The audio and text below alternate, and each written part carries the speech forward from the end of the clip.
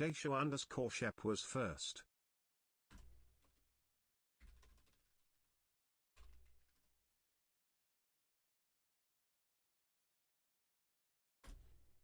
Yo, Desha, easy first. All right, I haven't actually made the command for exclamation relay yet, but I did put it in the title, so let me do that. Live.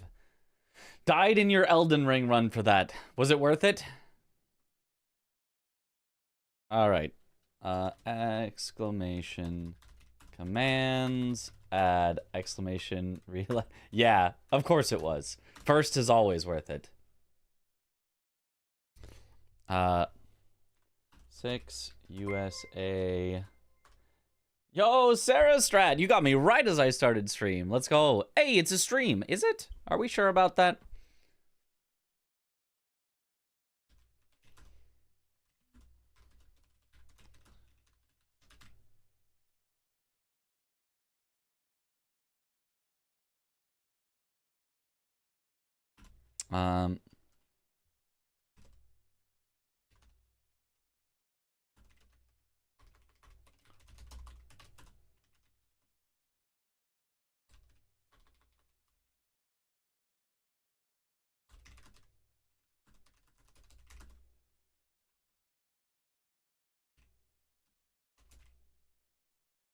Is this good enough? On November 30th at 7 a.m. Pacific. Something like this. 6 USA streamers versus 6 France streamers. Back-to-back randomizer speedruns. First team to finish 6 runs wins on November 30th at 7 a.m. Pacific. That's probably good enough. And then maybe commands add exclamation relay participants. USA in order. Hold on, let me get the order that we typed out. It is Josh, Mitch, Chris, Adef, Domo, Aggie versus France is the order of Owarida, Romaine,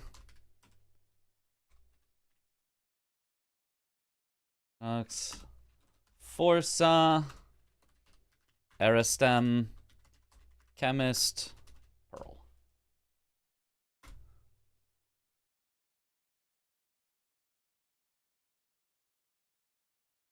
Seems good enough. Moderators can fix it if we need anything more, I suppose. All right. Happy Thanksgiving! Order was decided. Order is decided, although, I mean, we could change it if necessary. It's not, like, locked in stone, but we have set an order.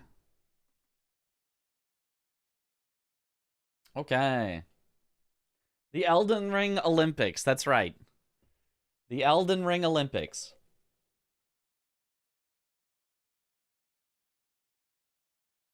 Okay. So then I open this, and then I open this. And then I save the randomizer settings, including seed, from our current French challenge so that I don't lose it.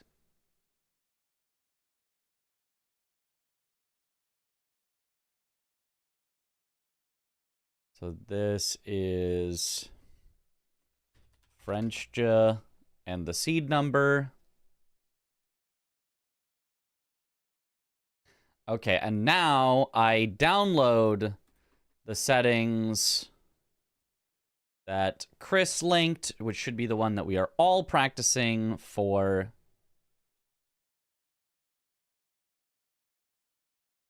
And then we open that.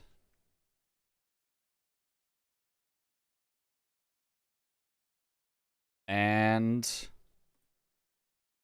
there we go. Okay, now we're officially practicing. Decided to take a phone call. Have an amazing stream. Yo, thank you, Sarah Strat. Thank you. And no worries. Don't ever, like, worry about having to raid and run. I think that should kind of be the normal, because the reason you would end a stream is because you gotta do something, generally. So if you ever can't stick around, even if you can't even say hi, it is no worries at all. I do like talking with, raiders, but it is no worries at all if that is not something that you can do at any given time. All right.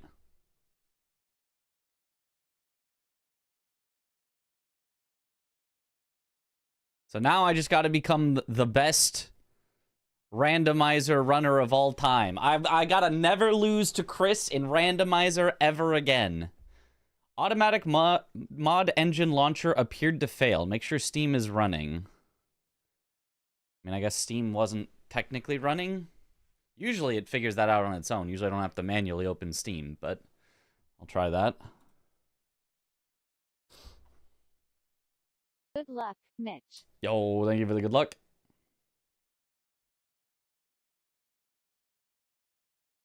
Okay, now Steam is open, so now if I launch Elden Ring, now we're good.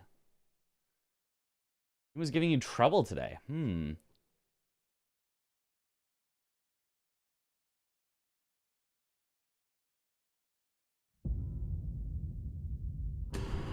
Here we go. Oh, I don't need this, though. I don't need that. Hold on one more second.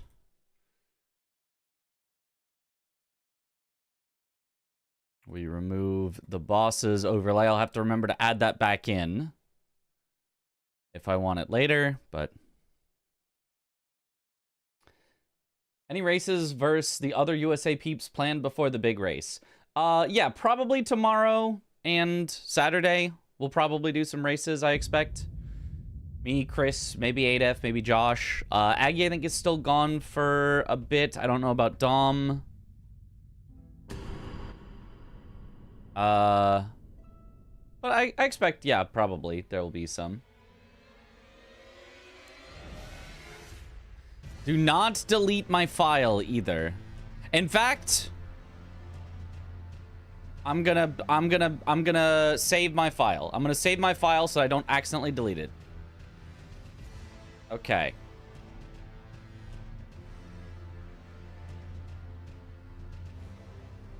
Copy.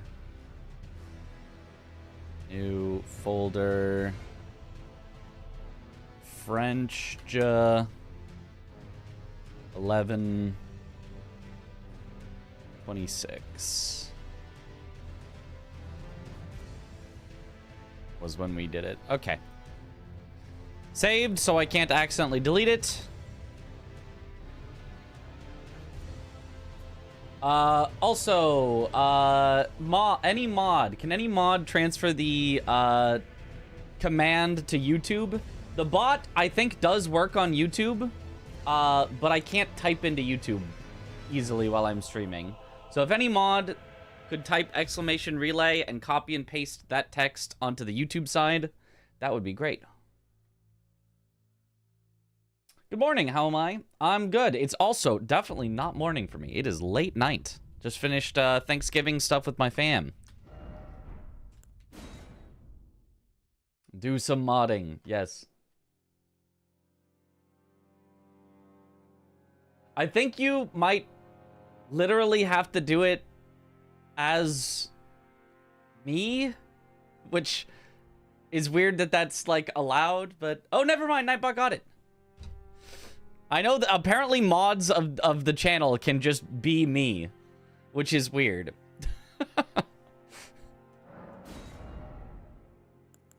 Or something. Or maybe that was an old thing. Maybe they fixed it so you don't have to do that. How many attempts do you think it'll take? If you're talking about the French challenge, that's not what we're doing today, so... I don't know how many the French challenge will still take. But... As far as Randomizer Speedrun goes, every attempt will be successful. It's just how long it will take. Okay, this is... Vagabond is obviously a great start. Dragon Scale Blade is huge. Vagabond is great stats. Ooh, what if we Matting Hand, though? Matting Hand is quite solid. Is Matting Hand better than Dragon Scale Blade in the base game? It's genuinely close.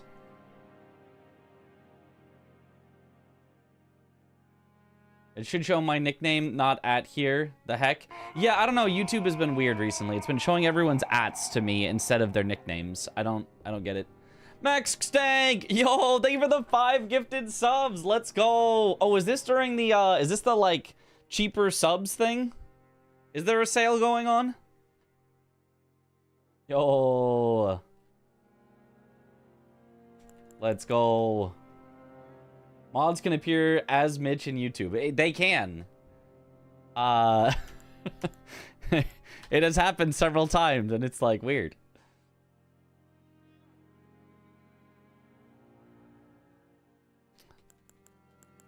I kind of want to try out Matting Hand. I want to try out Matting Hand, see how good it is in the base game. In the DLC, I know it's good.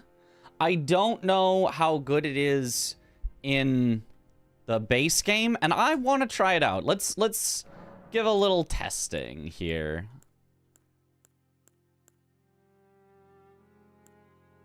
Alright, so none of these is actually good, so we take Golden Vow. 5 bosses. I guess we would just use it on the final 5 fights.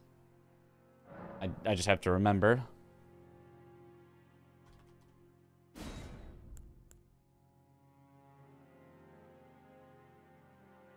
Okay. Matting Hand basically has no status. Yeah, but even without status, it's Iron Balls, basically, but with split fire damage. And are Iron Balls really good? Obviously. Is split fire damage bad? A little in the start, so it might end up that Matting Hand kind of sucks for a base game. But it's not like that bad. So I'm going to try it out. We're going to see.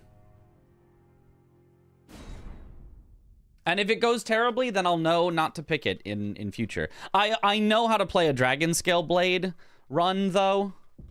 Realistically, I'd probably be safe with Dragon Scale Blade in... oh, right. This is the level 30 start.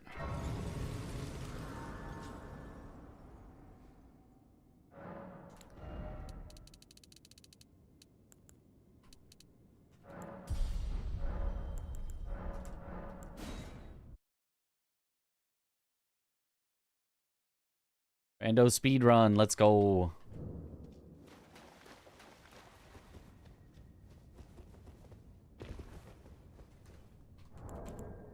Okay, so we go.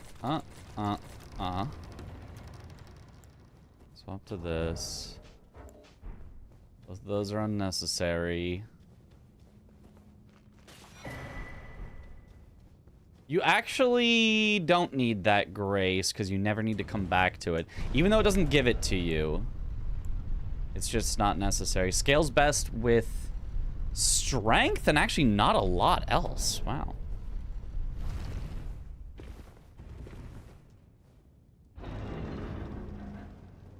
And then I need to remember the route for this type of race. It's both Dectus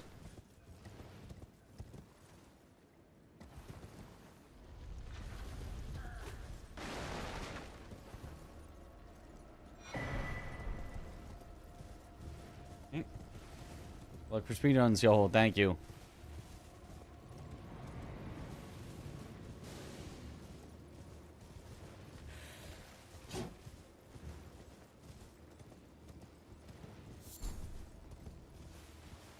Not actually worth it to grab that grace.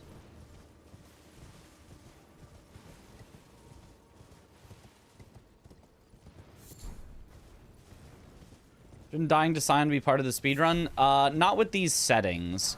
The settings that we have don't really let that happen. So, yeah.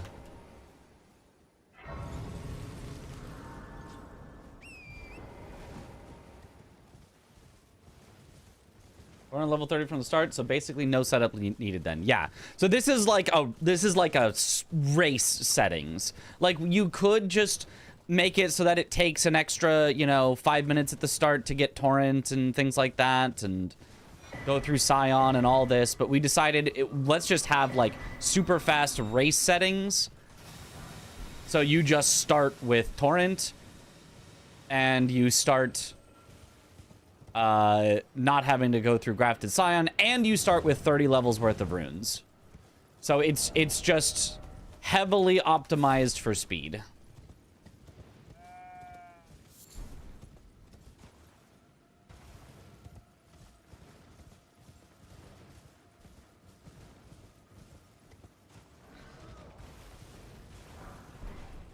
Smithing one.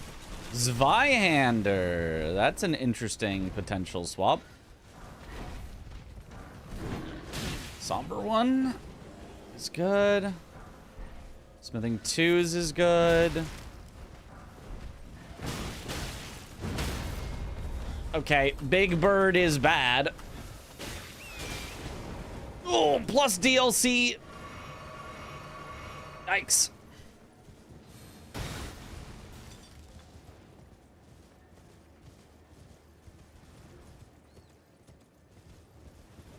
Okay, I think this might be a run where we end up...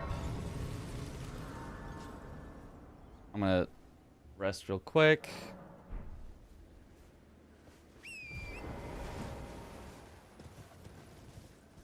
This might be a run where I end up going to Liurnia before going through Stormveil. Going through Stormveil can technically save you a little bit of travel time. But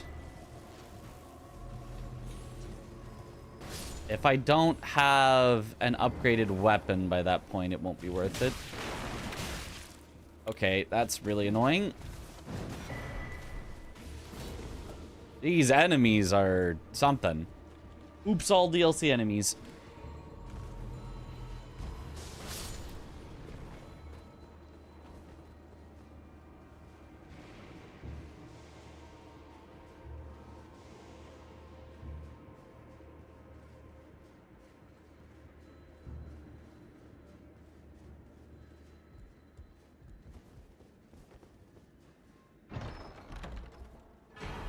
Oh, and one great rune already.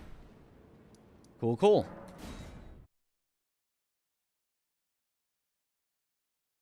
I'm so very lucky. I mean, unlucky to get those enemies, but I guess not dying was neat. For 7 a.m. start, is that Mitch waking up early or staying up late? That'll be me waking up early. Because if I stayed up late, there's no way I'm staying up for the entire relay race. And I want to be there the whole time streaming so you guys can hear me commentating on the race, hear all of us hanging out in a channel discussing the race, make a whole like event out of it instead of just a, oh, I did my part, bye.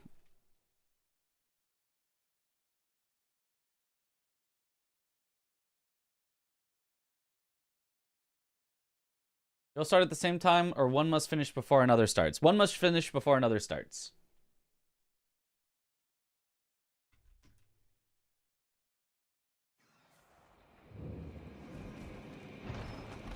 Do I hear an untouchable?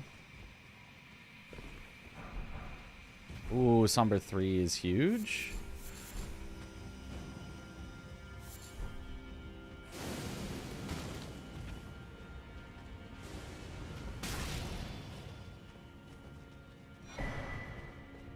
To get the glow off my screen. I really don't need to do that, though.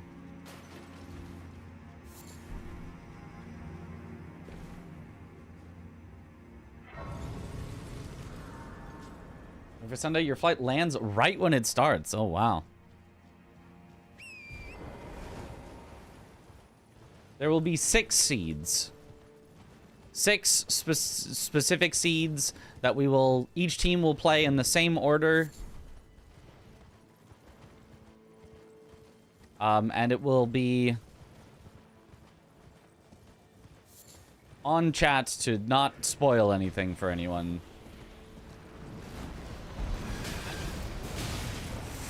Ow. Oh boy.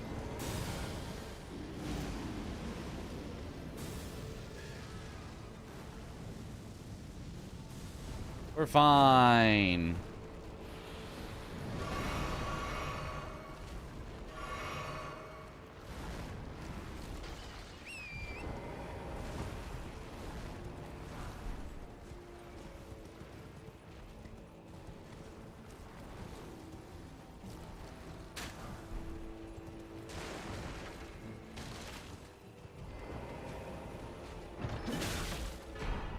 And 2 great runes already.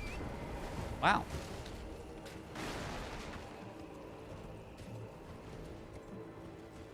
We need to get 4.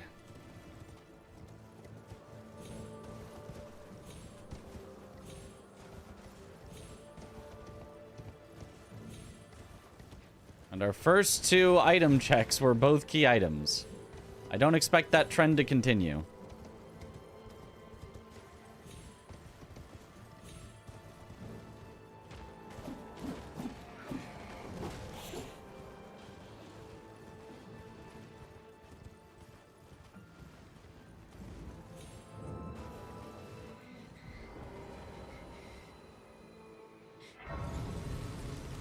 Just sit at the church, just in case.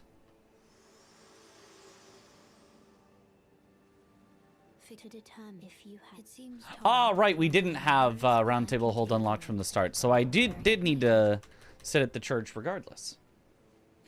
What do 4 great runes get you? Access to the capital with these randomizer settings.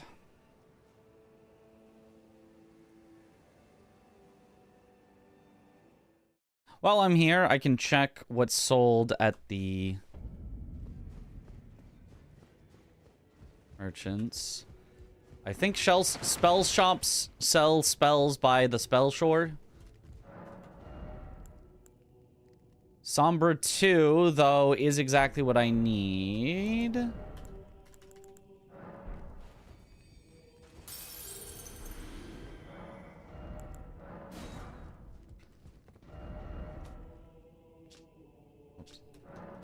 So let's worry about actually upgrading in a bit, but buying that now makes sense so I don't have to go back to it in later.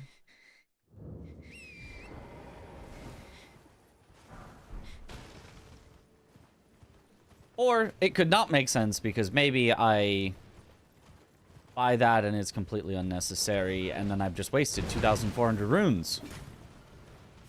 Which is not really that much, but... Surely Feroth and the Academy will also be great runes, and then I'll just be done. And they'll also give me the entire Dectus medallion so I can skip Makar. Sure. Oh, well, there's a Somber too. I guess it was a waste to buy it. Oh, well. So I guess lesson learned in future. Never go check the Twin Maiden Husks until you need to. Only take Melena's hand as a way to unlock Roundtable and to get the trapped state gone, but I don't actually need to go check Twin Maiden. I need 4 great runes, gives me access to the capital, and from the capital you can just go straight to the end. Like it was a normal playthrough from there. Well, you know, a normal randomizer. What did that much damage? What hit me for that much? Alright, but we're fine. We're chilling. Big chilling. DLC mobs, yeah.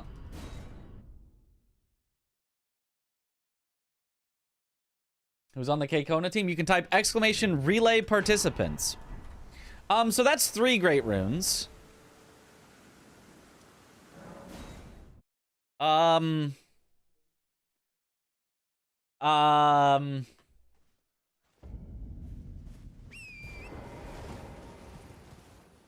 This could be the shortest randomizer of all time.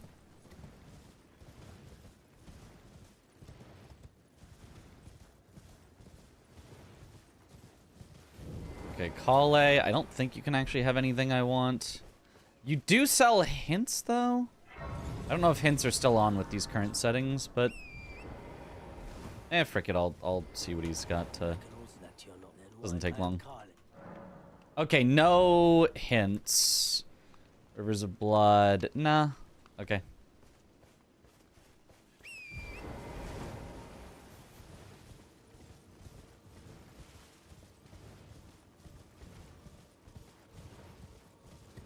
Isn't there a no early Liurnia rule? So that was with a different setting. There's actually no... There was a setting where we just got a Liurnia Grace for free because that's how Matt decided to unlock Roundtable from the start. But we turned off the setting to unlock Roundtable at the start, so we no longer have that free Liurnia Grace. So if we want to get to Liurnia, we just got to go there. I don't know much about the French team, but Holy USA is stacked. Yup, that was the goal. Stack the team to win.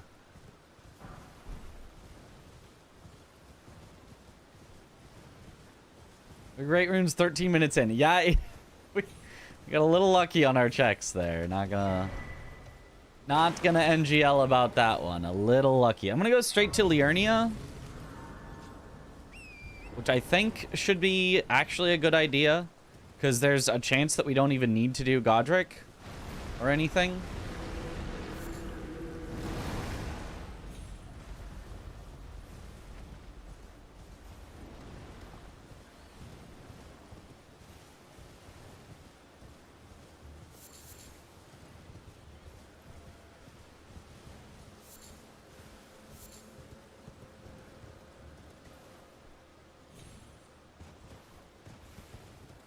And honestly, it doesn't even take like that much longer to go around.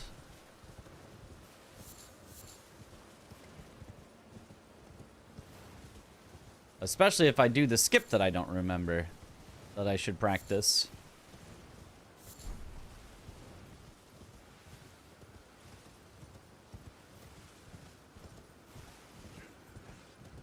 Not here.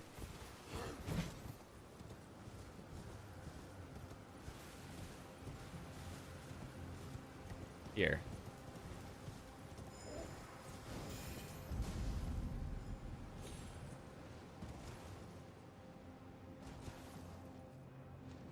I remembered it.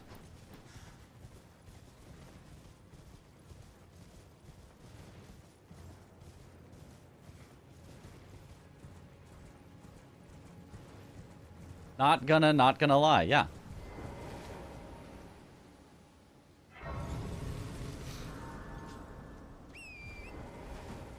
If I have throwing daggers, which I do not, I would pop the balloons, I think, along the way for free item checks.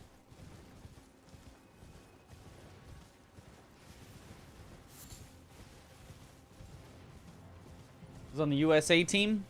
Me, Aggie, Chris, Josh, Dom, Adef. Yes, those are the 6. I did count that was 6 in my head.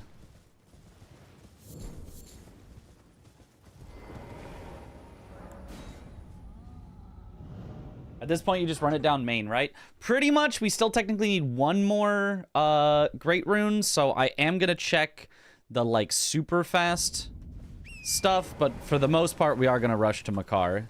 And Makar is a potential check, and if Makar has a Great Rune, then we are kind of just set. But first, I am going to check some more items to get myself upgrades so that Makar will be faster, theoretically. Cool. A gargoyle and a big bird. This could be really rough.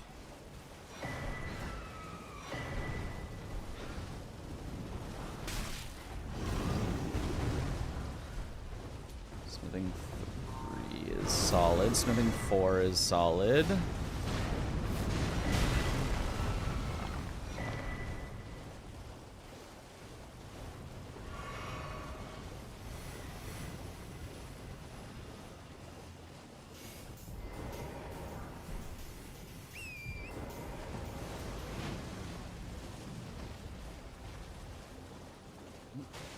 Who is Josh? Yo, Josh Areno. Lucky that you're not going against Canada. What would that be? Look, we still claim Aggie. Canada can't have Aggie, but Canada would have Swed. Gino might be from Canada, I don't know.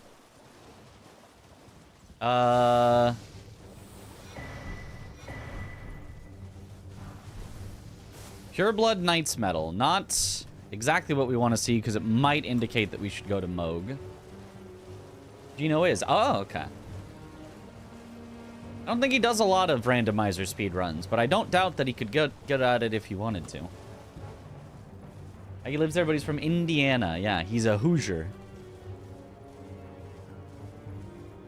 Wonder why Gino doesn't do stuff with you guys? I mean, I think he mostly just likes to do solo stuff, as far as I know. I don't watch him all the time or anything, but as far as I'm aware, he's usually working on, like, solo stuff that he thinks is interesting. And there's absolutely nothing wrong with just saying, hey, I'd like to, you know, do my own cool stuff. I got blown off by Aggie and Dom, who are normally very wanting to do multiplayer stuff, and like we love to hang out and stuff, because they wanted to finish their French challenge. And Gino is just always on a challenge like that. So I can see why, you know, maybe even if he's not like trying to be like, oh, I don't want to do things with others, maybe he's just always like, ah, I really want to finish this thing I'm doing though now. You know?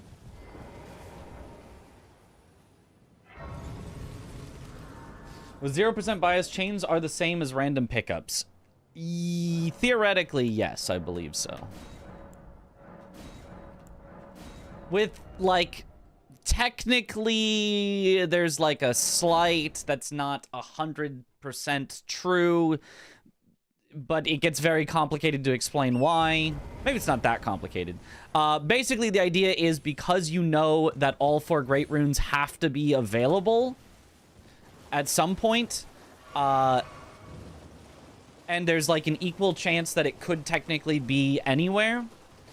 The fact that it must be accessible means that it must be placed on something that you have access to, and so gaining access to something means that, you know, it is more within logic, and so it literally can't be in some other places because you don't have access to them, whereas it can be in this place that you do have access to. So it finding something that gives you access to something is like the tiniest bit of like it's somewhat likely to be there. Not like at all guaranteed or like very likely, but just once you know you have access to something, you know it is considered within the logic of what the randomizer could put somewhere.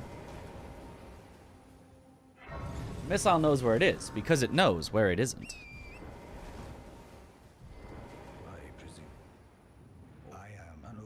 I am an old. More 2s, don't need. Alright, but can I sell at you? No. Oh, but you're super cheap to upgrade anyway. Okay. And now we take any drop pickup. It's a 7.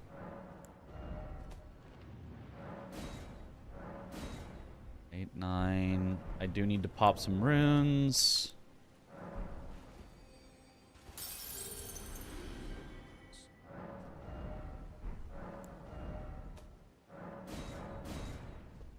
Upgrade like that. Unequip my matting hand.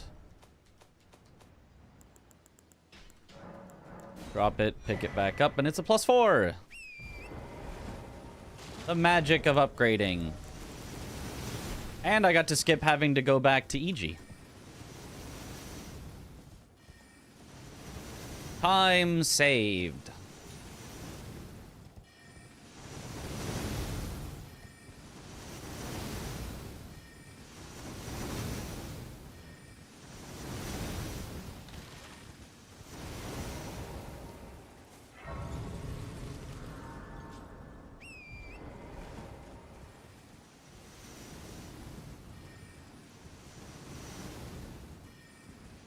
All great runes are in Farum Azul, and you have to wrong warp there.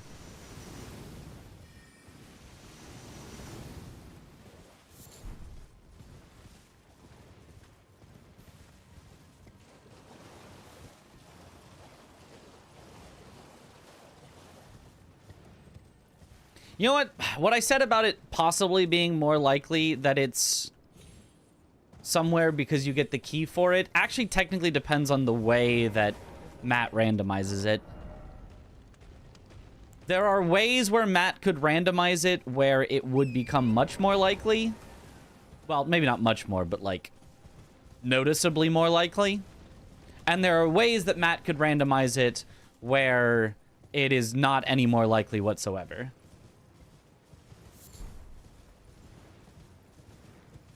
If Matt first places the Great Runes, then ensures that you can get there, then it's more likely if you find a key item that the Great Rune is behind that key item check. But if Matt first randomizes the locations, they're the key items, like the keys that you can find, and then only knowing what is available places them randomly, then it is no more likely.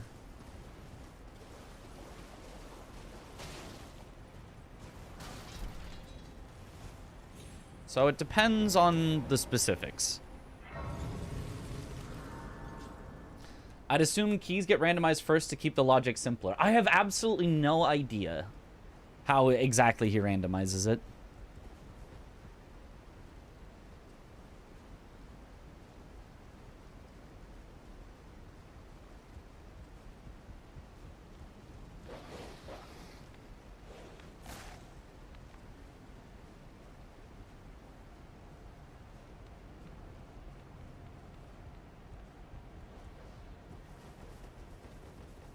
It's probably something you could figure out based on the way that bias works. If you really think about how would he do bias, maybe bias only works with one of those two ways of randomizing. And so you can figure out that even with 0% bias, the way that he would have implemented it would be the same way that you would do if there was bias. So maybe you could figure it out, but I don't know. I feel like that takes too much brain power. I'm not going to worry about that. The point is, it's either at least as likely or it's more likely that it's in a place if you get a key for it.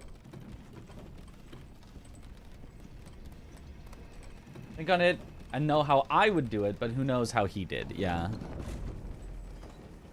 Interesting stuff.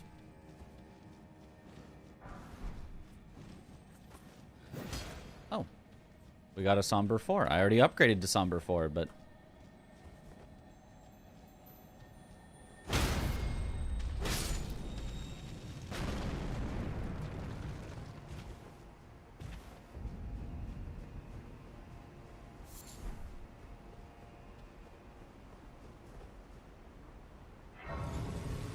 More of a speedrunner than a challenge runner, right? Yes, I am more of a speedrunner than a challenge runner.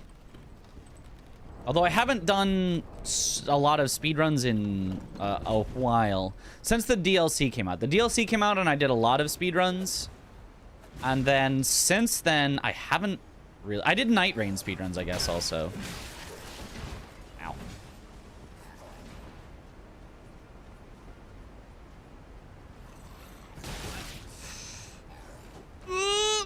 We're fine.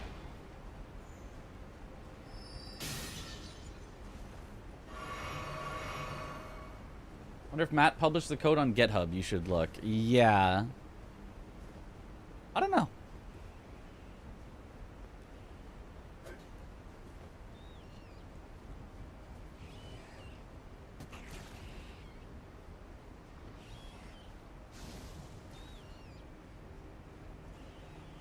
Night Rain speedruns count? Well, they do have speedrun in the name, but otherwise, not really. Don't like these guys.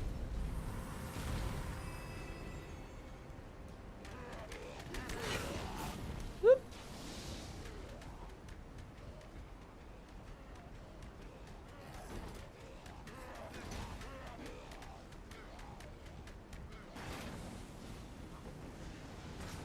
Yeah, exclamation relay participants has all the participants in order for each team.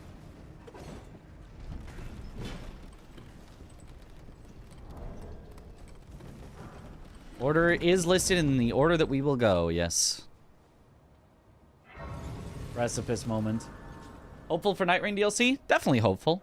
Pretty, you know, reasonably excited. Not like excited, because I don't think it's gonna, like, change around the game in a huge way or anything, but excited to get more Night Rain stuff.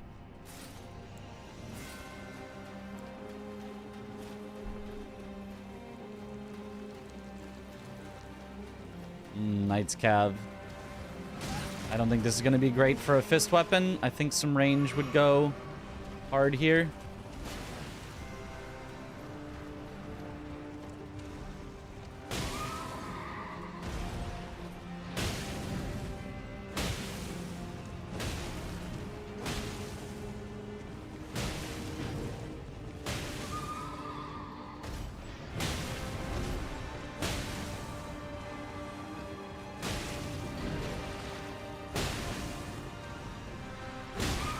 Seems to be working fine enough.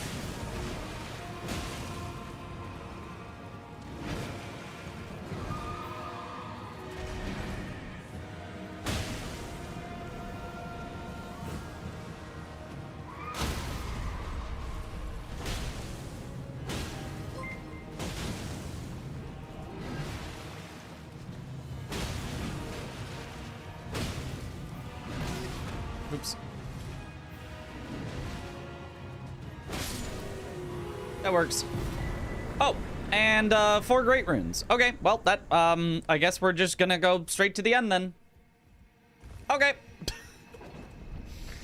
Alright, just the fastest speedrun of all time. Bird! Yo, thank you for the raid. Welcome on in, raiders. Speed. Look at the fun stuff. Yo, thank you.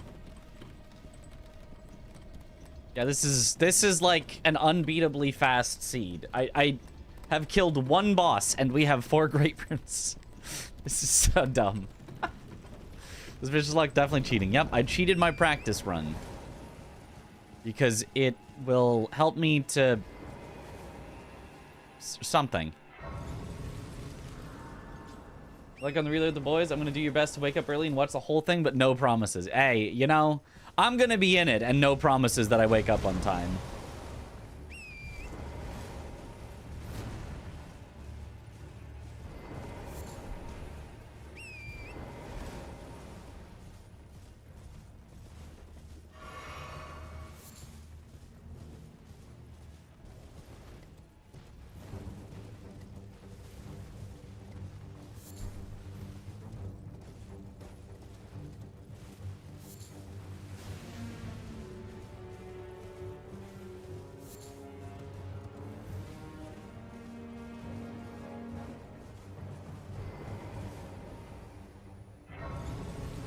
The speed means no more practice is needed. Surely, yeah, that's what it means.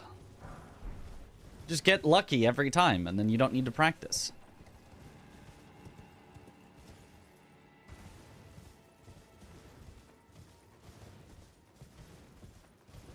An intimidation technique, yep. I mean, if this did happen in the relay, it would save a lot of time on the event. Miguel, Blade of Mexico.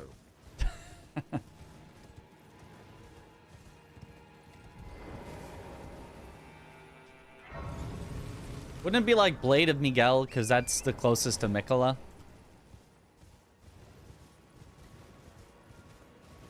27,000. That's... Okay, so I don't need to upgrade anymore. until I get smithing stone 5s, which will be in the mountaintops.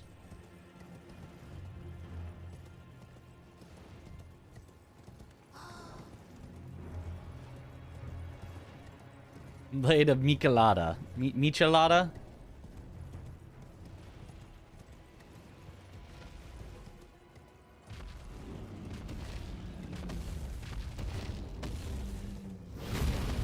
My sister's friend swears by micheladas. I was like, you gotta try one, and I tried one, and I was like, this is not for me.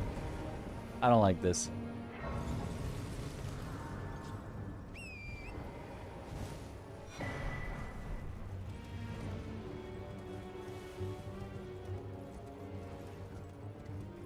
I really like Thanksgiving. Like a turkey sandwich and get cozy with the stream. Let's go. They're really good. So, maybe I'm confusing it. That's the... What is a michelada?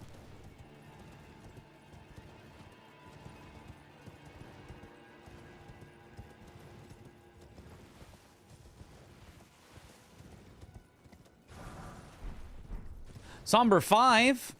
That's a worthy upgrade.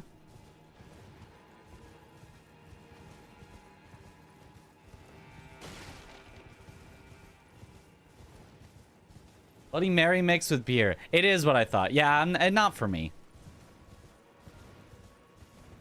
I'm not a big beer drinker, but like, beer is all right. I don't know about the Bloody Mary mix though. Tomato beer in a nutshell. Yeah, that's just not. I think that's just not for me. It is what I was thinking of. It's the thing that I'm like, not really for me. All right, let's also level while we're here. Let me double check the scaling on my weapon is best with strength. Yep.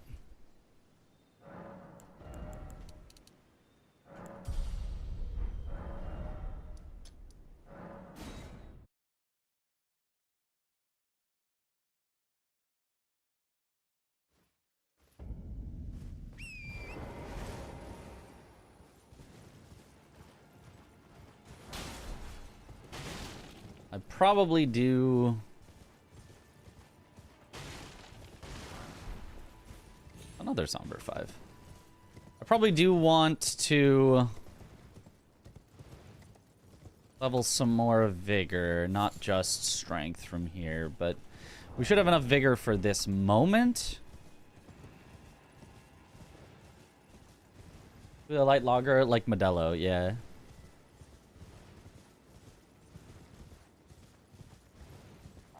Wine taking class to become a sommelier. Mmm.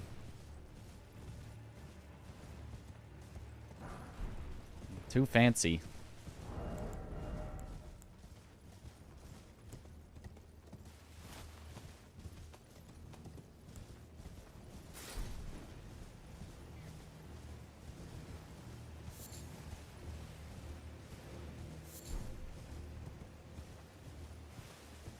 Oh god, it's Rick!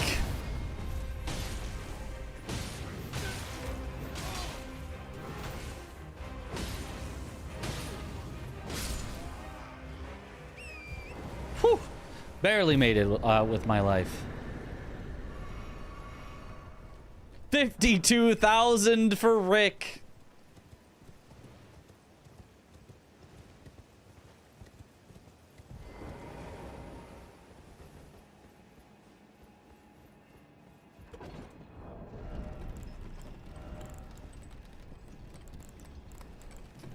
Can't actually do any of those. I guess I'll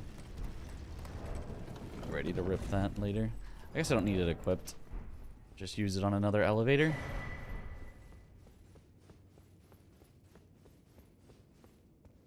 Okay, I guess you don't have to jump on it for that. How am I doing? Doing good.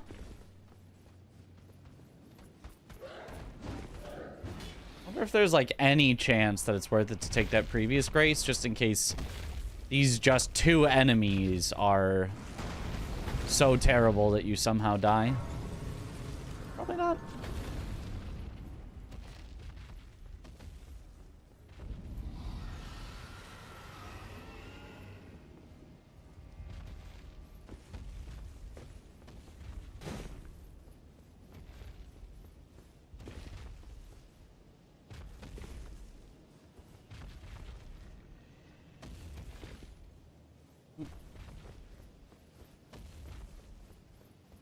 Current world record for Elden Ring any percent randomizer speedrun is 1 hour, 46 minutes, and 25 seconds, set by a runner named Seeker TV. No. No, it isn't. I mean, it depends on the settings. That might be the world record for that exact particular set of settings that Seeker is using. But, much faster runs have been done than that.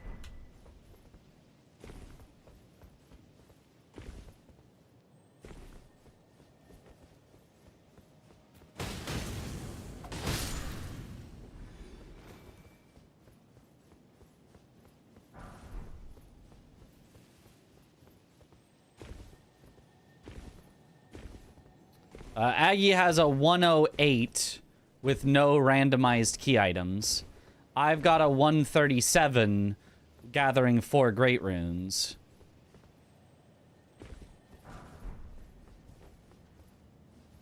So it depends on how you randomize it.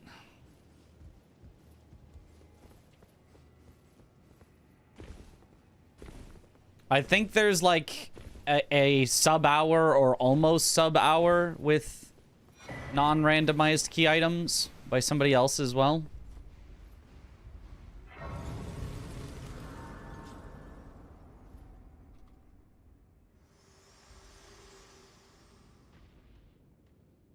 For bringing here, and thus I shall farewell. I shall leave. I wish you have. I have no.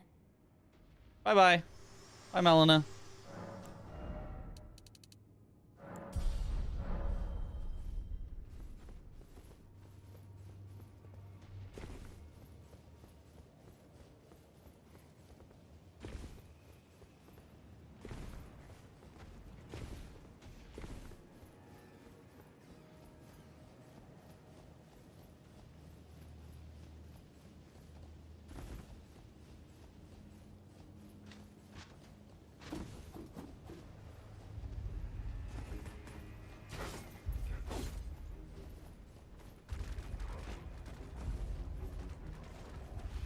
Lobster!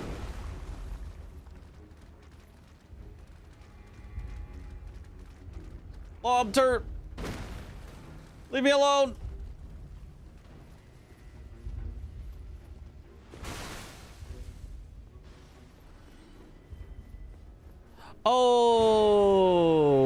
Okay, well...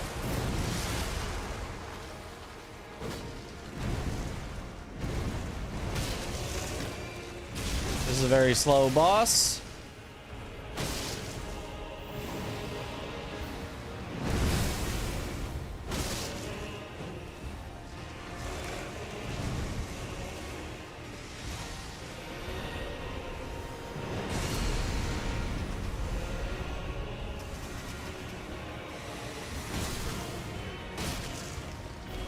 Pretty decent arena for it, though, because it blocks the shots.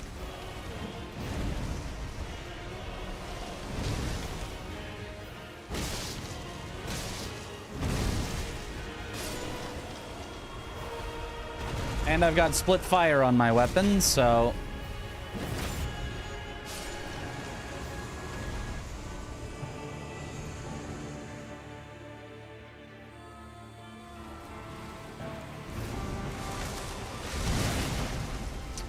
A little unfortunate there.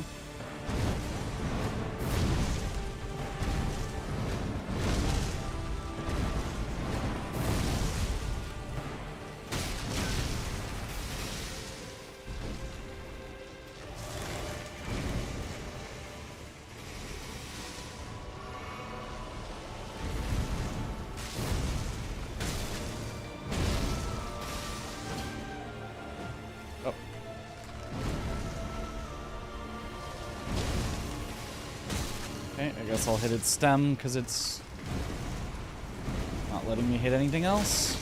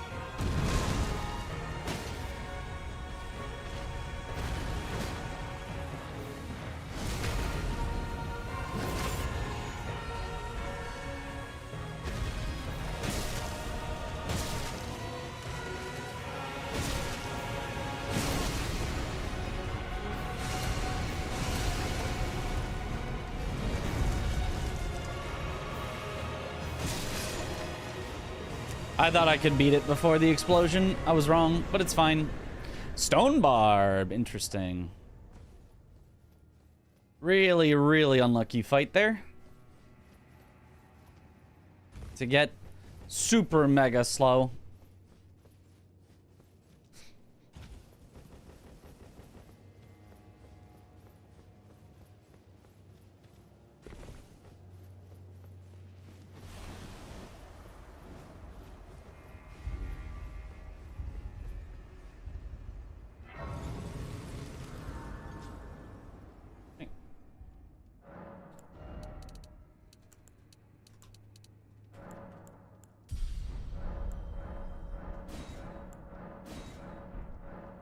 And now...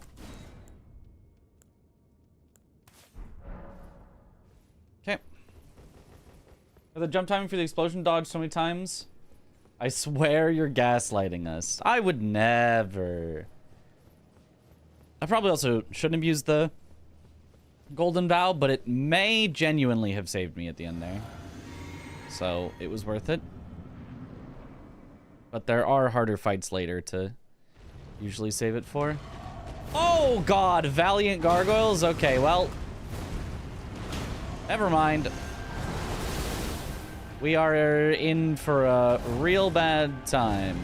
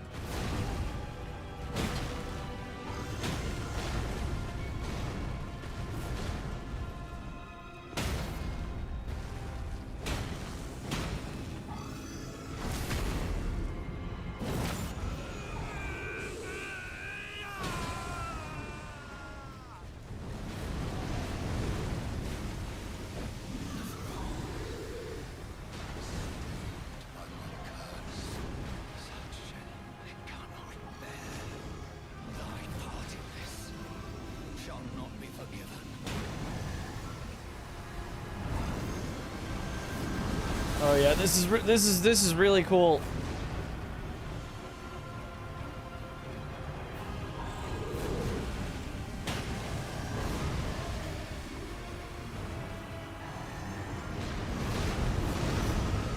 Oh my god, somehow lived that.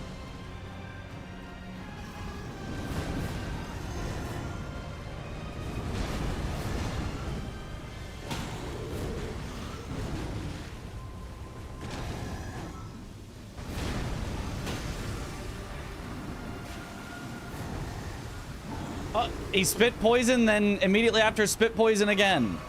Very cool.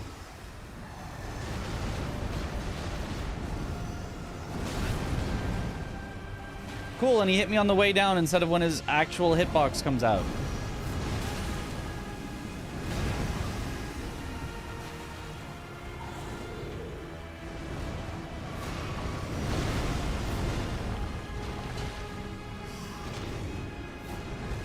God.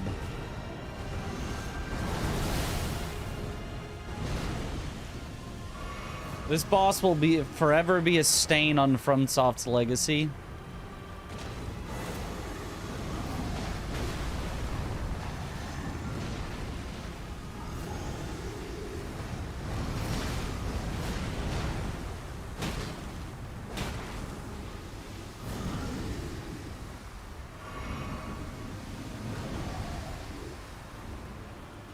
Like, what?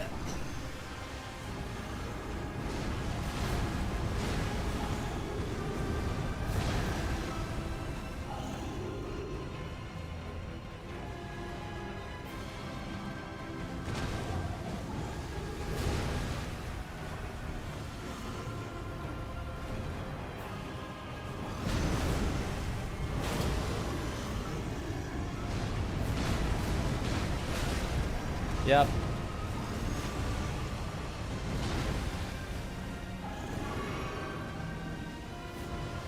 I actually just can't win here.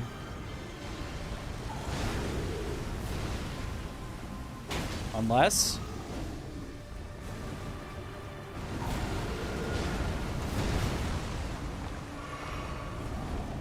Oh.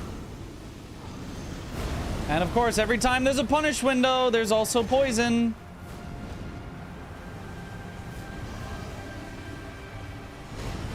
100% of all punish windows are covered by poison.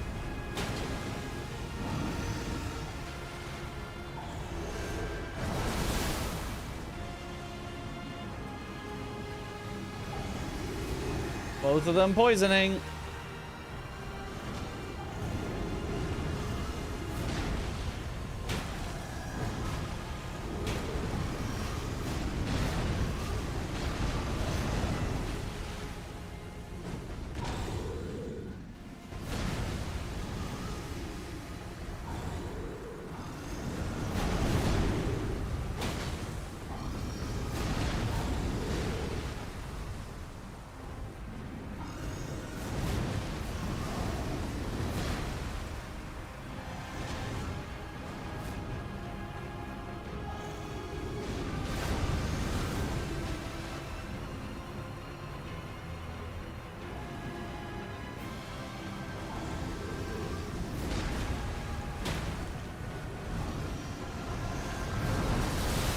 Yep, couldn't do anything because I was attacked, forcing me into a frame trap.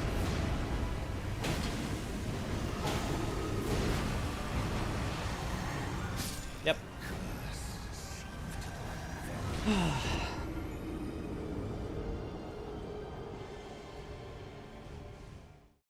Well, never mind. Our great luck on great runes has been ruined by the worst possible boss.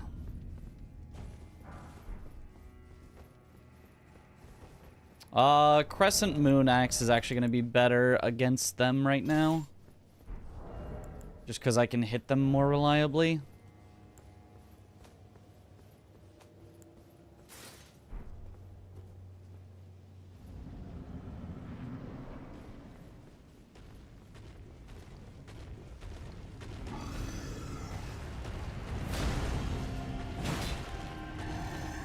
It still does tiny damage, but it is what it is.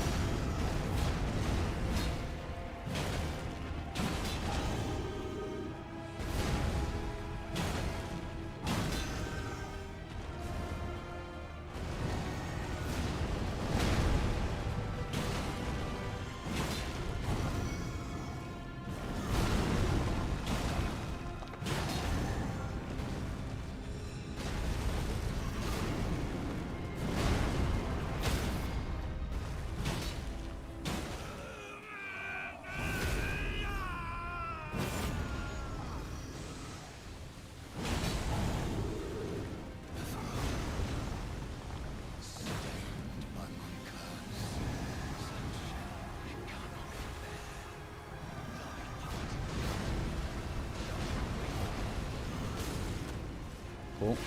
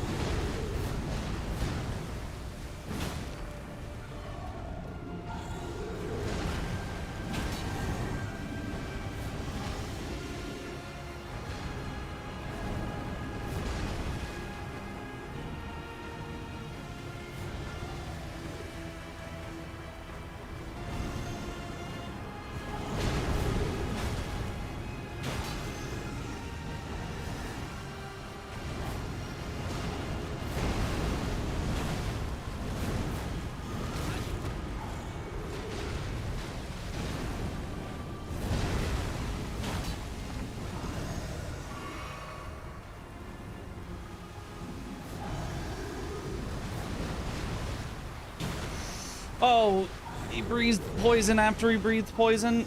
I thought it was just gonna be the one. Should have known.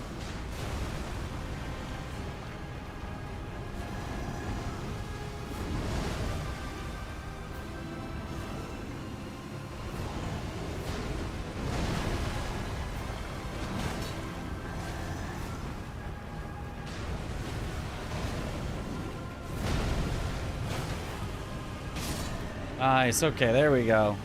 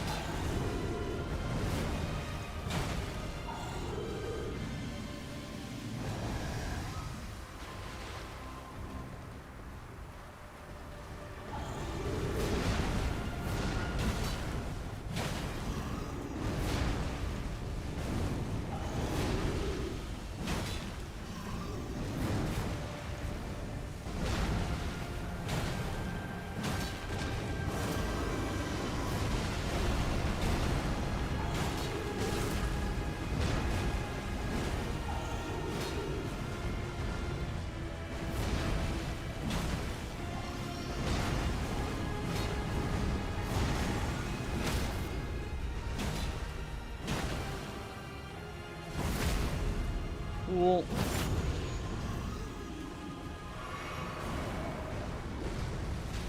Oh, interesting, interesting.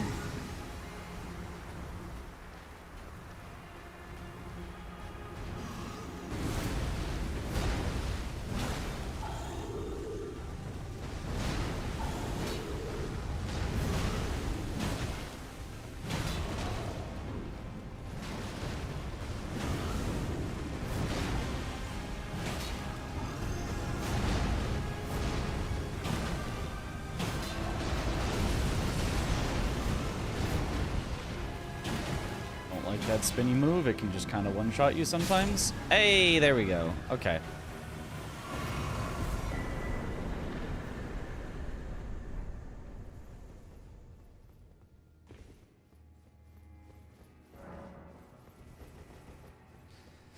Don't level up at Melina here.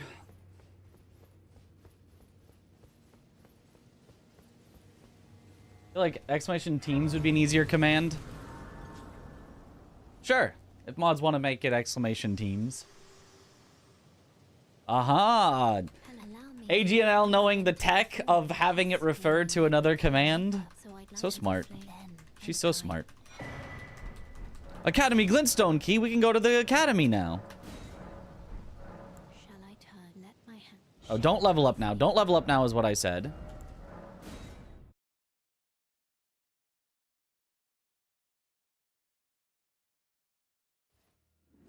Crazy Nightbot tech. No French today?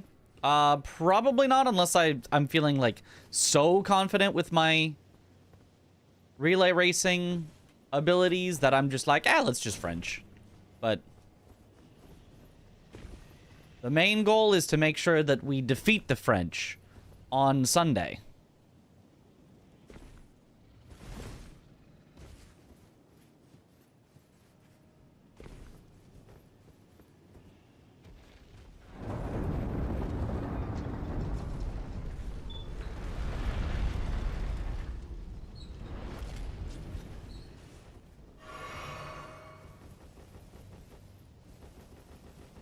As the French say, porque no los dos. That's, yeah. That is what the French say. Time is Europe friendly to watch. Yeah, that's, yeah. It's for France, so. They get nice, you know, afternoon to evening to night times, and we get horrible morning to afternoon to evening times.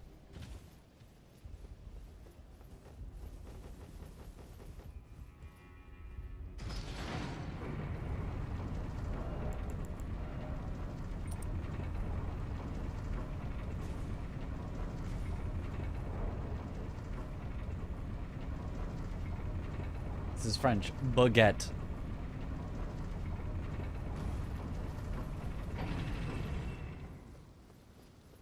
Oh, I can horse here. I gotta remember that.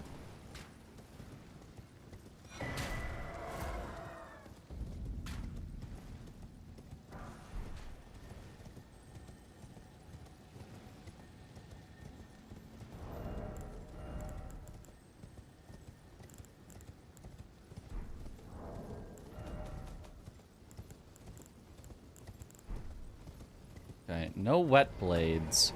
Did we have wet blades randomized to key items? If so, I just haven't found any. There's one that have to wake up before 3 p.m. Yep. Who pulled the short straw on the early start? Someone in EST, I hope. Yo Josh Areno, but I think he's gonna stay up. He's degenerate like me. I think he's gonna stay up, do his shift, and then go to bed. Whereas I'm gonna try to actually wake up and stay awake for the whole thing.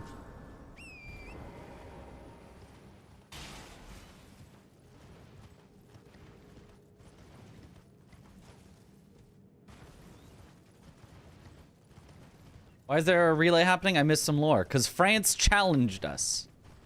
They said, we think we're better than you at Randomizer. They didn't actually say that, but they just said, hey, this would be like a fun thing to do. We can get teams together and have a fun content race. And it was like, yeah, that sounds like a lot of fun. And then we secretly, without telling them, made the stakes the Statue of Liberty. Whichever team wins gets the Statue of Liberty. So we're really hoping that that we win and we get to keep it.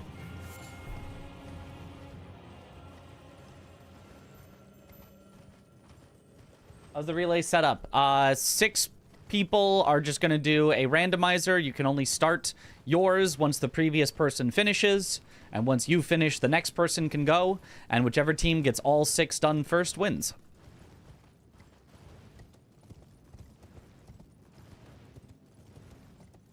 Not the country, the actual team. Yeah. But France gave it to us, and now they're trying to take it back. Looks on them, that thing is a money sink to maintain. Yeah, that's why we're going to secretly throw at the end. Get to eat pizza every day. What kind am I getting? I mean, my favorite kind of pizza, which is meat and cheese. They just throw a bunch of meats onto a pizza, and we're good.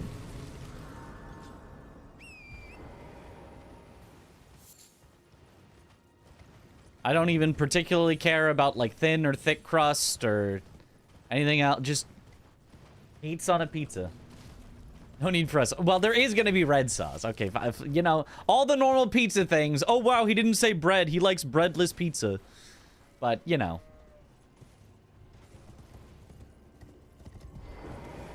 That would be funny, though, if I said, oh, my favorite pizza is just meat on top of cheese. No bread, no red sauce. It's just meat on cheese. Meet Josh, Aggie, Domo, Tom, and Chris. Not Tom, Adef.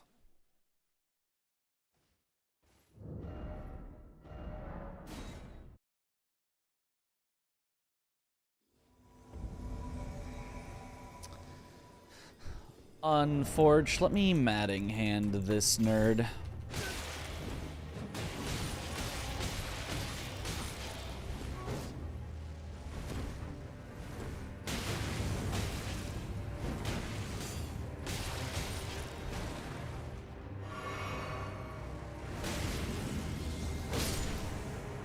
I think the Great Axe actually would have been better there. Yeah, I'm just Great Axe pivoting. I'm just more comfortable with it. Matting Hand was fun and can be fun, and if I see another thing that's weak to fire, I might swap to it, but I'm just better with Great Axes.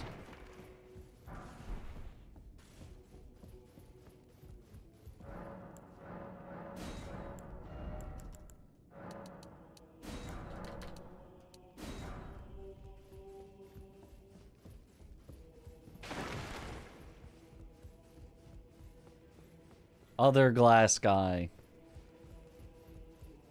Matting Hand would be so fun if bosses could proc madness, yeah.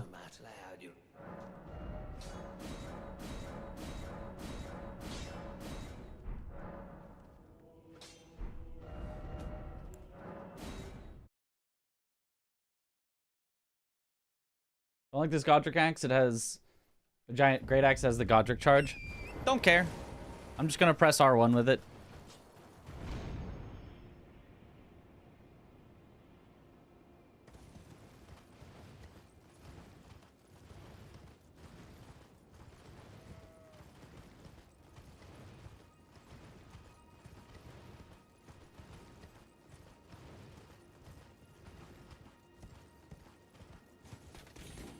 That's the great thing about great axes. They all have the same R1s. So all you have to do is get really good at using their R1s and then just never use their R2s. And you're just like, oh, I win. Even better because ones like this come with Warcry, which makes their R2s usually even worse. But as long as you're only using their R1s, it's like, well, what does it matter if the R2 is worse? It doesn't. Just press R1, yeah.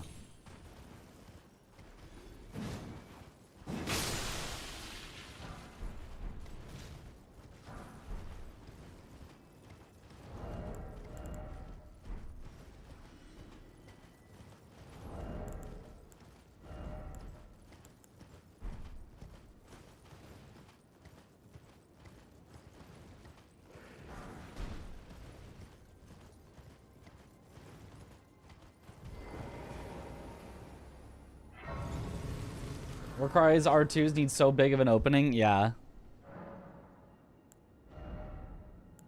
Just not worth it most of the time.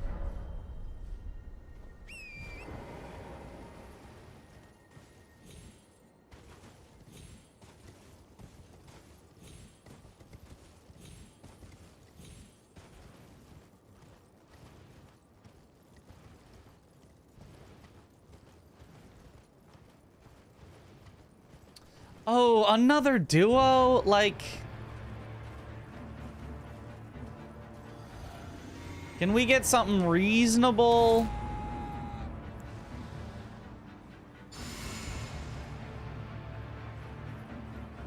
I mean, it's not the worst duo.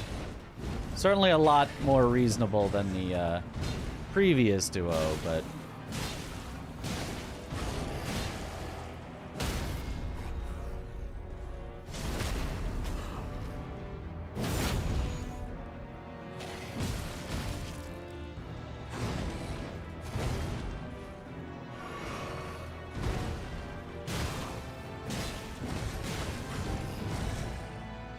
Aha, the height difference actually saved me this time.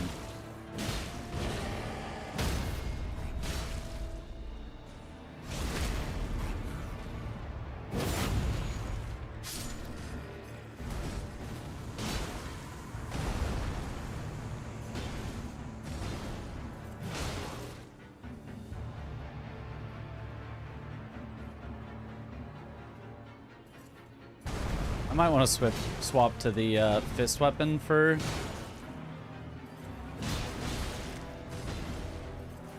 Crucible Knight.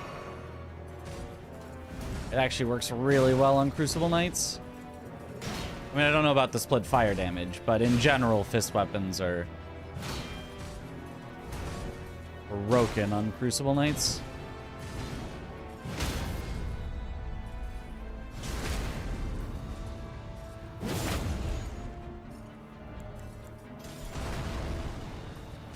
Oh, I haven't upgraded it to the same level, but...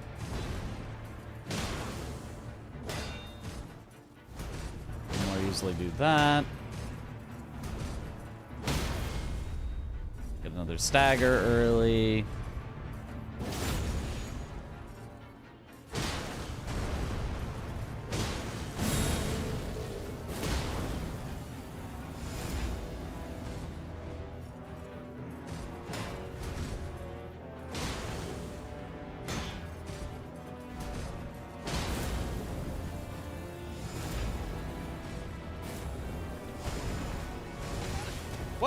What do you mean that hit me? I guess somehow I circled all the way around.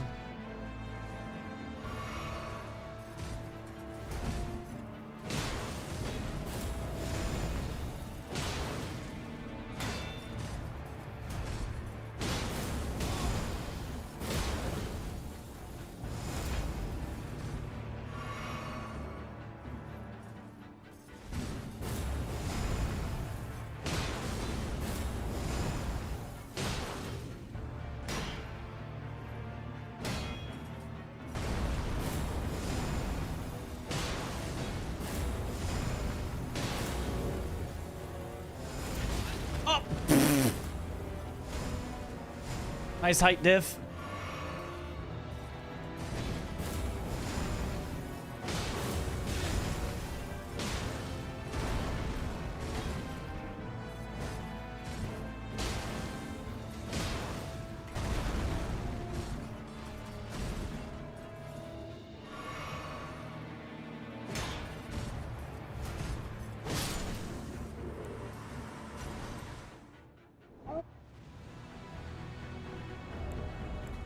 Okay, this should be fine.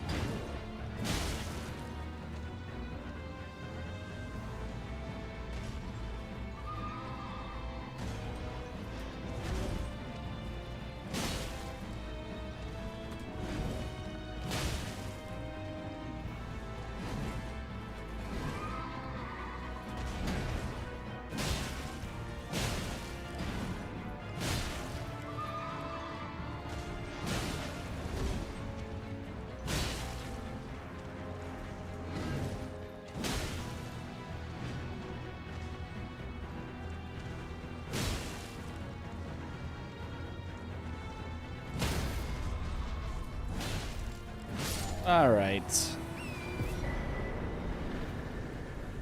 Not a great set of enemies to get there, but it's fine. Really a better weapon than these, holy. I mean... Zweihander?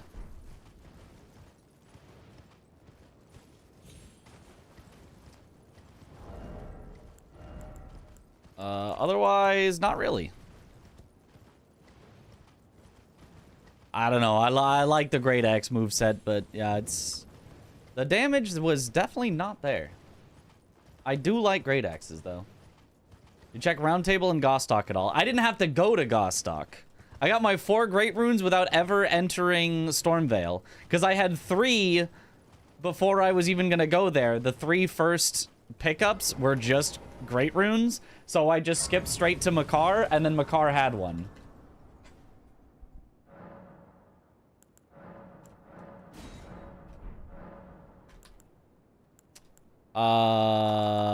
I think you don't level up yet because you can upgrade your weapon. Ice world and death. Are you to commit? Don't let my... Doing checks before Godric to get to Liurnia? Yep. I'm doing both Dectus medallions and... Or was it 2? Maybe it was just both Dectus medallions were Great Runes, and then I was like, wait, was there a third that I checked? Is there a third to check?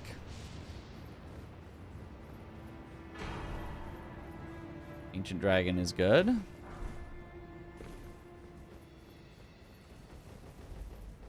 Celia Imbued Key, that was it. Celia Imbued Key, yeah.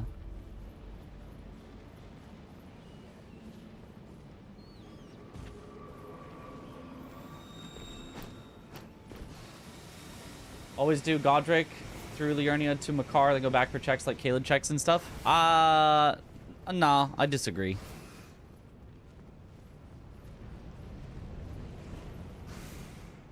I think it's always more efficient to do the gathering ones beforehand. It makes you stronger for the fighting ones.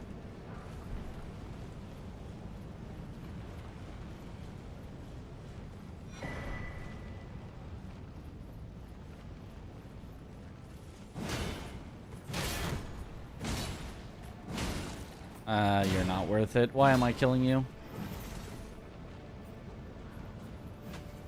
I already have the ancient anyway. Okay, however...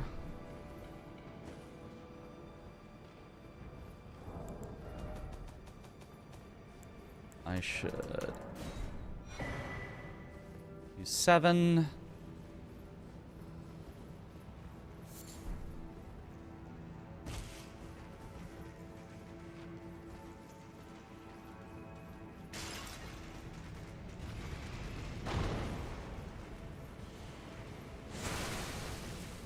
So I'm available for upgrades to +3, +1 at least. And the rest to +4, 12 in Liurnia before Makar. Well, sure, but that's not the only thing you can find at item checks. Ugh.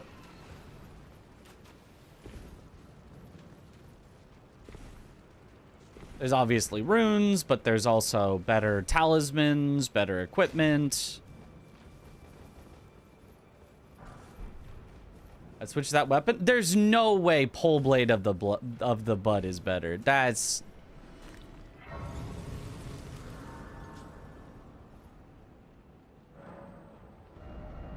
Don't need runes with level 30. You don't need it, but I mean, every bit of power helps you be more powerful.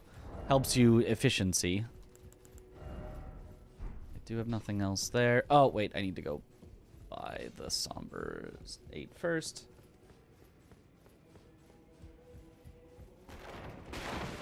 Rod is better than just Great Axe, if it can be rotted. I don't know. I don't know about that.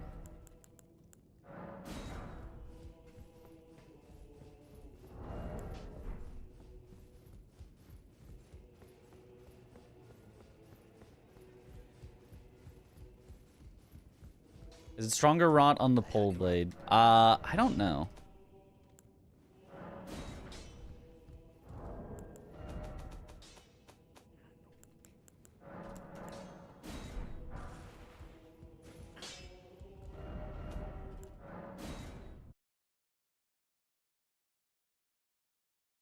At least rot then switch. I guess I could do that.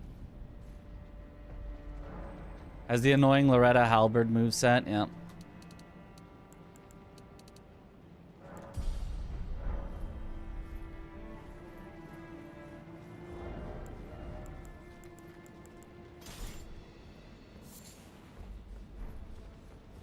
I also have Matting Hand if it's something that I can hit easily in short range.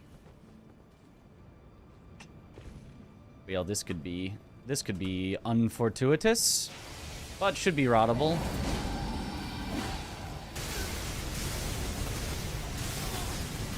Jesus.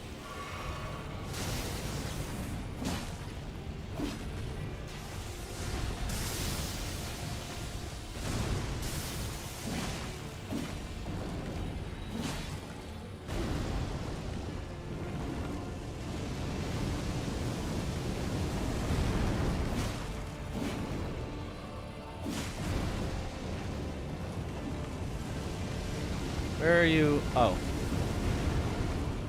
I could not tell what move he was doing.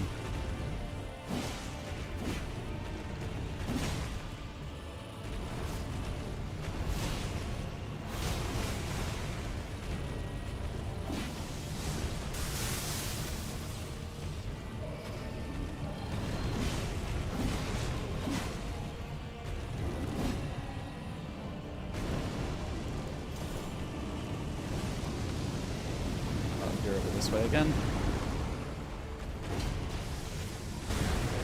Maybe fist weapon doesn't work great on Senesax. Ah! Healing there definitely doesn't work great on Senesax.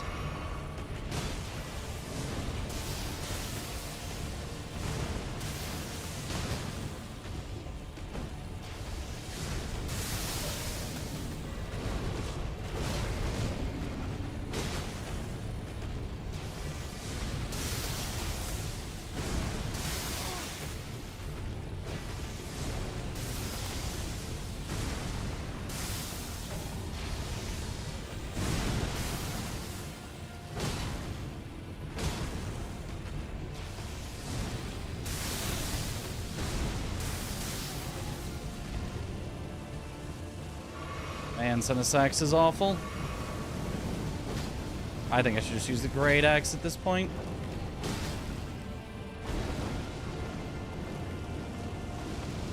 Where did you go? Where are you?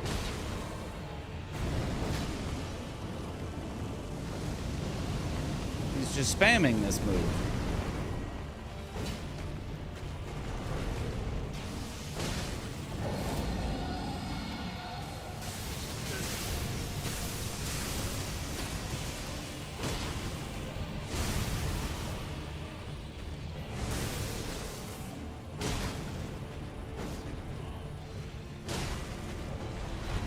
I guess it's time to rot again.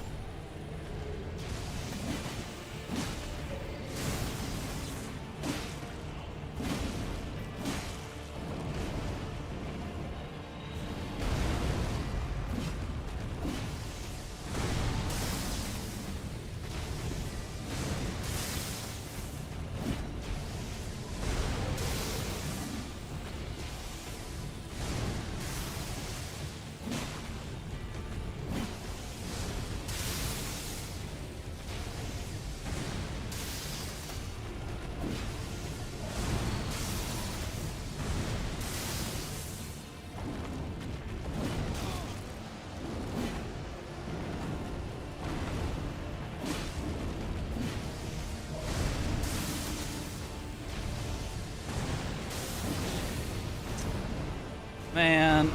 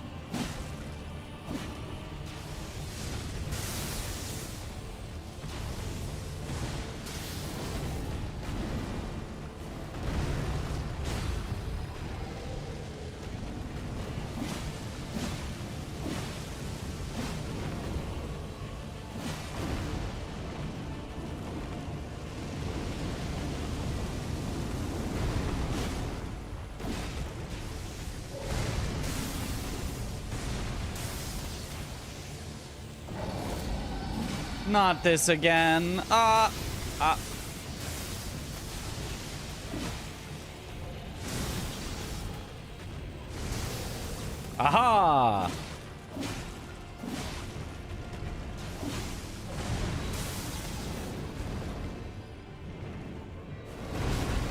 What?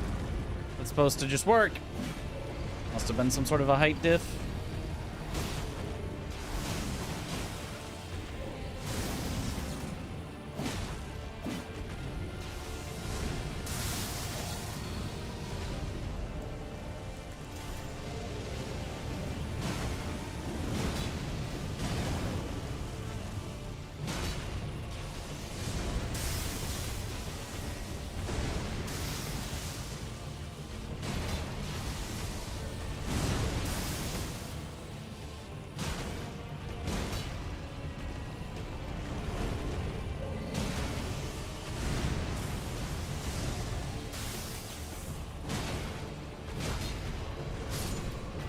Ay, ay, ay.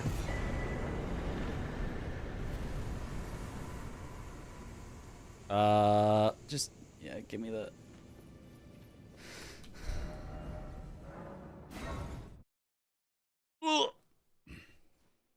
He was actually 1st of November, right? Because we're a time zone ahead. No, I don't think so.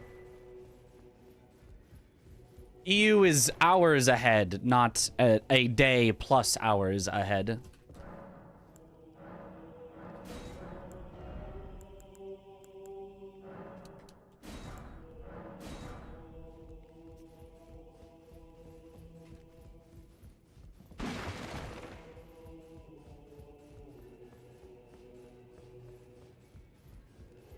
I'm in California, where it's 48 hours ahead. Ah. It is Friday in California.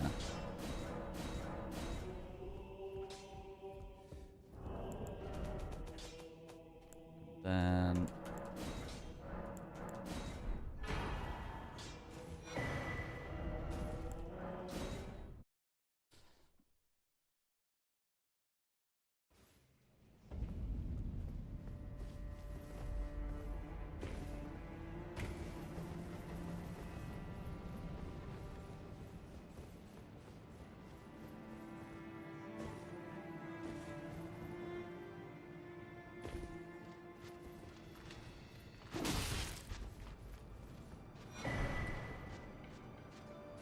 Honestly, just making it through Senesax there was kind of a feat in itself. Like, man, this has gotten, the scaling goes crazy here.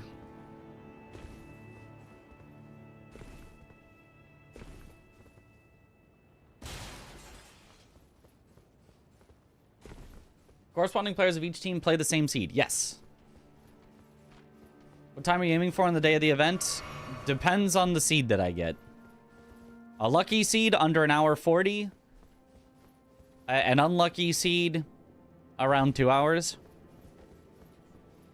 A really ridiculously unlucky seed, just finish. Just finish at some point and call that a victory.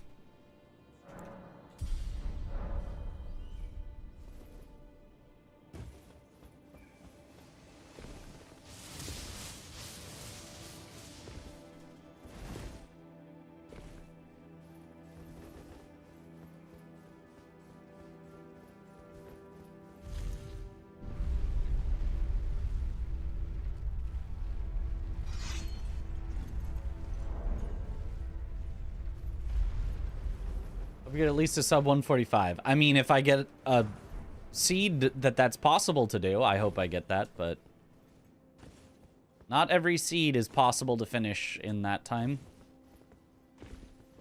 This seed, which should have been under an hour and a half, got some of the worst bosses of all time back to back to back to back, so now we will no longer be finishing in under an hour and a half.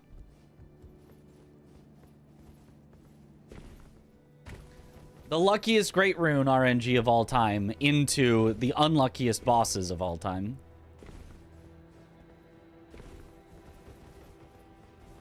Love Gargs.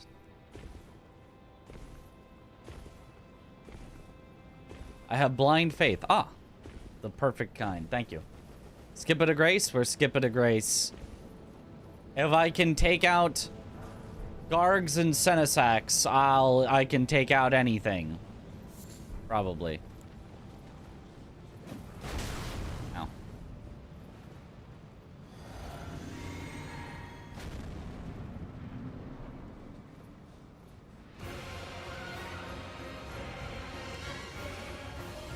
Okay, not Invisible Assassin. If this had been Invis Assassin after, it would be like, what are we doing here?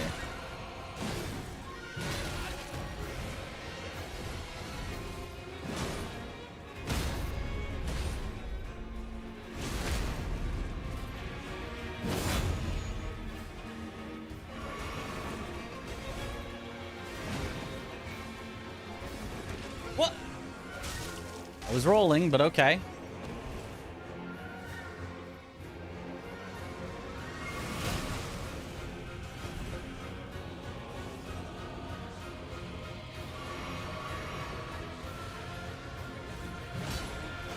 Game truly hates me.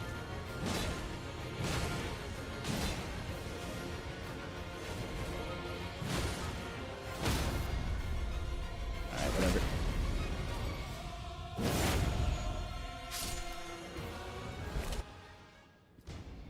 Bubba.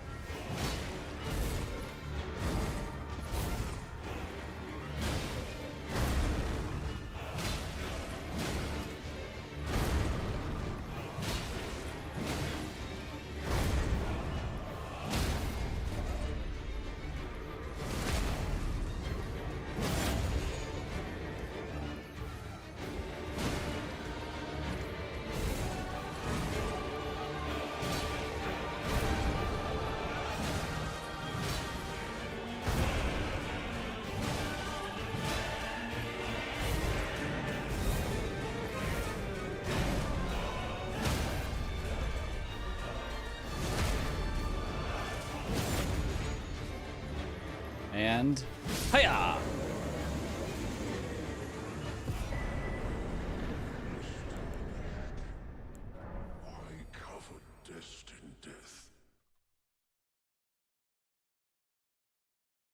Everyone's favorite Night Rain mini boss. No, that's a mega boss in Night Rain.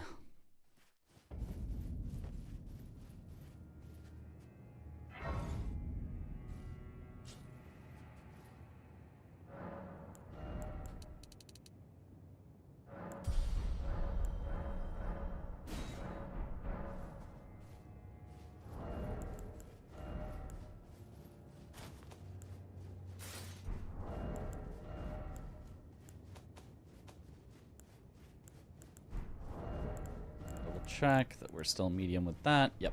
Okay.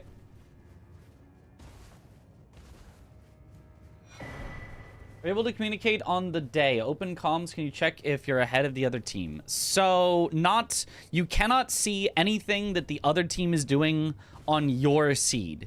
So as soon as the other team starts your seed, if your team is the one that's behind and you haven't started yet, you can no longer look in on them. And when you are doing your randomizer speedrun, you cannot be in comms with everyone else who will be watching, you know, the whole thing.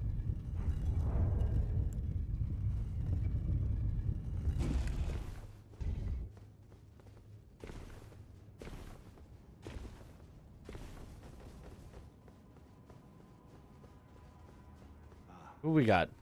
I knew you'd come. I knew you'd bleep. The Elden Ring. To stand before the Elden Plonk. It's a sad state of affairs. I commend your spirit, but alas, none shall take the throne. Queen Marika has high hopes for us, that we continue to struggle. Unto eternity. Balls.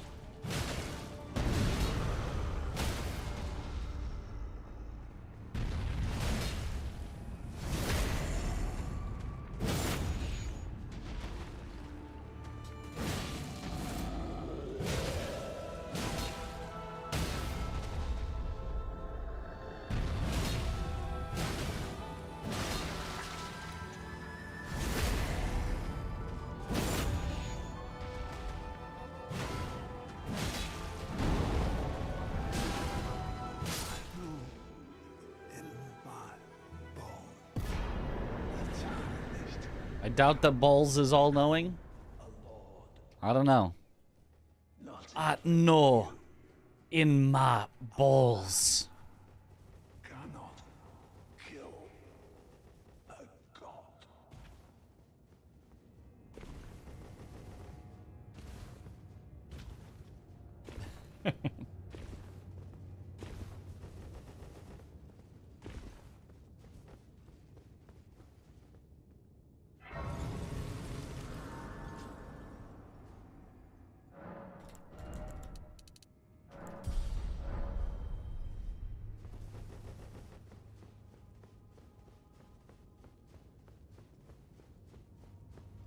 Alrighty.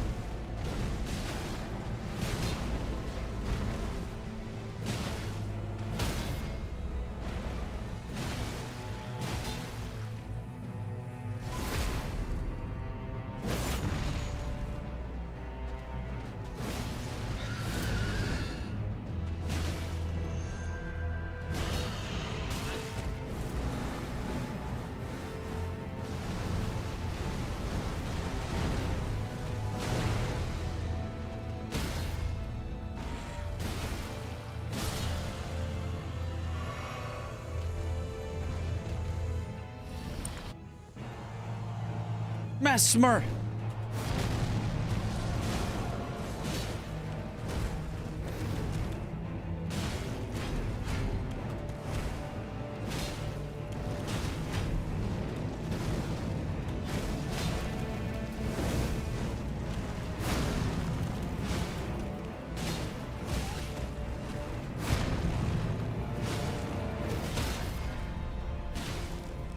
I was off by a little on my stagger, but it's fine.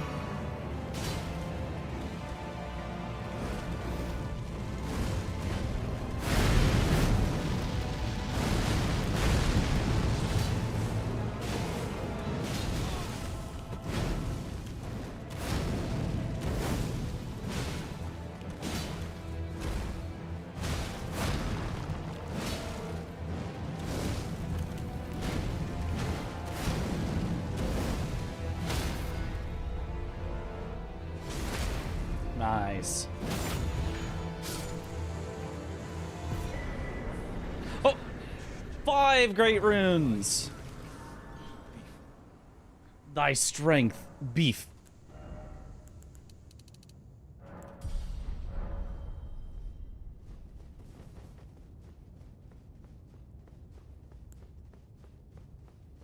Such a cool boss, yeah.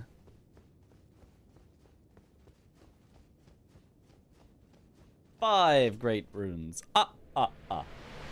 Exactly as a relay race. It means we go back to back doing... Oh. Okay, hey, Regalia.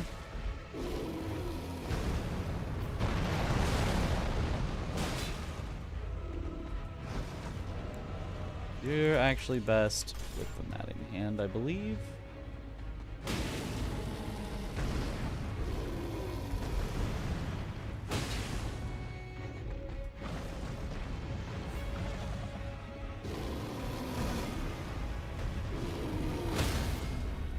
Yeah, big staggers.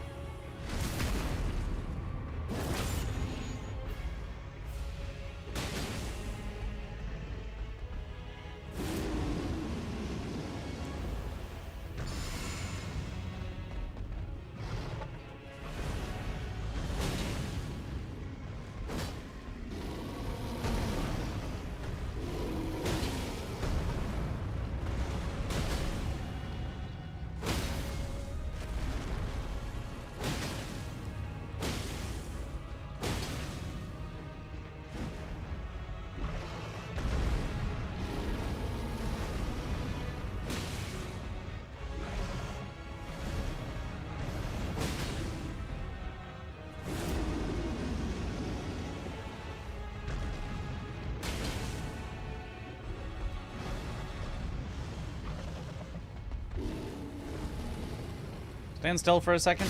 Thank you.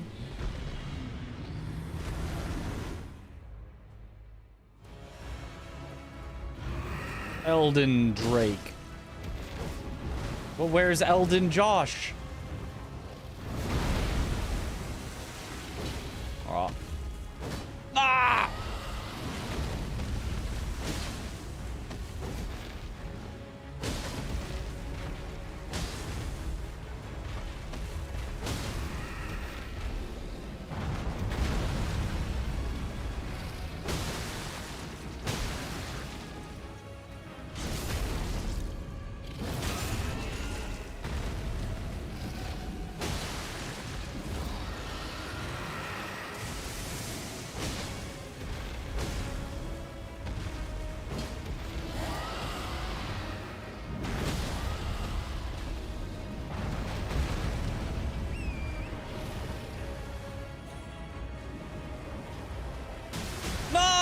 My riposte! Jerk.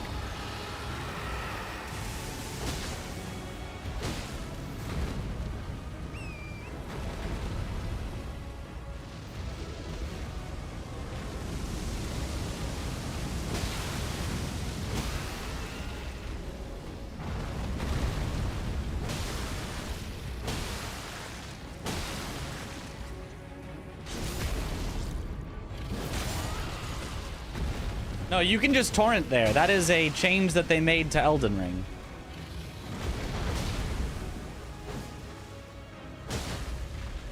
When the DLC came out, they added the ability to torrent in Elden Beast's Arena.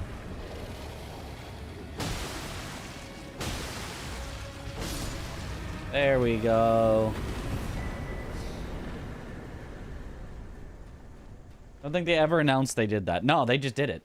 Oh, can we be under... I think we are just over an hour 40. No! An hour 40:01. No, goal missed. They were like, who turned that off from beta to base game release? Turn it back on. Yeah. With great RNG, still an hour 40. Well... Great RNG on the Great Runes, but we lost back, like, more time than the Great RNG on the Great Runes saved by getting terrible luck on the bosses. Like, you can see the difference in time between, like, the Black Knife Assassin kill that we had and the Valiant Gargoyles kill that we had was, like, 5 minutes. And checking an extra spot is, I think, an average is around 5 minutes per check. So, like, yeah, it was... We lost back basically all of the time that our good Great Runes saved by getting some of the worst bosses possible.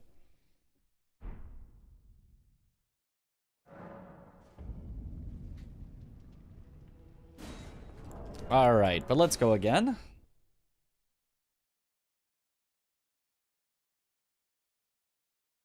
Race will be base game only, yes. Slower to take the riposte there. At the very end, yes. Faster to take the riposte if there's enough life left that, like, it matters.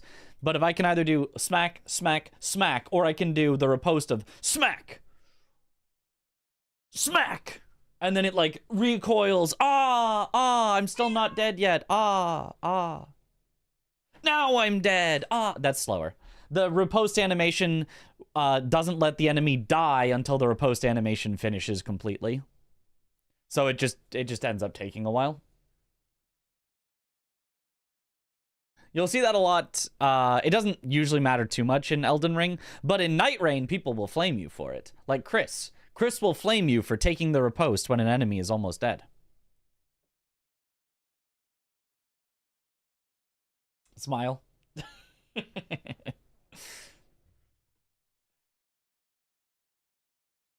It's as if I was there. That's some acting. Thank you.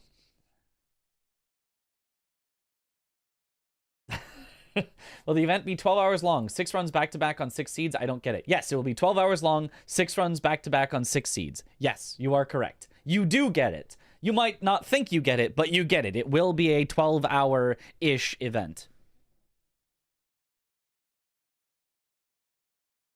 Do flame randos for that too, smile.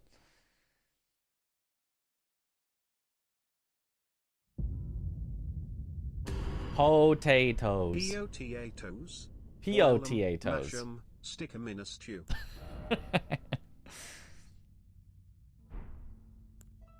All right. Again. Let's see. Okay, terrible starting weapons, but I could go Vagabond just for the stats and hope to get something. Terrible. Kind of usable brick hammer, but pretty terrible. Terrible. Hook claws, but then you have to be wretch. I think... Actually, wait. Winged Scythe is pretty good, we said. I think it's Vagabond, use Winged Scythe, and potentially get something better. It makes sense to me. Data cores! Whoa! The best talisman in the game? Holy...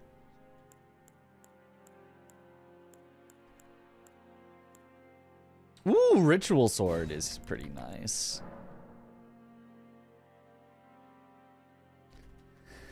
Excuse me. How many people have confused this with the French challenge? Probably more than 0, but...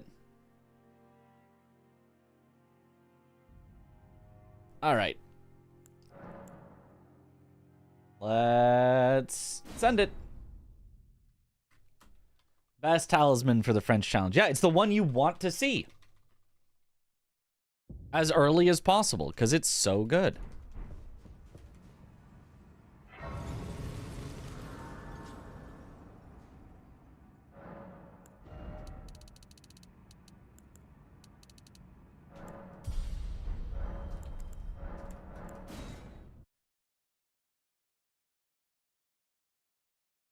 Which game is better replayability? DS3, Bloodborne, or Sekiro? Whichever one you want to replay more.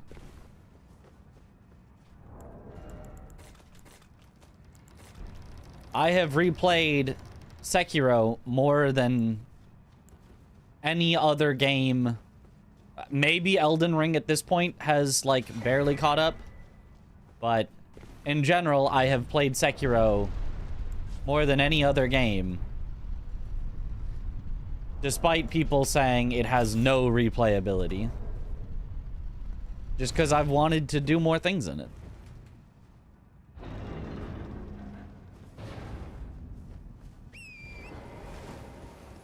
And then there's games that are like, oh, it's got infinite replayability. You can go to new game plus 1,000,000. And I'm like, yeah, but I don't really want to.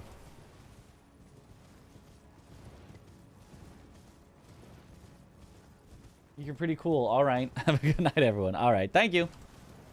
Thank you, Seth. Paid chatter. Have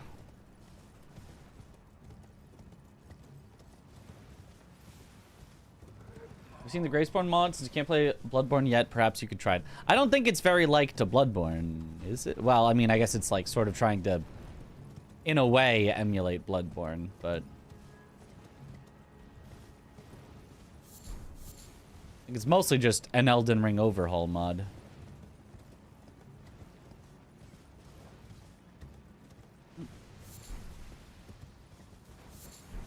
Okay. Are we on front page again? It's possible.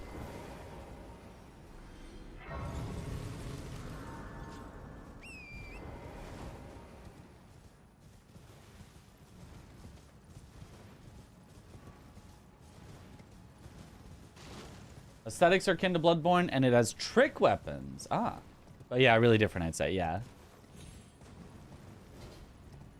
I mean, trying to emulate some stuff from Bloodborne sounds cool. Okay. Butt slam. Okay, we've got Somber 1 and 2.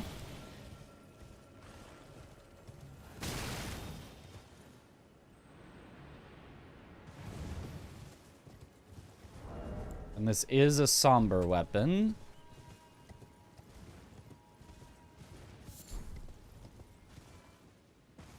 Only had Elden Ring on PC so you could play those mods. Yep. That's why it pays to be a PC gamer.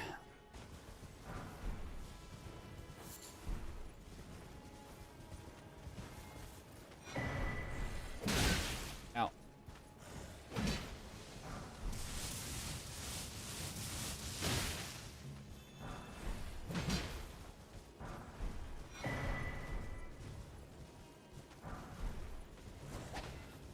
Oh, Banished Knight's Halberd, but I don't think it's the immediate +8 version.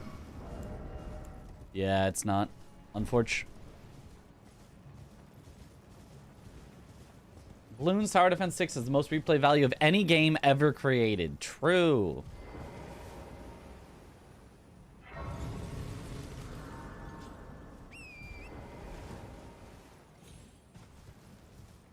wonder if the merchant here is usually worth a check or not. Like, he's not directly in the way, but a merchant is a lot of potential things that you can look at.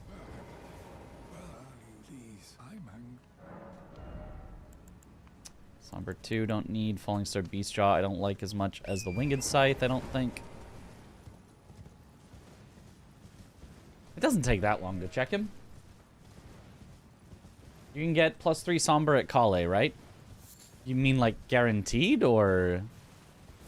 I haven't checked Kale yet, so I have no idea. Or you mean you can upgrade up to Somber 3 at Kale, is what you mean. In which case, yes. But also I can just get to Round Table Hold before I fight anything, so...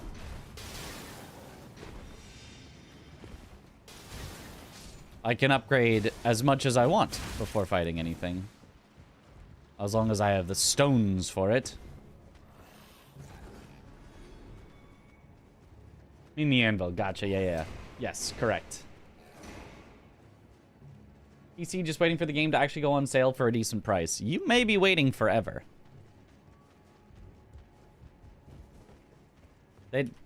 Well, no, it probably goes on sale at some point. They do usually go on sale. They're not gonna, like, permanently price drop, but FromSoft games do go on sale. House key. Talisman pouch is nice. It's yours, my friend, as long as you have enough runes. Okay, now we go to the other one. Casually, chess has the most replayability.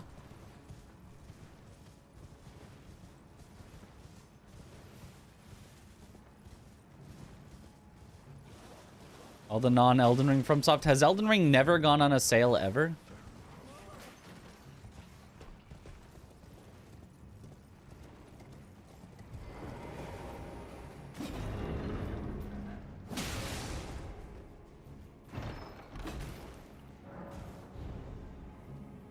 It has just not a part of Steam's EF deals. Black Friday. Oh, I was like, what is BF? Steam has a boyfriend? It was on sale when DLC dropped. You bought it then for PC. Ah. That's a big hand. That is a large hand. Nice. We've got Somber 4.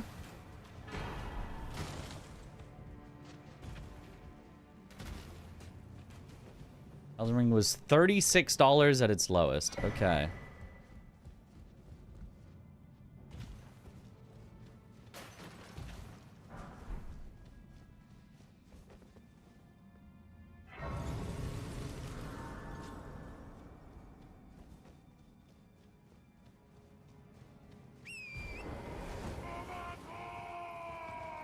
Oh, Zemu!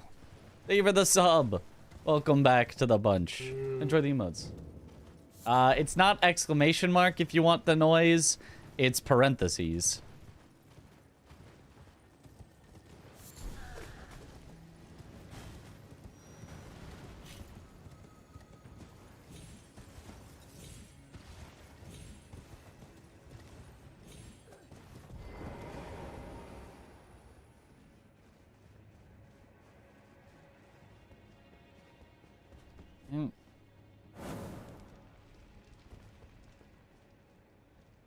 Kazakhstan, it was a 34.86. Ah, well.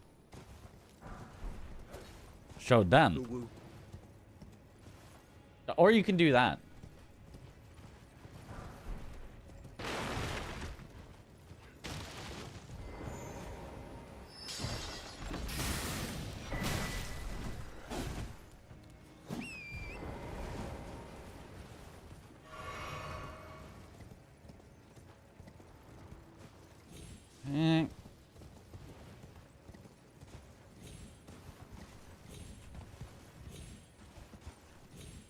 Unfortunately, whoops. Unfortunately, we did not again get 2 great runes in our first 2 item checks. Oops. I might need to practice that skip a little. I was a little unclean. We made it through, but that was not exactly the way that was supposed to go.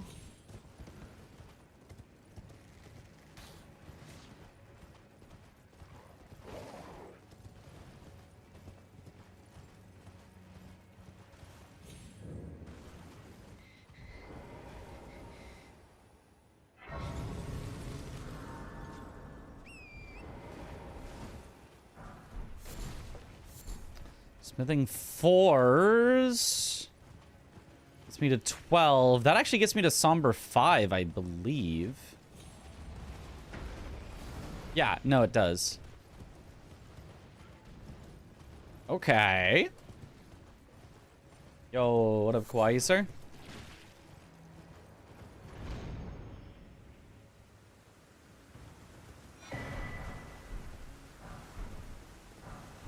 I didn't really need more smithing 4s, but okay. So currently I've got Somber 1, 2, and 4. We're missing 3, but we can make it up with the smithing stones. So I can just do the 1 and 2, and then I can do smithing stones, and then we're set. As long as I have a smithing weapon, which, yes, I do. 5's 2 or you're blind. I don't think that was 5s.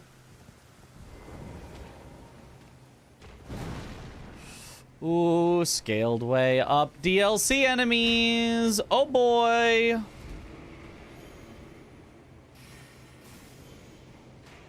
We're fine. Oh, well, down technically, but like scaled way higher than where I should currently be at my level. Because Dragon Barrow is high scaling.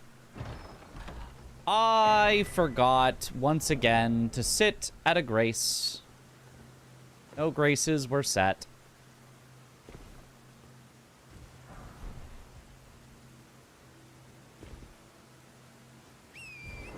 You gotta sit at the grace. You gotta sit at a grace.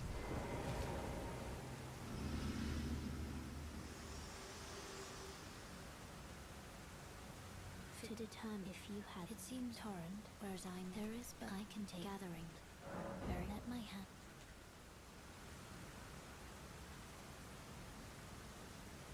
Elden Ring after not doing so, because I think FromSoft deserves the money. I agree.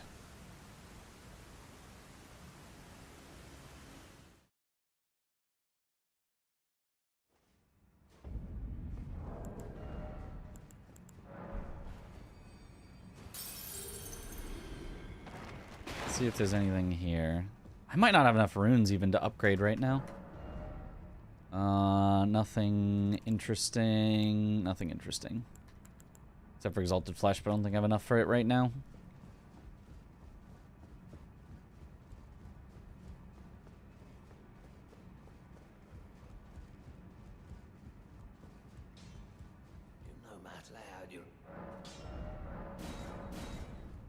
So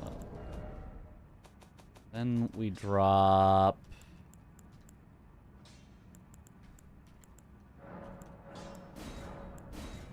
don't care about that.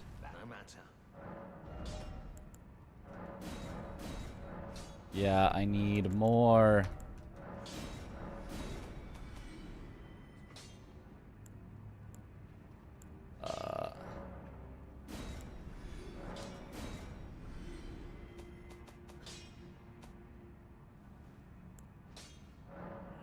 Oh.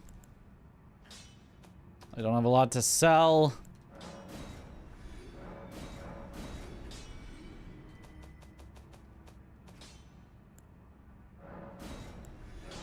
I don't care about those. Okay.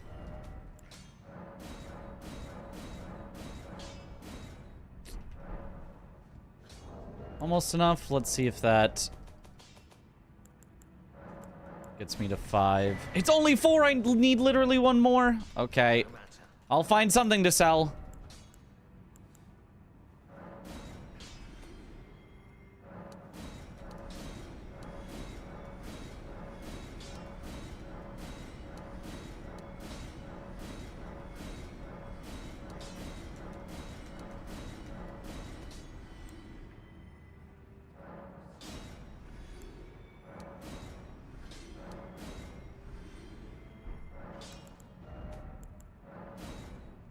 Okay.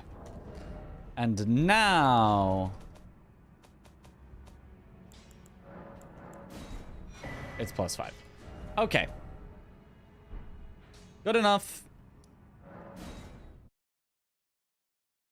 Winged Scythe is such a fun weapon. Yeah, it's pretty fun. It's pretty good.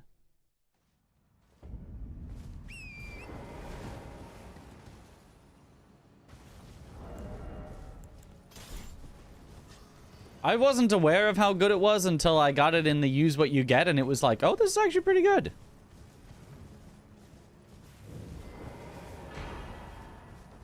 And I can also let you know that wine I am caught. You sold a Somber 2. I didn't need that anyway.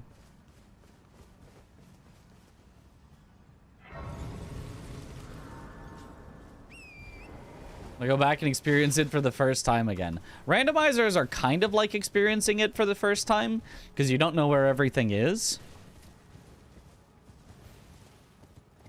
And it can sort of force you into decisions where you use stuff you wouldn't normally use. And fighting an enemy in a different arena can make it feel almost like a new... Oh, that was not how that was supposed to go. Almost like a new enemy. Go.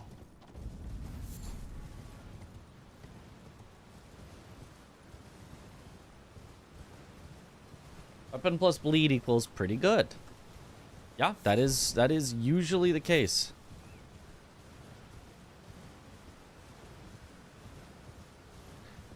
Next time I will play Elden Ring, I'll play region locked. Ah. Yeah, that can be cool. Ooh, Lion's Claw. If I find a whetstone, that could be used as a way to apply it.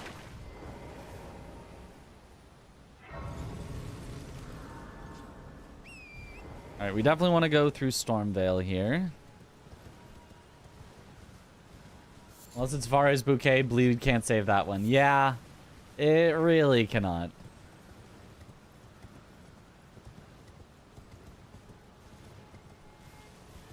Foggate Rando has breathed life back into the game for you. Foggate Rando is super cool. I want to do more Foggate Rando stuff. The problem is I'm so goal-oriented that, like, unless there's, like, a bounty or a challenge or a race or something, I just... Oftentimes, things just fall by the wayside for me.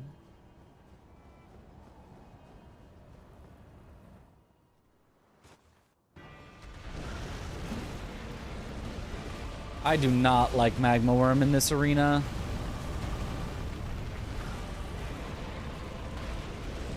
With the sides that you can just be pushed off of from a single hit.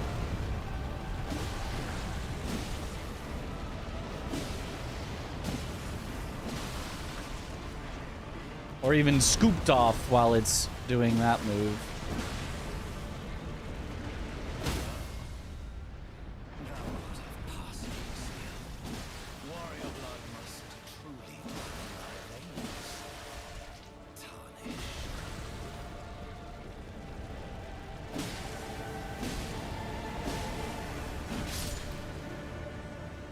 There we go. Oh, Glintstone Wetblade. So...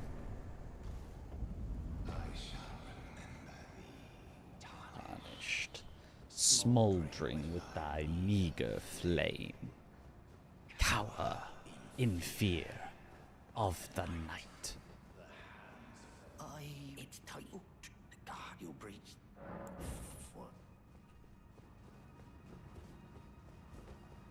The gate!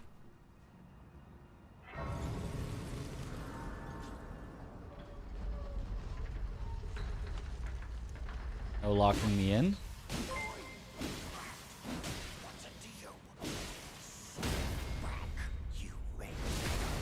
Nice. Yo, Poetry Star, thank you for the raid. Welcome on in, Raiders. What did I do? What did I do?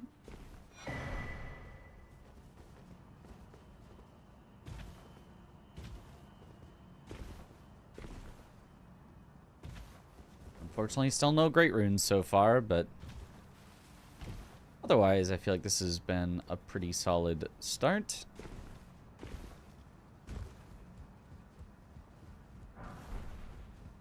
Highland Axe.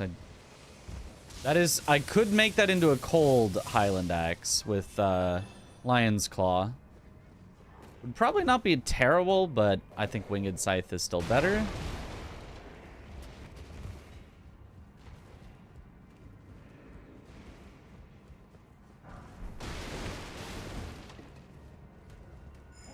I feel like there's got to be like some mathematical way to... Ooh, looks like a great rune. It is indeed. Great rune number 1.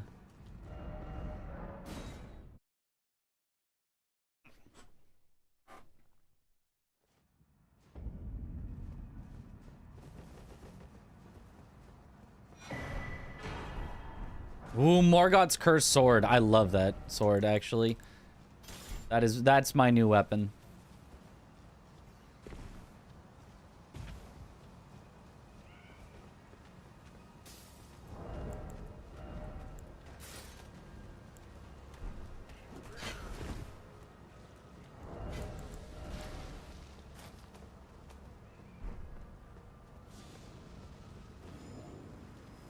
Morgoth's sword, Mohg's armor, Gaius's helm.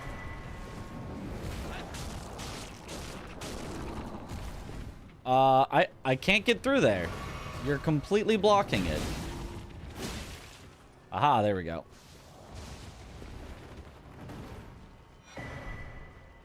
Ooh, that's a big rune.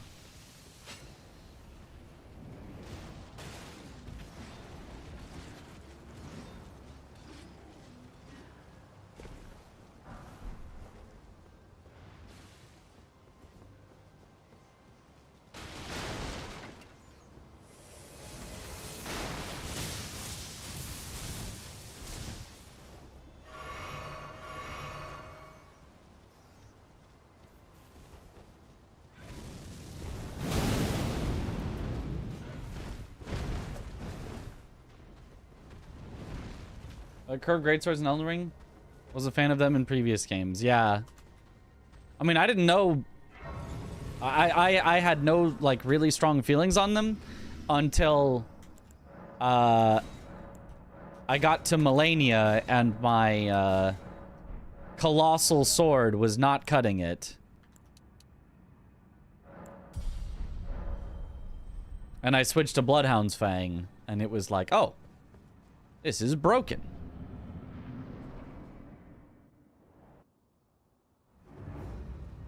Mesmer!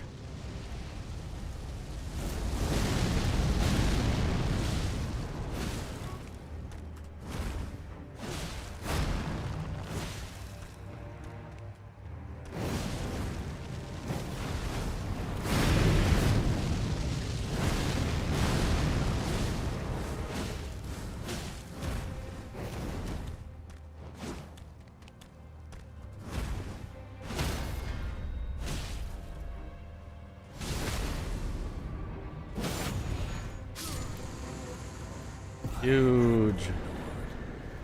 Of all that is golden, and one day. I do kind of wonder how much time even is saved by going through Stormvale. Because this, like, opening the door and walking through here feels like it takes almost as long as going around. Not as long, but, like, almost as long.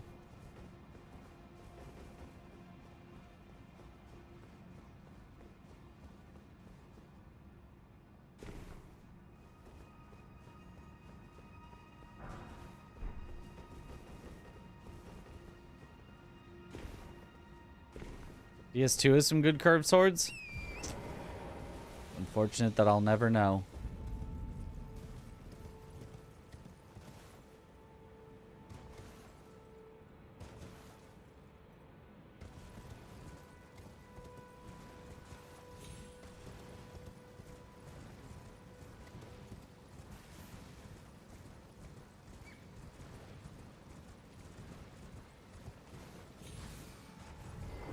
I don't think I ever need to come back here, so I don't think I ever need Disgrace, but I suppose theoretically I could die on the way here. Everyone hating Morgott while going against him over-leveled with 3 plus 10 million weapons, yeah? I feel like people would hate Morgott more if they were not over-leveled. Love Morgott's fight so much? I don't like it much at all. I think it's pretty stupid. I think he's got a lot of reasonable attacks that I kind of like. And then he's got a mini waterfowl. Where it's not waterfowl, you can just run away from it. But your only option is to just run away from it and wait it out. And it's like, that's cool, I guess. And he's got frame traps. And he's got hitboxes that linger way too long, and I don't like him.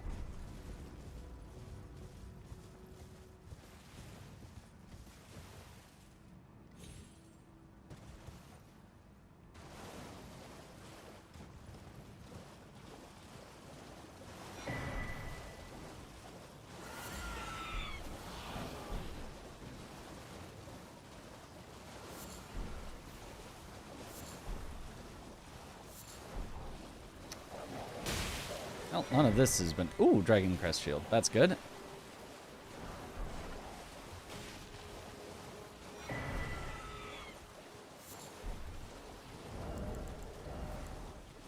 I guess I could have had Blessed Dew on this whole time as well.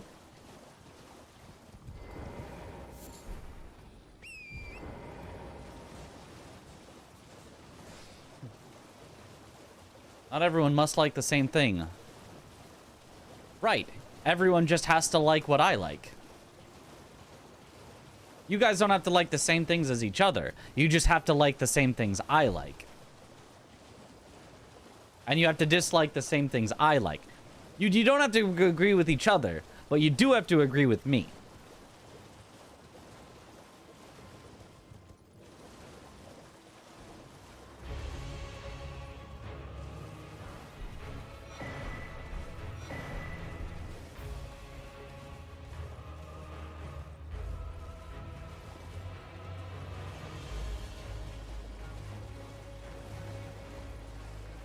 This felt like I could sink a lot of time into Morgoth and learn a really rewarding, complicated boss, maybe, or I could just stand back for a few seconds, and I'm lazy, so I never found out. Nobody ever finds out. I feel like people maybe give Morgoth too much benefit of the doubt, that, like, there's probably a good solution to this. And for some moves, there is, and it's like, you're not gonna find it, but, like, yes, there is. Speedrunners can deal with it just fine. And for some, it's like, not really. No, you just kind of have to run away and wait, and that's kind of the only thing you can do.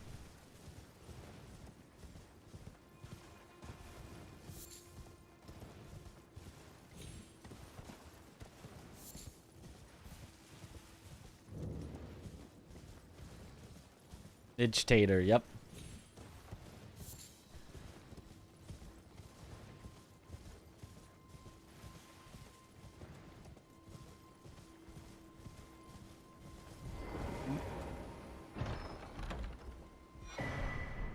Darn.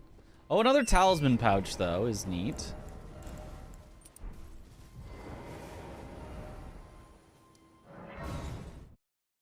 I guess let's go check Albus. We determined Albus takes under 5 minutes, which we think is actually worthwhile of our time. He took like 4 minutes.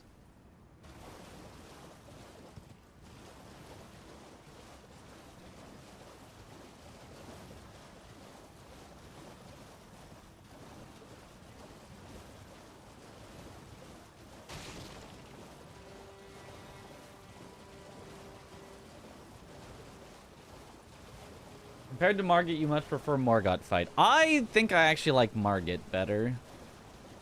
I think I'm better at Morgoth because you actually have to learn him in speedruns a bit.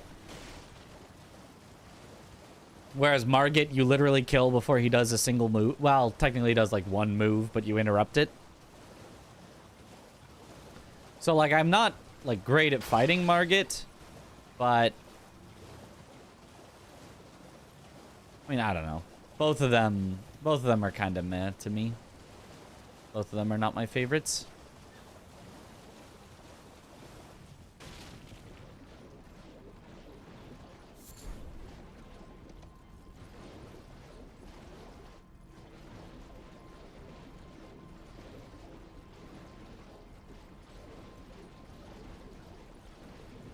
One way is the rain and flurry, which don't last very long.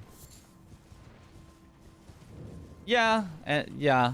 I mean, well, the rain kind of does last a while, but he starts attacking you, which is another thing that I'm generally not a fan of. A boss takes away a large chunk of the arena.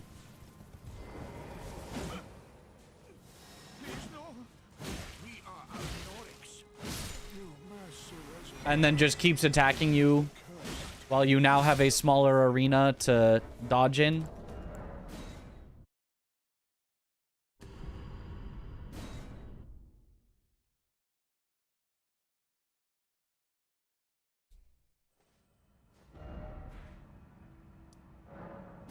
Okay, I guess we still head straight to Makar. One great rune right now is not a great total to be at.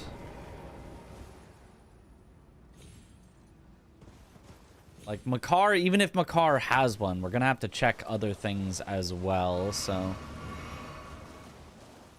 Alright, here's where I need to know what's the most efficient to check. Everything up to this point is kind of automatic. You always check the pickups. You always go Makar. You always go through Godric, because it's just too efficient. I need to think about what is the most efficient after those. Is it Blue Retta, Elmer, Leonine? Oh, it's Radon. It's Radon. It's going to be Radon because he has multiple checks. After Radon, though, is it Blue Retta, Leonine, Elmer, or Underground? I think are the only reasonable options.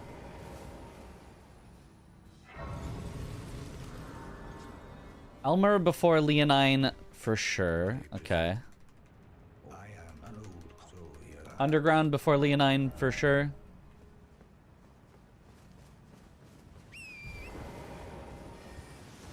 Blue Retta before Elmer? Or Blue Retta after Leonine? Where does Blue Retta fall in this? Also, you might just be a Leonine hater. Blue Retta first. Okay.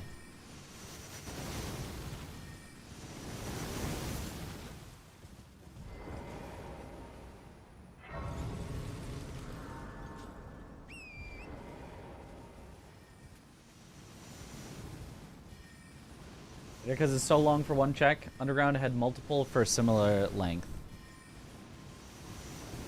We can time it. After I'm done with Makar, whenever I go to a new check location, let's time when I start, time when I stop. And in fact, theoretically, if I'm not going to do Elmer next, I could check other places before Makar in case I get Dectus. I don't know. No, not as good as what I've got.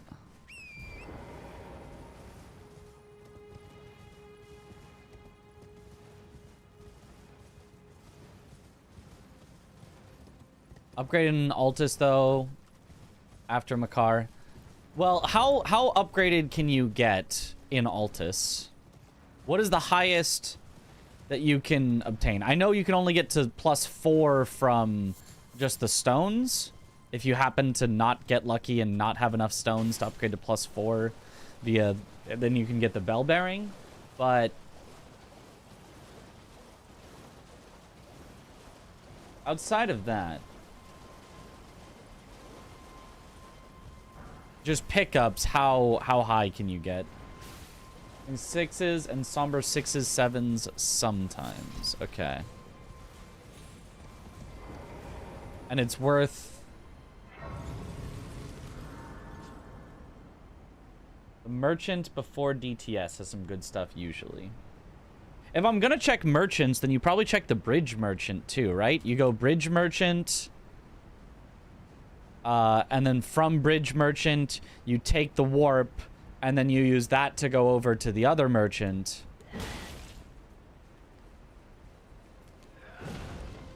Don't check bridge. I think the bridge might be less out of the way than the merchant on the way to DTS. Maybe. Like, the bridge path is slower, but I don't think it's, like, that much slower for checking a merchant. Do double tree checks, then get merchant after DTS. Grace, can you back? Bridge is slower. Oh, I know it's slower. I'm just saying I don't think it's like that much slower.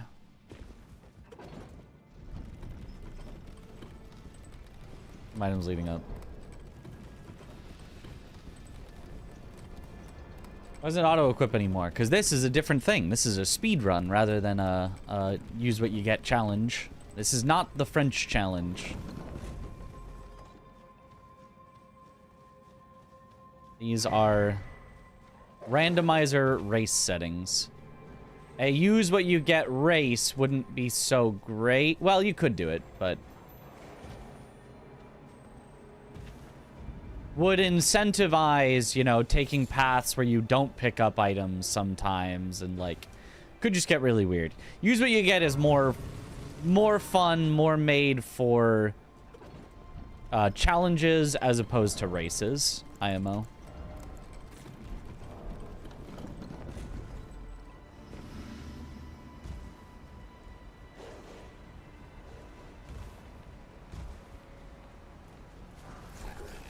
This is where we challenge the French rather than the French challenge. Ow. Seeds tiers are for major checks to save time, not from trees. Yep. Same with whetstones and physic flask tiers.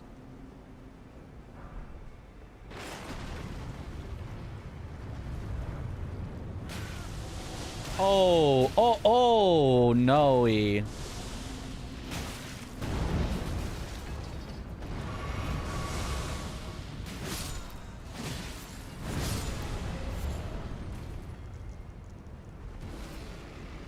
Surely we're fine now. All right.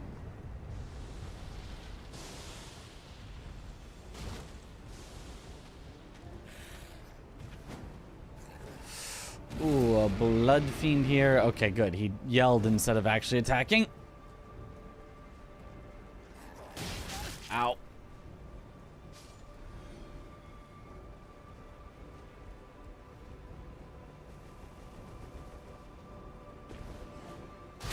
Oh. Okay. Whew.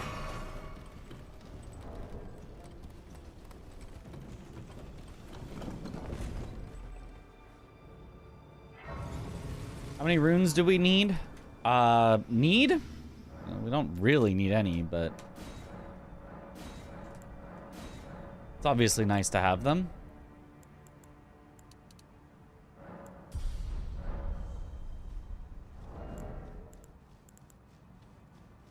Yeah, it's very dex scaling.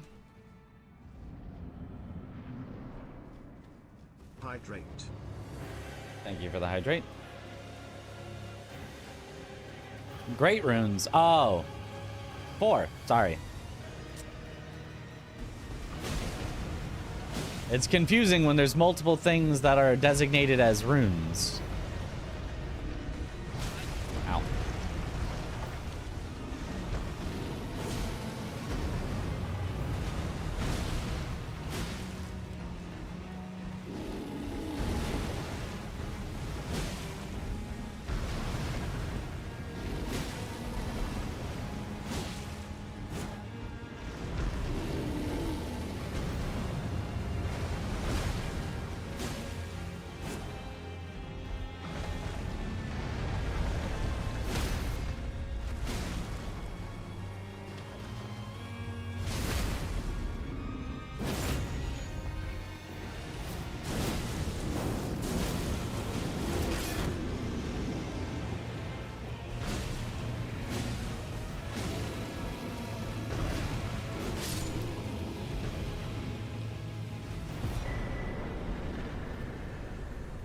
Okay, unfortunately no great rune. What do you need though? Mesmer into bear again. Different spots though, yeah. Yep, seed.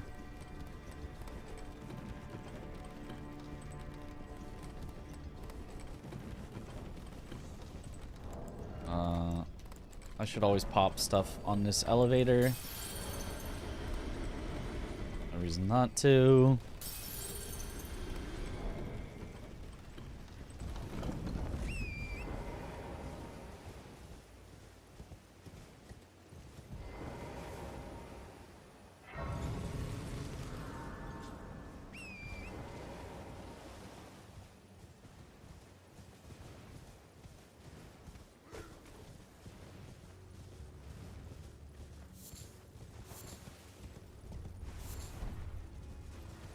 I did not need that. Oh, good morning. Godefroy?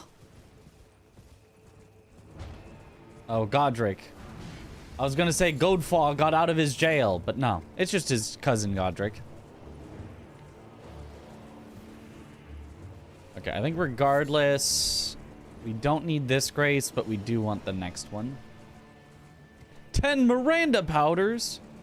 Holy. We can powder so many Mirandas.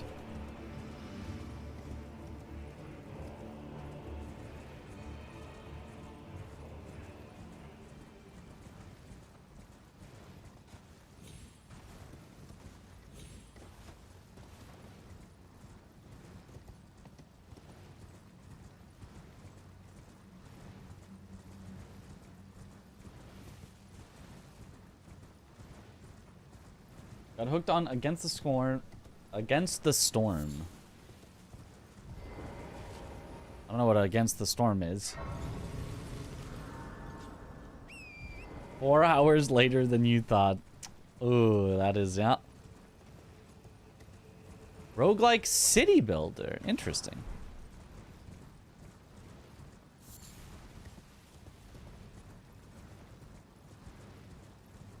Alright, I'm going to the bridge merchant. Bridge merchant.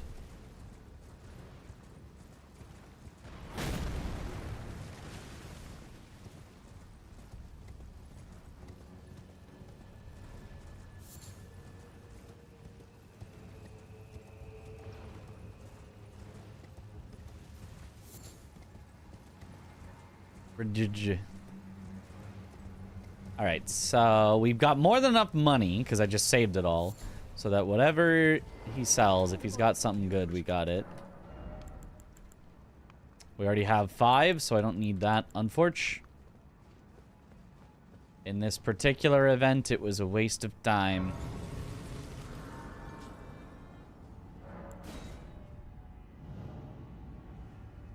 Flying for 20 hours tomorrow. Anyone have any non-standard Steam Deck recommendations? Non-standard.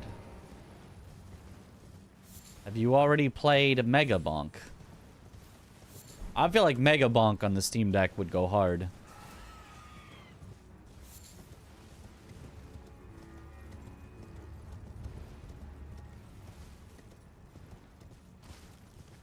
Balatro is always a good one.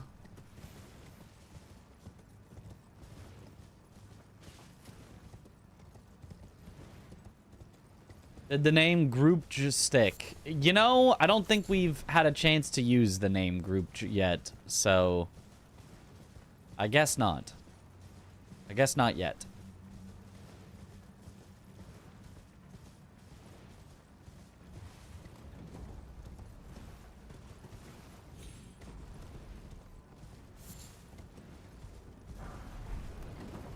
Freezy Grease.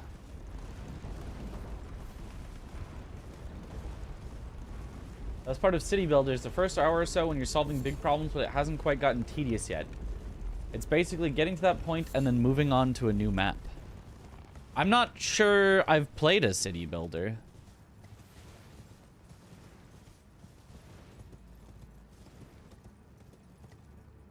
So I can't say that I know what you mean.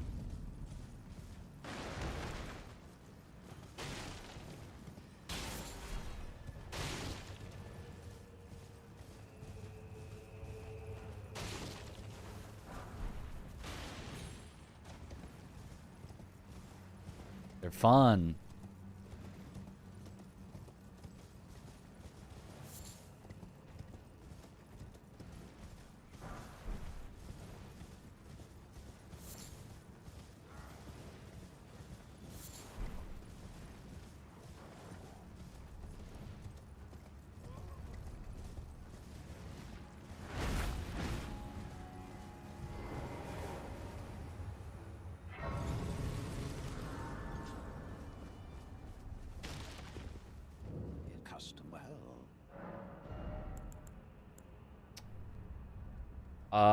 We're already at 5. I don't need that.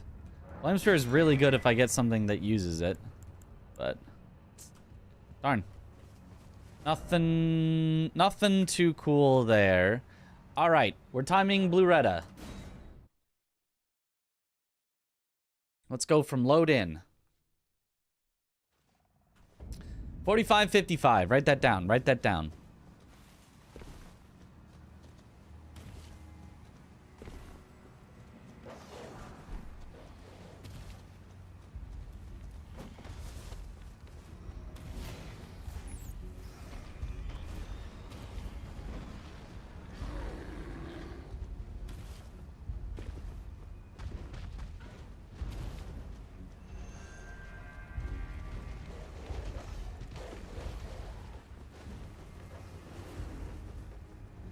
Okay.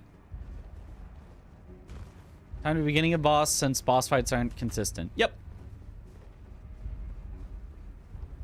We can also take note of how high or low scaled they are, but yeah, generally timing to entering the boss fight.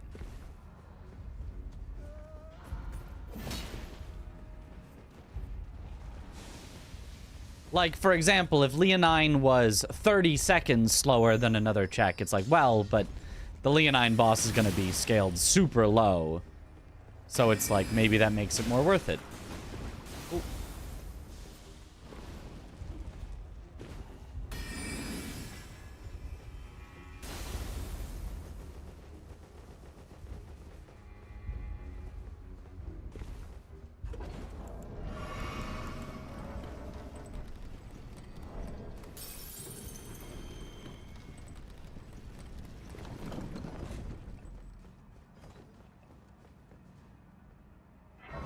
Is the DLC included in the race as well? No.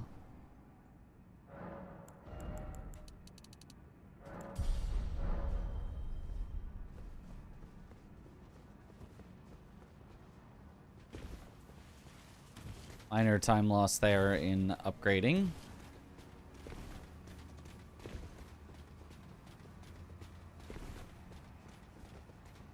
But whatever, close enough. So it's been... It looks like it takes about 2.5 minutes to get through. That's not too long. Definitely faster than Leonine, that's for sure.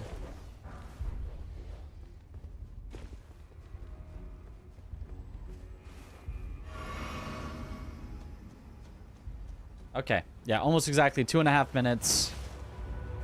Blue Retta, 2.5 minutes.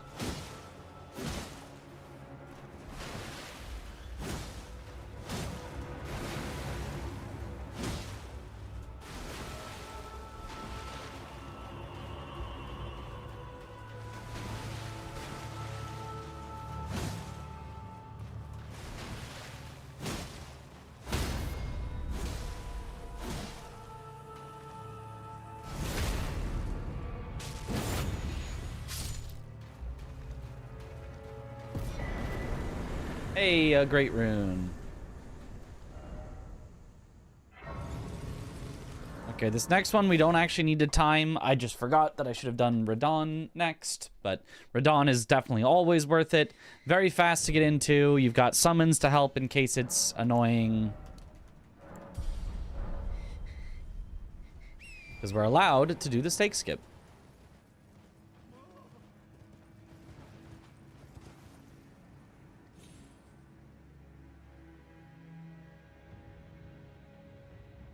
Yo, happy Thanksgiving. Finally, not a rune bear attacking me randomly while I fight it, yeah.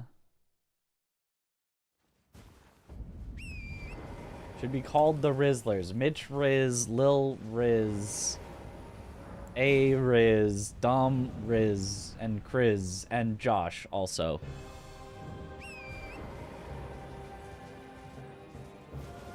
Apostle.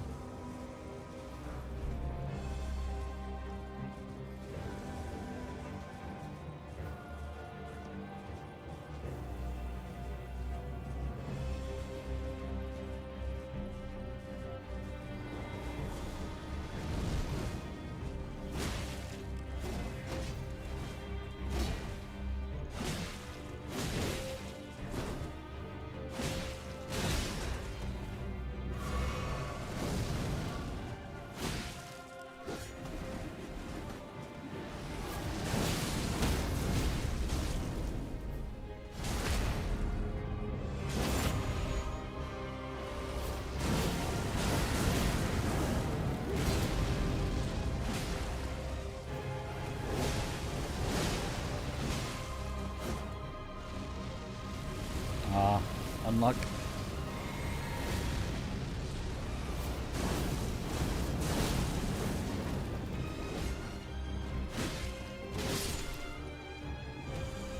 Yeah, the summons really don't do much sometimes.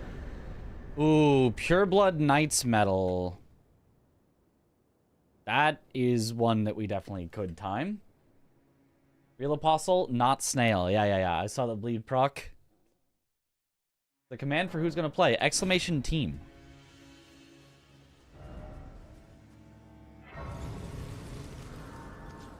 Okay, let's time Elmer from Highway Junction? Sure. Oh, there's a quick one. Minus boss, yeah. 5200 start. 5200 start. Write that down. Write that down. Close enough.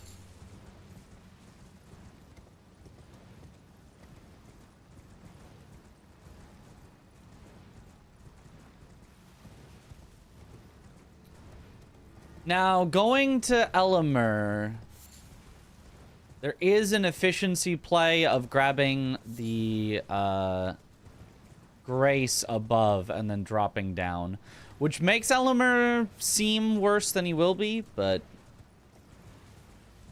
I think it would generally be worth it. Oh, wow, a somber 8. I just need a 6 and a 7. Don't say it, chat. Don't say it.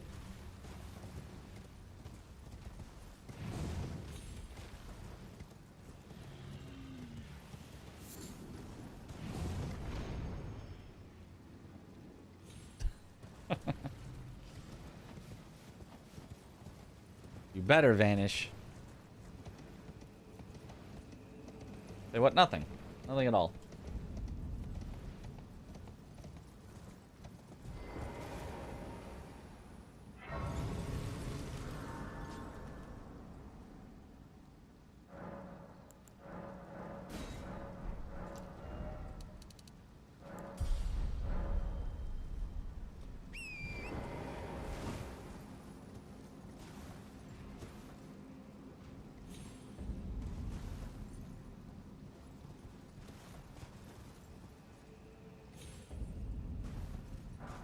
All right.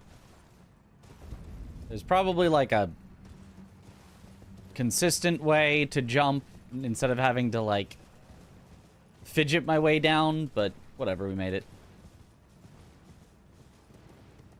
Also, is there a better way into the castle than the like intended entrance? Can you get in the castle here? Oh, this is the intended entrance. Never mind.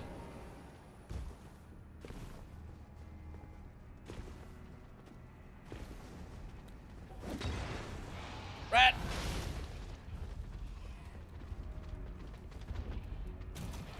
Yeah, 4 great runes required.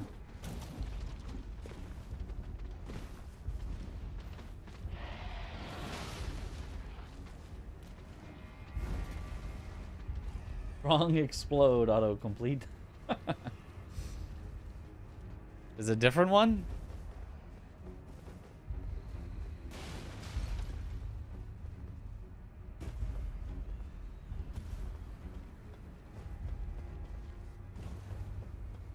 Okay, so it's already been 3 minutes and we're not quite there yet.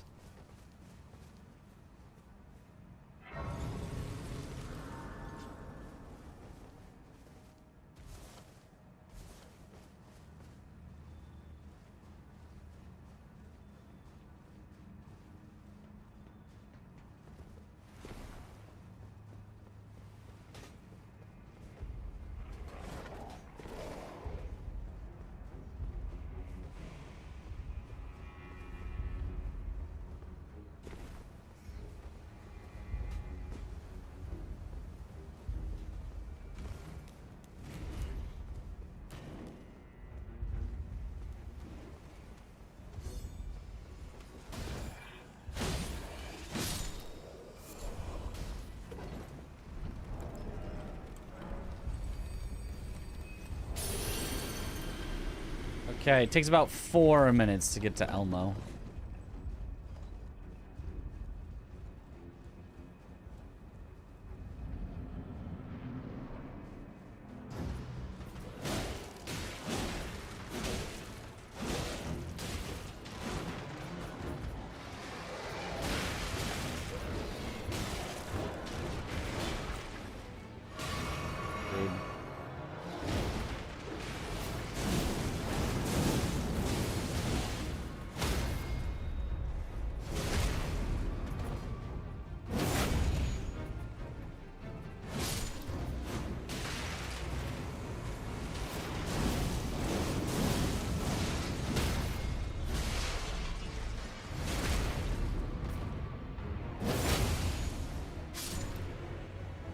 So 230 Blue Retta, 4 Elmo.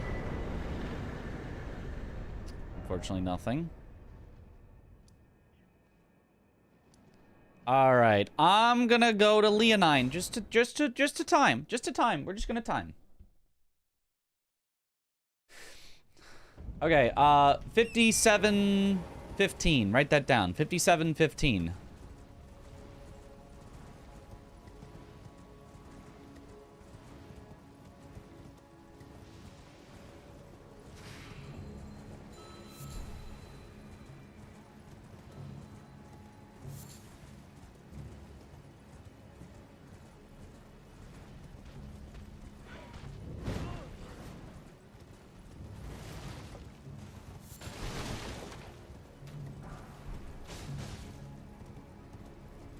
And then afterwards, we'll time Moog. And then if I don't have enough Great Runes, we'll time Underground.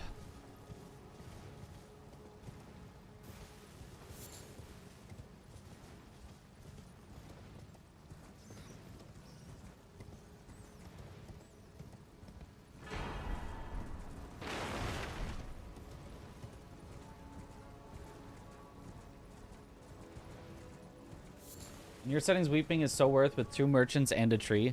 Yeah. We just wanted a rule set with not a lot of specific places that you need to check. Hey, Red Bear. So that you can, like, get through it as quickly as possible. Like, the settings we chose are all about as much speed as possible.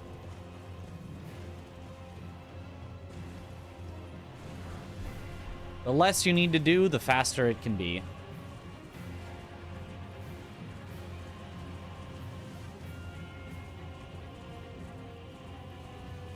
Checks only great bosses and key items. Yes, exactly. Okay, so... 9. We're already at 2 minutes just to get to the castle. Yeah, this is... The odds are not looking great for this being a good check. How long do the runs take on average? Probably like a little under 2 hours on average. Some can be forced to take over 2 hours, which this one is looking likely to be over 2 hours since we're only at 2 Great Runes so far. And they can get as low as like an hour and a half if you get your Great Runes very quickly and you get fast bosses.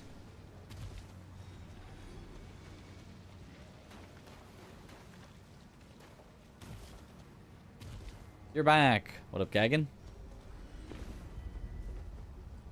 Okay, we're at 3 minutes, but we're probably only like 2 minutes out. It's probably like 5 minutes, so it's probably not even like that much worse than Elmer. You race on the same seeds the day of the race. Yes.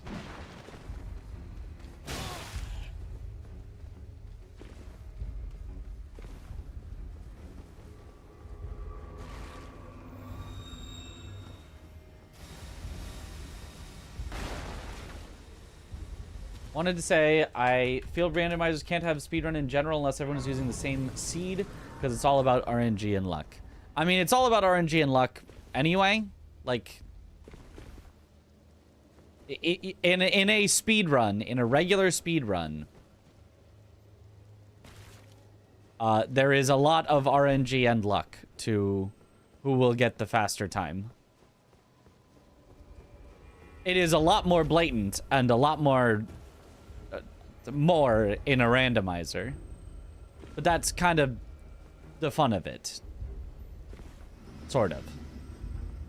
And by the fun of it, I mean the thing that can be fun, or you could be like, this is awful, I hate this, right? It's not like randomizers are the greatest speedruns, but I feel like they can be fine, you know? You just have to know what you're getting yourself into. There is also set seed randomizers, but like there was a bounty that Amazing Chest put on for a set seed randomizer, and that was a lot of fun. Okay, we're at 4.5 minutes. Yeah, so it's like 440 for Leonine. Honestly, not even like that bad.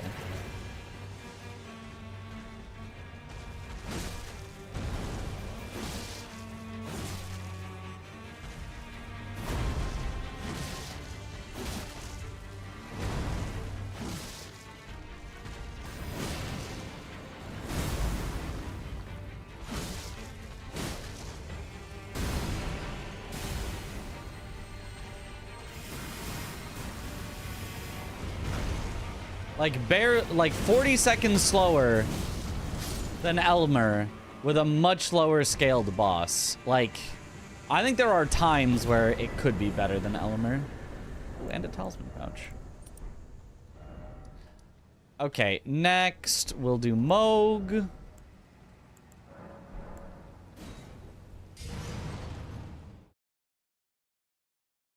Two skips you could have done to cut off like 20 to 30 seconds. Really? 10300. Write that down. 10300. Write that down. That much?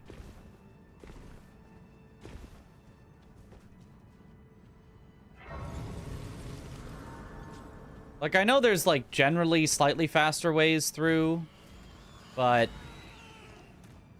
I didn't think they were that much faster. You'll have to... Ow. Link me to a clip of them being, of, like, the proper path through Weeping Castle, then. Castle... Horn? So that I can learn it. Okay. Luckily, all the scary enemies were passive this time.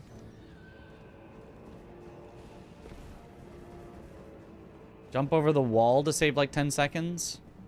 Like 10 seconds? Gotta see this. This Sunday, relay race. Yep. Sunday, Sunday, Sunday. Dragon Scale Blade is a possible swap. I do love me some Morgoth's Cursed Sword, though. Dragon Scale Blade is very good, though. If something's frostable but not bleedable, then it's definitely a good alternative. No, the tree skip. Nope.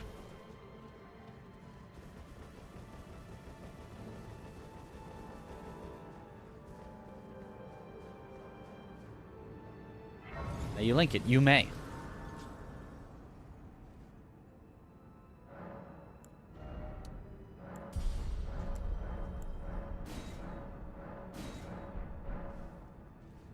All right. What did we start this at? 102.00? Or was it 103.00? 103.00. Okay, so it's 2.5 minutes like Blue Retta, but with a really high scaled boss. So Blue Retta is definitely still better, for sure.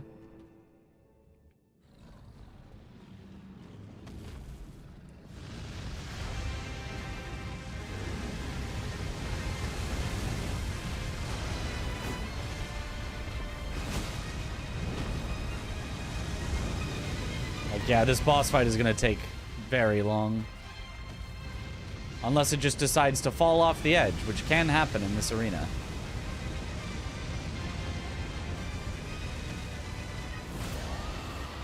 Or it can decide to be outside of the arena and then I can't even kill it. So...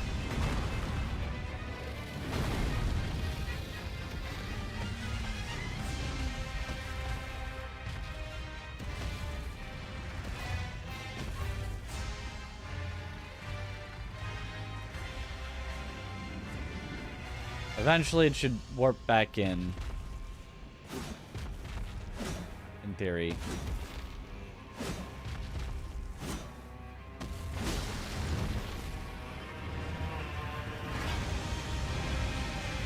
Oh, wait, it might fall. Yes! There we go.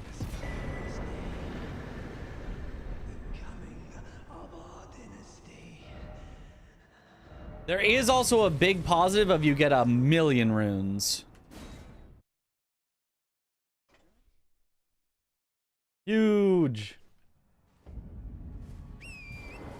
There's this prior to that. Okay. I will have to look at those after. Can you either put those in a Discord or save those until after this run so that I can look at them without wasting time, and then we can go back and practice them? Very legit strategy in combat. Wait for the opponent to mess up. Yep. Hey, if it works.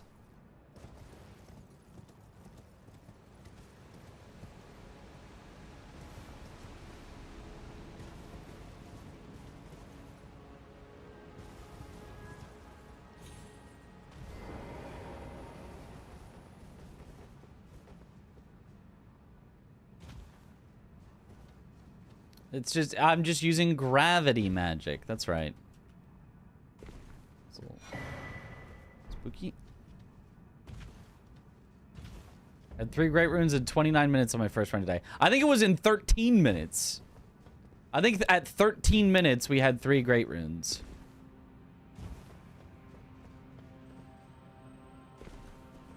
Yeah, that was a little lucky.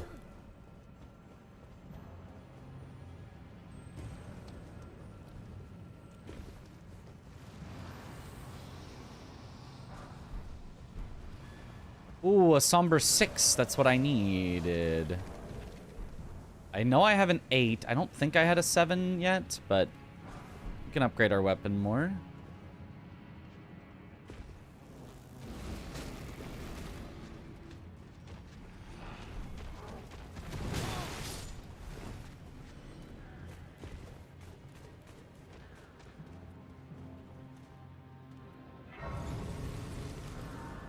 Already had a 6? Oh.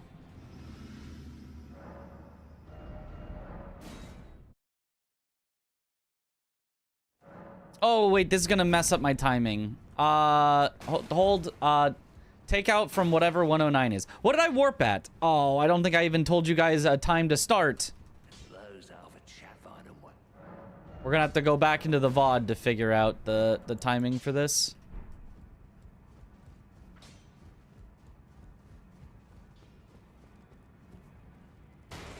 I check VOD now. Okay.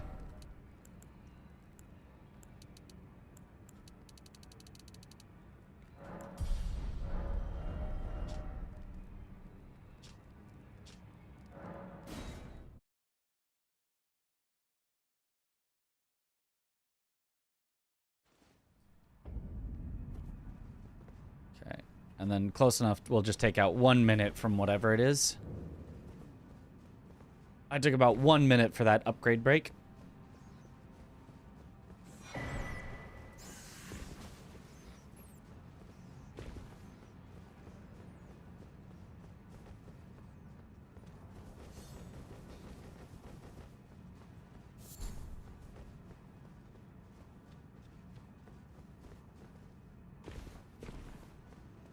Who's joining on Team USA? Me, Aggie, Chris, Josh, Dom, Adef. Not in that order. You can also type exclamation team. 107 I got to Fort Height. 10700?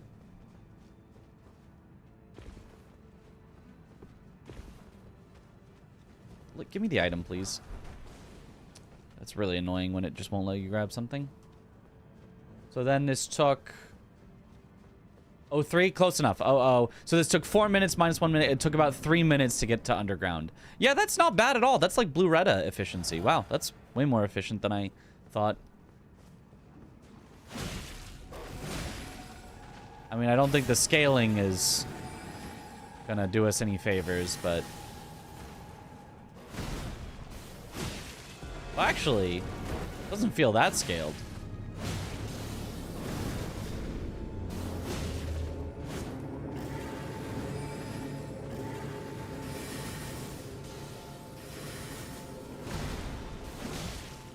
Maybe it's just Red Wolf is just always kind of squish.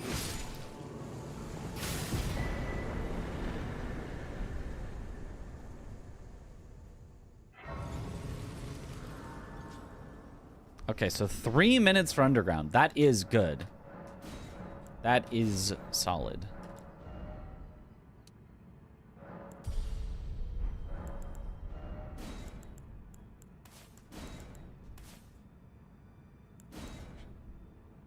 Ooh. That's actually a really good combination there. All right, 112.15. 112.15.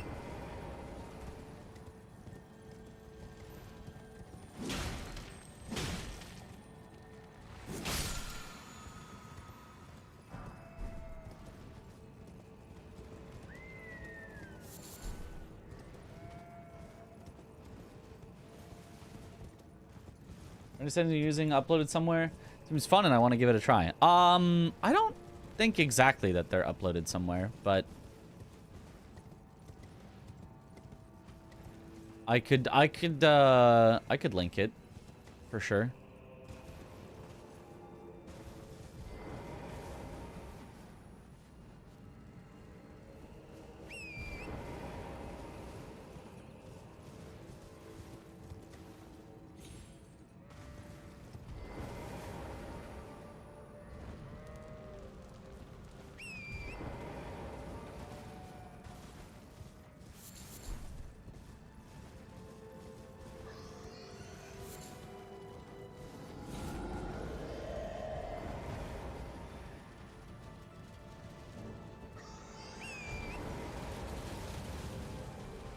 Remind you after the run. Yep, yep.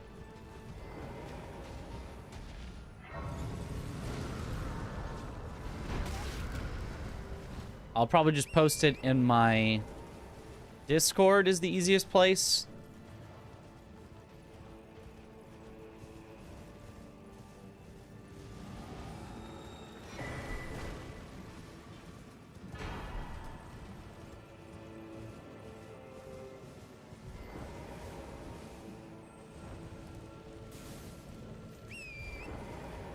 $7 a.m. PST for about 12 hours, and I'm planning on streaming it. Yep, the whole time, if I can manage to stay awake.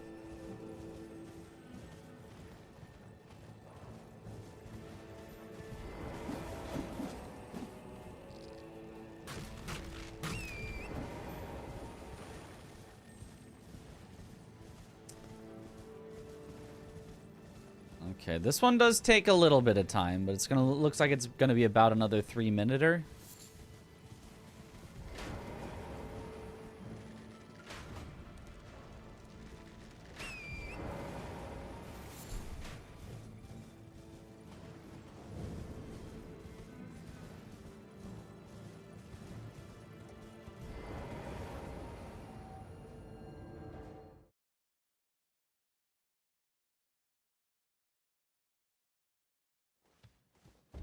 Yep.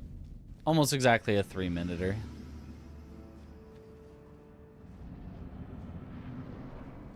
So you can get a 3-minute into a 3-minute for going underground.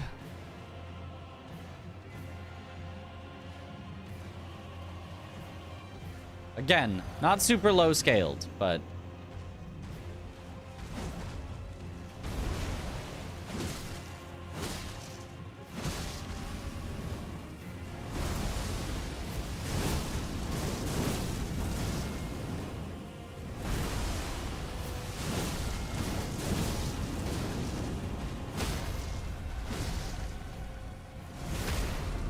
not too high scaled either.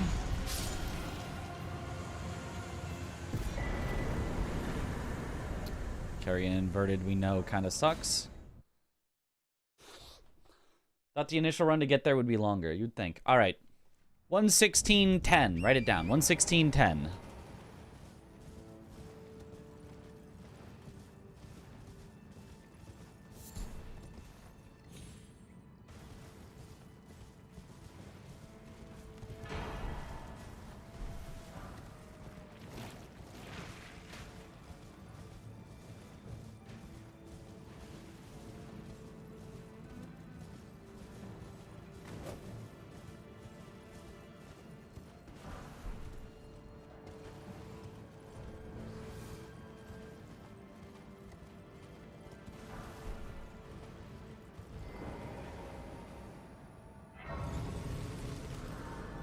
A lot of avatars in this run. Yep, definitely an oops all avatars, which is great for my weapon. Or I can do the fire damage. It's pretty nice.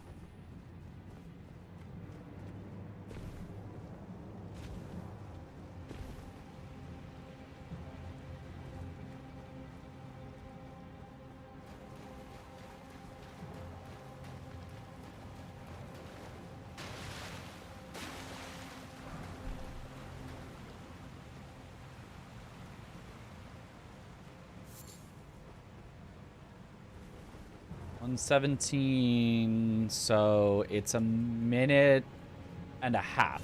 Minute and a half. Very nice continuation.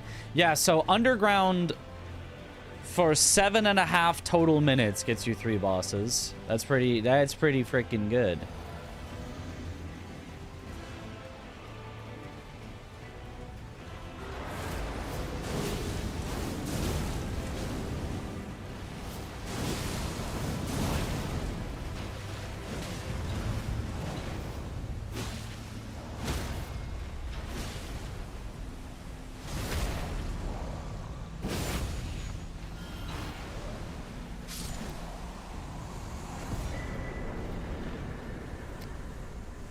Unfortunate.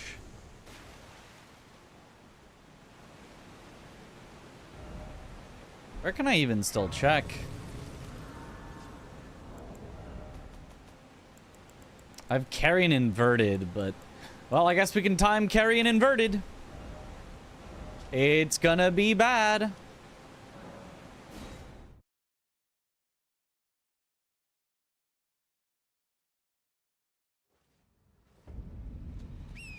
$118.50. Write that down. $118.50.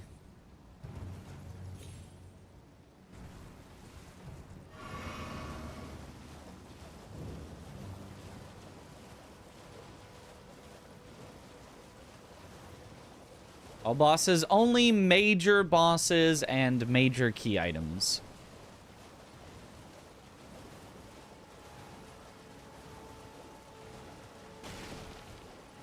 I mean, this is a great run for timing things. Very bad run for finishing quickly. Because we have had to check almost everything that is even, like, available to us. Like, the only other thing I can think of is Tanith Key that we haven't checked yet. Besides going, like, all the way through, like, Dragonkin Soldier of Noxtella, Lake of Rot, Shifra, which takes forever to activate all the remains, way more than the one in Nokron.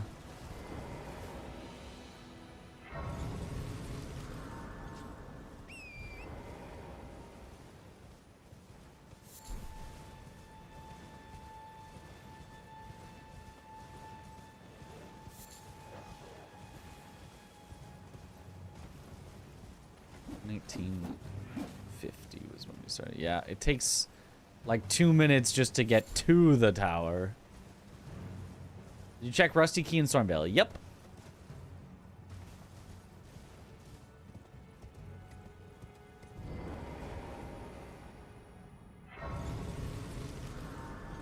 Regular Moose is a check, but that's going to be slow. Yeah, I mean, probably not as slow as Estelle in the Lake of Rot, but certainly very slow.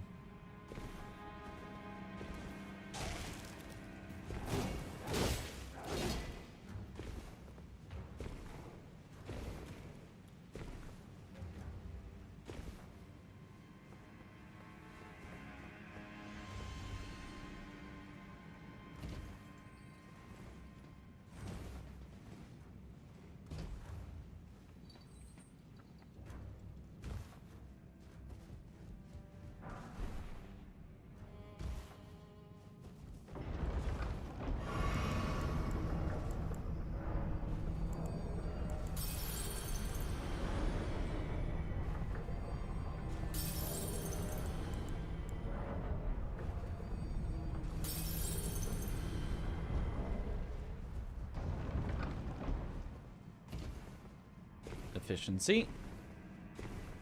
Godskin Noble check is a quick one. I can't get in there without the key. I either need to go through Raya Lucaria, which I don't have the key for, or I have to go through Volcano Manor that I don't have the key for. I have discarded Palace Key, but that's only if I already got into Raya Lucaria. Which Raya Lucaria we know is very efficient, but you have to have the key for. Forgot about the key, yep. The drawing room key.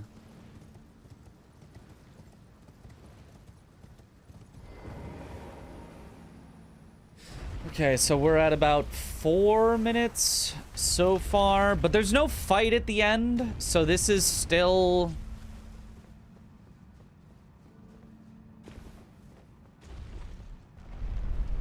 This is still better than Elmo, probably. It was like 4.5 minutes, or it was 4 minutes, but then you had to fight something. This is currently 4 minutes, but we're riding up the elevator and then we grab it. The Windmill Apostle, because that's an achievement boss.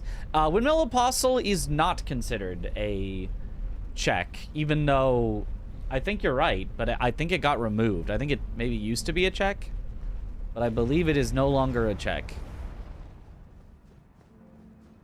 Yeah, so this would be about as fast as having a 30-second boss fight on Elmo.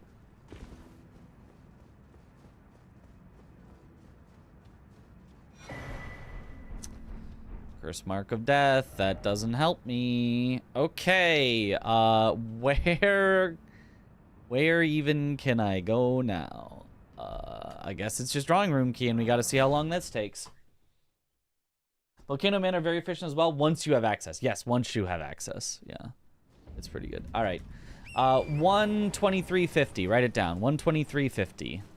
Also, to note, the Carrion Inverted Statue was about 4.5 minutes. All in total, no boss fight needed.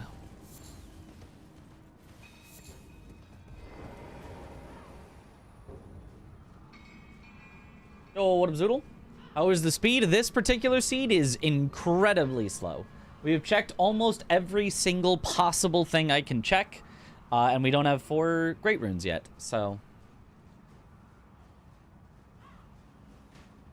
There's just, like, almost nothing left that even is a check spot. Sent the vids. Alright, thank you, thank you.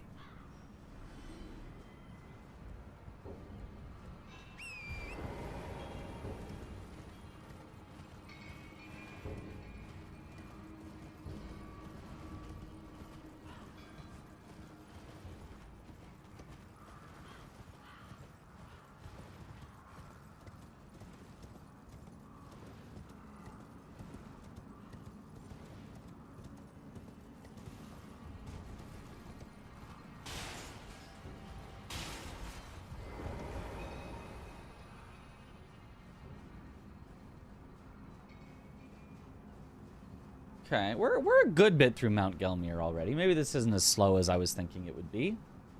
Are the keys needed only from checks or random bosses too? Only from major bosses and key items, as in the location of where a key is. Like, literally, like, the drawing room key or an imbued sword key or things like that.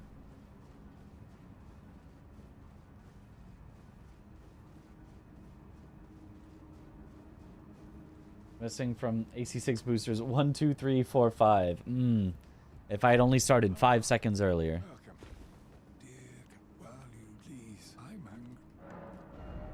I'm hungry.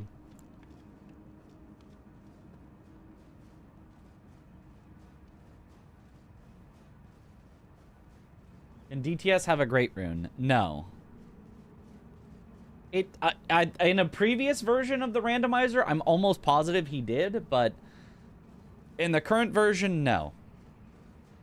Because he is technically missable.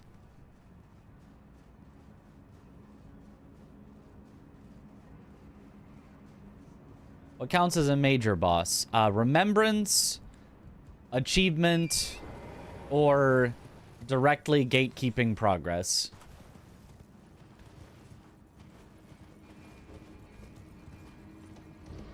So, like, Godskin Noble, as far as I know, doesn't have an achievement. He doesn't have a remembrance, but is directly blocking your path to Rykard. Same with Red Wolf of Radagon in Raya Lucaria. Same thing with Margit. Although Margit maybe has an achievement, I don't know. In Stormvale. Full-grown dragon, man! Holy. He's fully grown.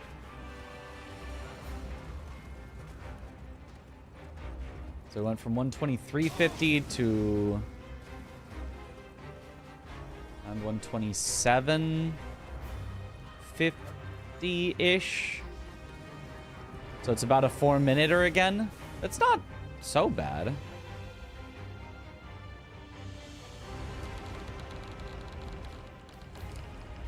Volcano Manor God's Noble is an achievement. Oh. Oh, whatever.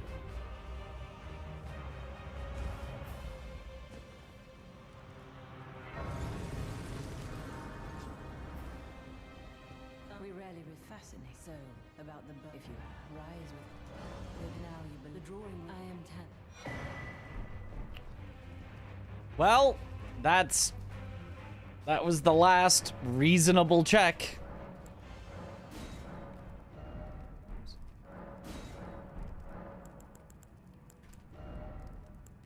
Also, deflecting hard tier, my beloved. Now we must do unreasonable checks.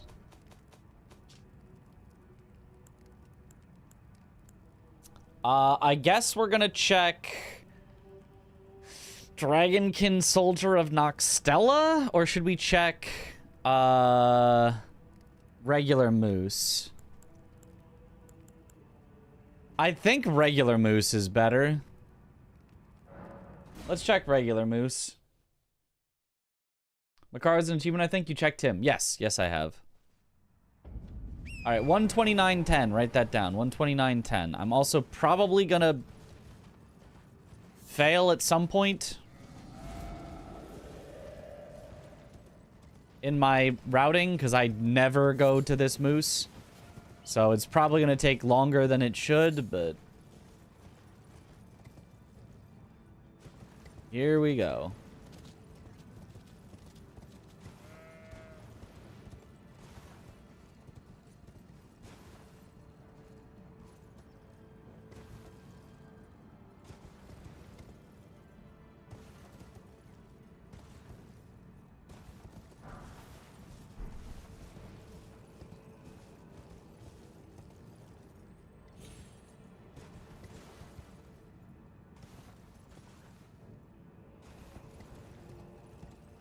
Okay, so you go this.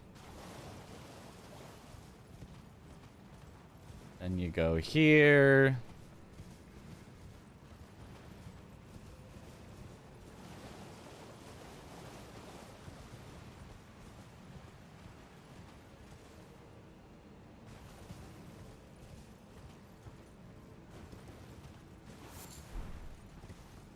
How many total is it? Is it 6 or is it 8? Total things that you need to light.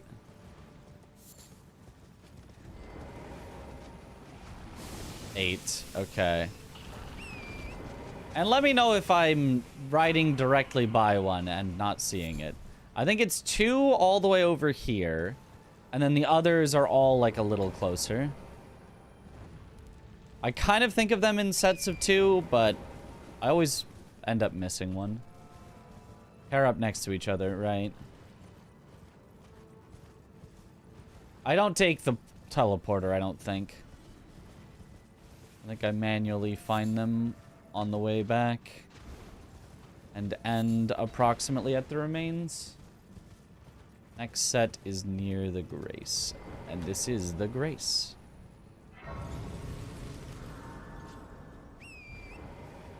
There's this one. Oh. And that one.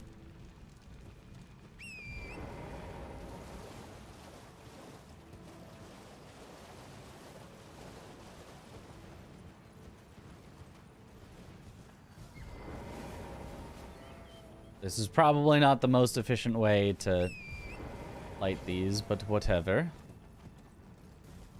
There's the one in the middle. And the one that's off to the side.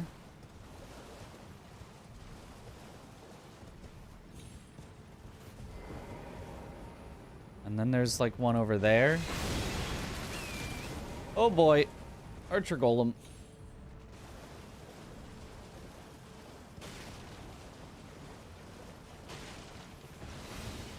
Vassal to go to the others the other way. Is it? I can do this one, that one. Yeah, I guess should have ended on these two. You're right.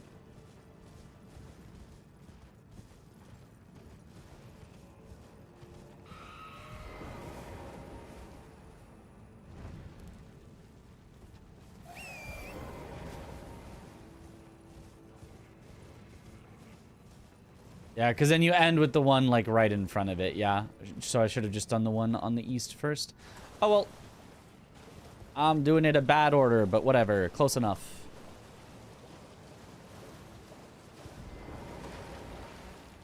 Hydrate.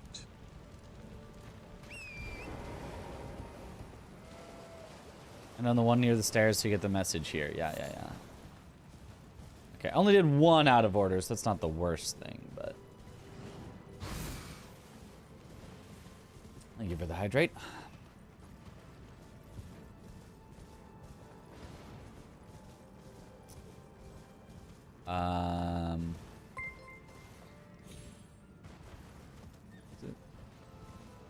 Okay, it was pretty out of order. Yeah, that was pretty out of order. I now have to go all the way back. All right. Well, our timing sucks, but it is what it is.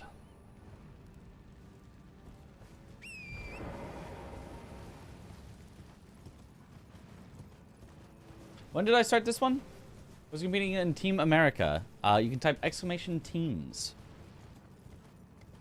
And there it is. Yo, Ms. B, thank you for the raid. Welcome on in, raiders.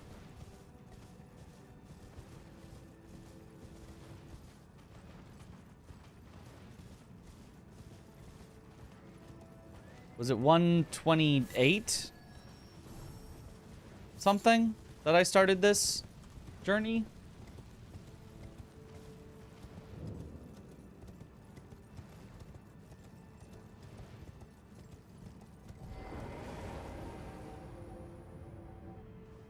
On 29:10.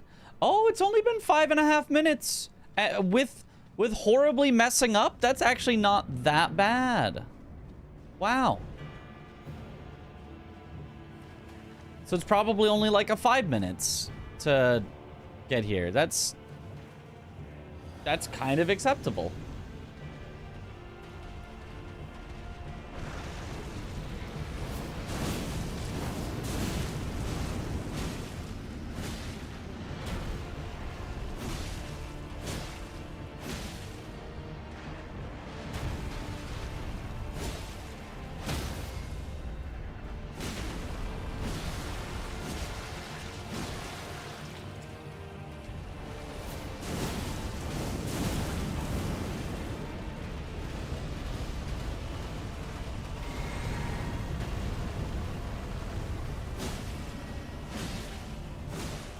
The mystical one run?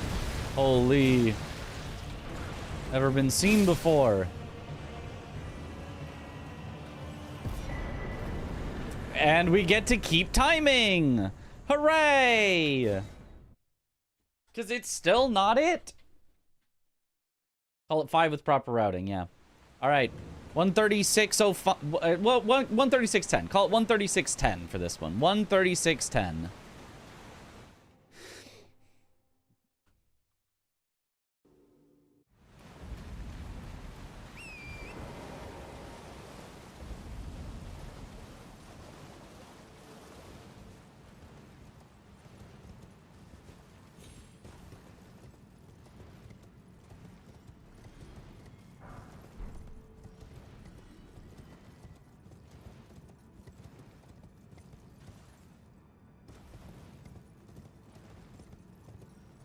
Runs after you get 4 great runes. It kind of begins once I get 4 great runes. Once I have 4 great runes, I'm then allowed to go to the capital, which from the capital I can go to the mountaintops. From the mountaintops I can go to Farum Azula. From Farum Azula I can go to Crumbling Ashen Capital, and from Ashen Capital you can beat the game. You can finally begin when you get your 4th great rune. So I'm already here. Is there a grace down here? Or should I grab... I'm going to not grab... There is a grace down here. Okay. Grab the grace down here for if I want to get this to get into the capital. Which, given how close I am, this would actually be faster than DTS probably. So there is some benefit to going this path, even if realistically it's kind of bad. Are great runes just in key item locations or major bosses?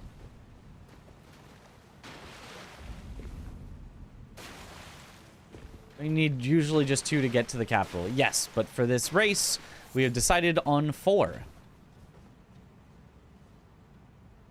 Something that I have said, 4 kind of seems like a lot, but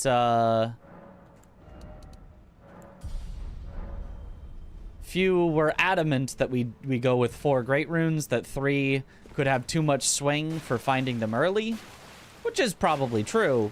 But 4 can also have a lot of swing for never finding them, like this, where we have to check everything.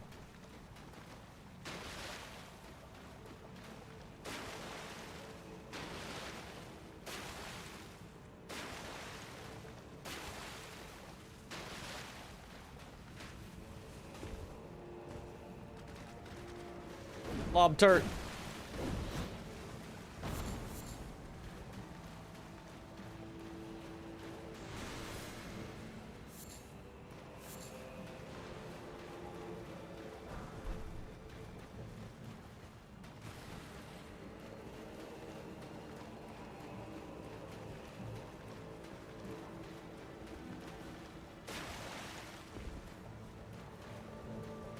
So we have to grab this in case we need to go here. It'll save us a lot more time than if we don't grab it.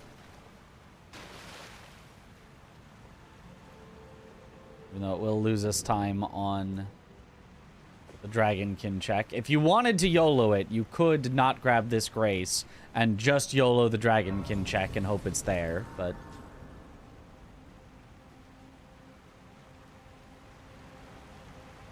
You're allowed to look at the other team while on the race. No. For example, they're ahead to know which bosses not to check. No, you are not allowed to do that. Realistically, it's going to take like 12 hours plus. Yep, absolutely.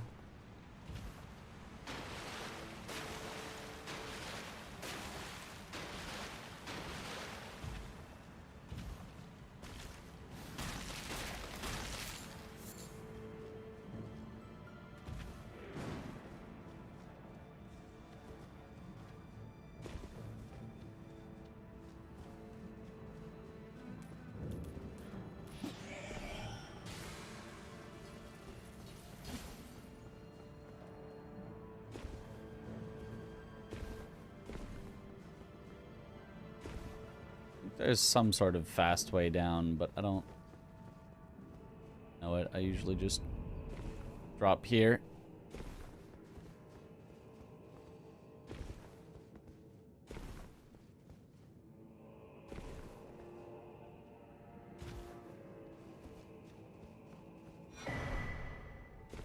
Oh, Aggie's beloved.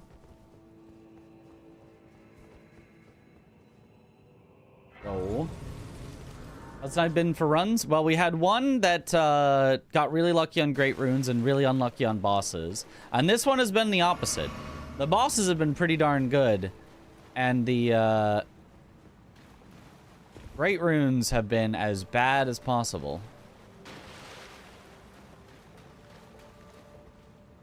Alright, what time did we start heading this way at?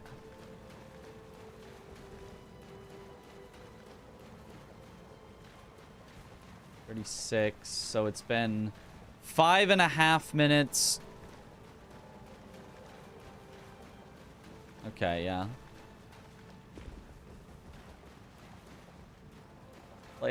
And it takes a while to activate. It's like 6 minutes. Yeah, this has been our slowest thing so far. But that's what we expect. That's why you normally would just not go this way. Because it's about 6 minutes to get to the boss. And it's Valiant Gargoyles.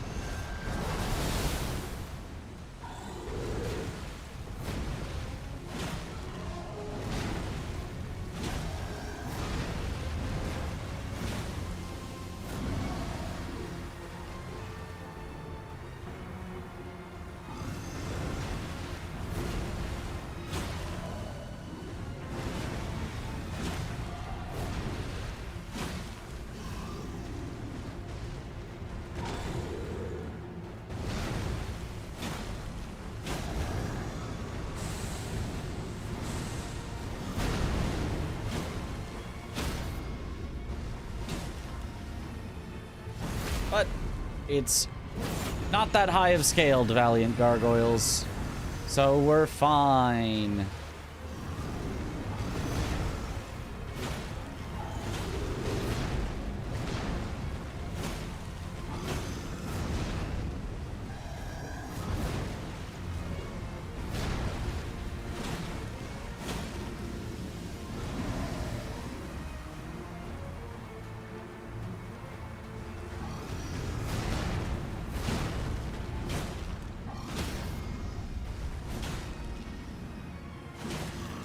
Aw.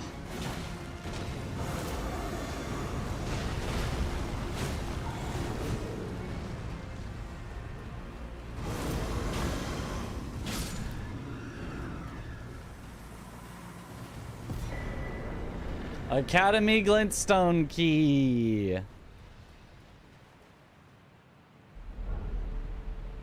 So we had to get all the way here to get the key to the eventual thing that will get us there. But instead, we're going to time getting to Estelle because we're on a timing run. This isn't a speed run anymore. This is a timing run. All right, 144.10. Write that down. 144.10.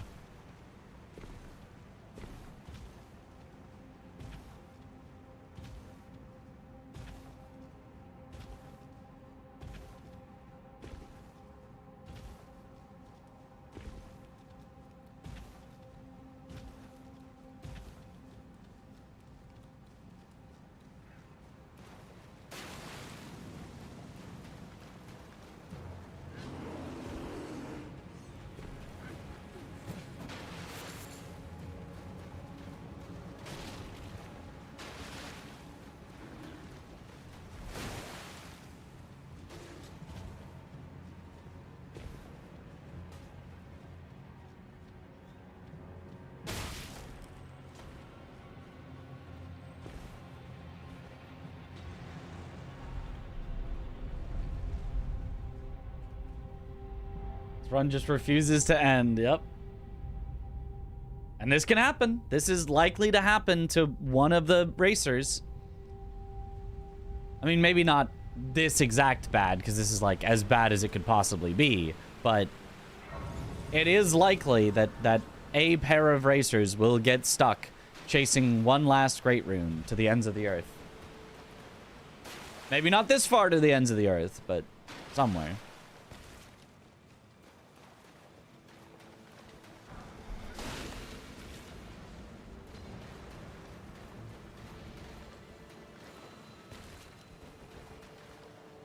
Just don't let Aggie roll the seeds. True. There's a video of a guy talking about how Elden Ring is the end of the FromSoft Souls formula. What do you think? I don't know. I haven't seen the video. I'd have to hear his points and to decide whether I at all agree with that take.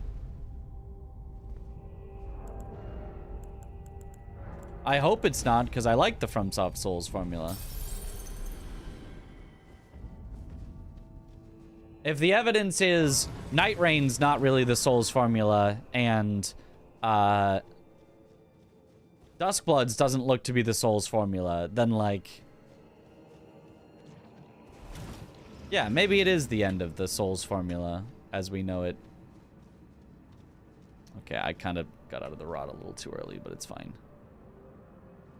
Give me the weak rot.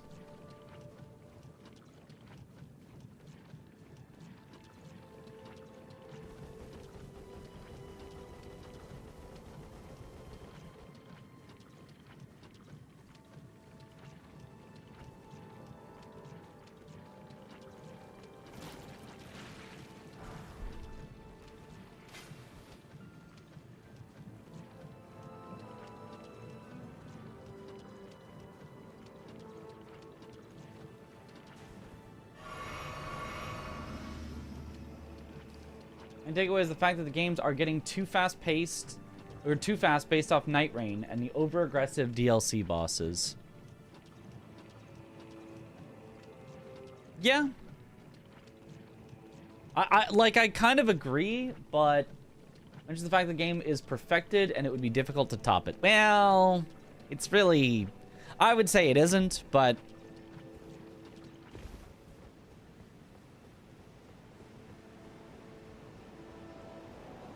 In terms of doing the exact same style, yeah, maybe they have a hard time, like,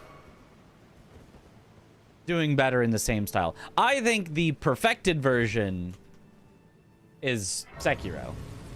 I think that's the perfected version of the Souls formula, where they take the speed and use it to their advantage instead of trying to fight it by having enemies that are much too fast for the defensive options they give you. Instead, in Sekiro, they give you faster defensive options, and they turn it into a more direct reaction test of, can you recognize the enemy's attack? Can you see its timing, which is usually very intuitive?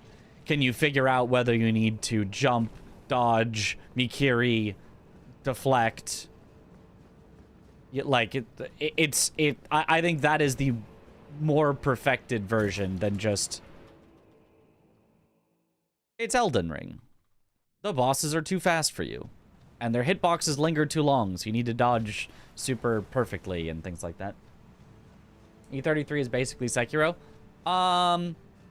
It's got a little Sekiro, but not really.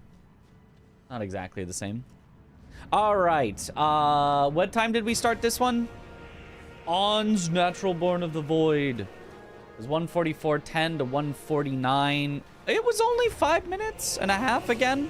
Only 5.5 again. That's surprisingly reasonable.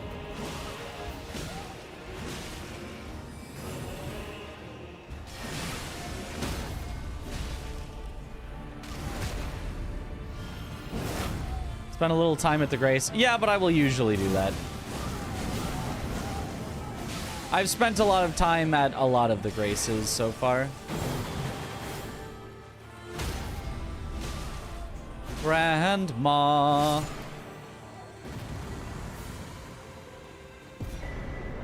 And still not... We've genuinely checked everything. That's so funny. That's the exit? Yeah. We've genuinely checked everything.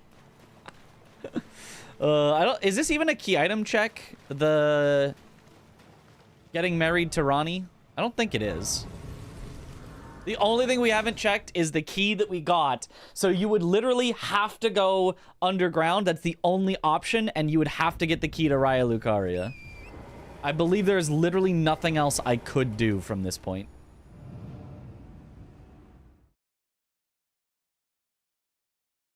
Nightmare, I think I'm okay with different branches of From Software visions. Also very okay for Elden Ring 2 or DS3. Yeah.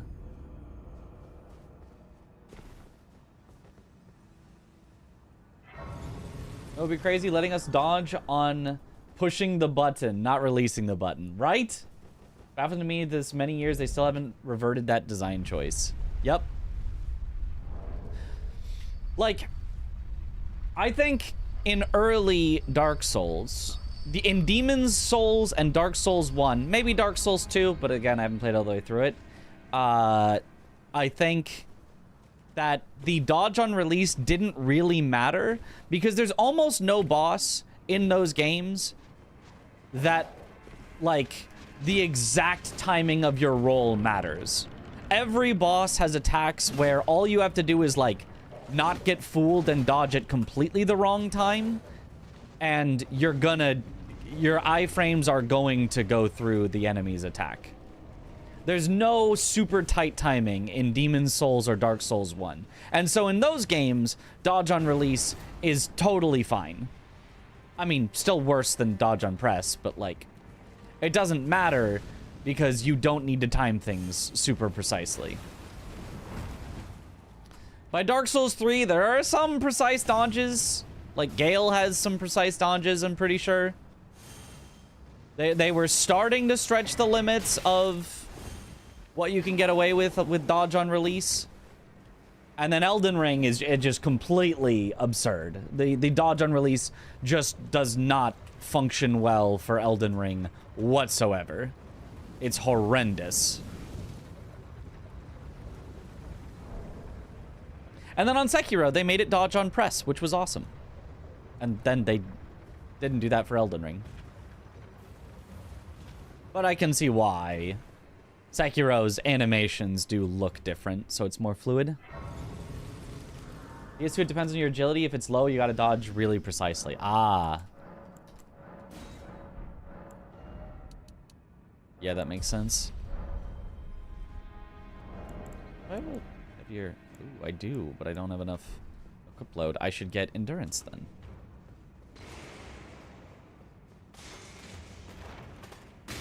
The 3 checks in Academy being nothing and having to go to Volcano Manor. It's possible. This could be the single longest seed of all time. A 100% of checks needed. Oh boy.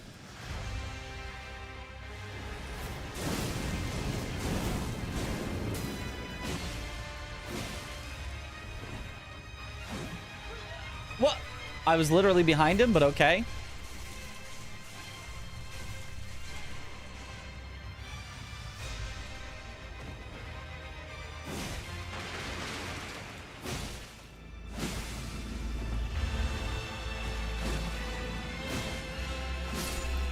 Alright. Oh, well, there's the 4th one. And obviously I know what to do from here, and the timing for the rest is pretty obvious, so... Let's go underground.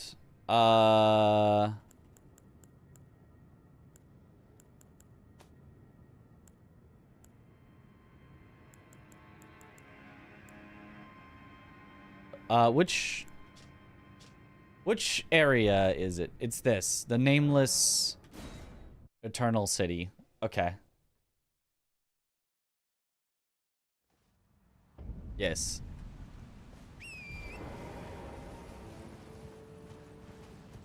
This should be our fastest way into the capital.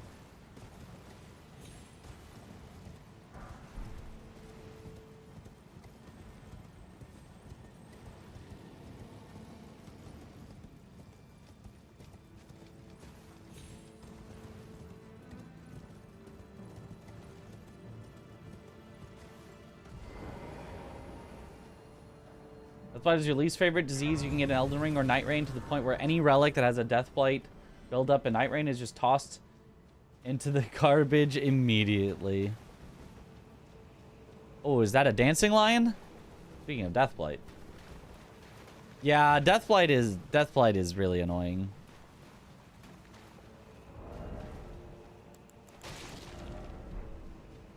Something they really could not do again, and we'd all be happier for it.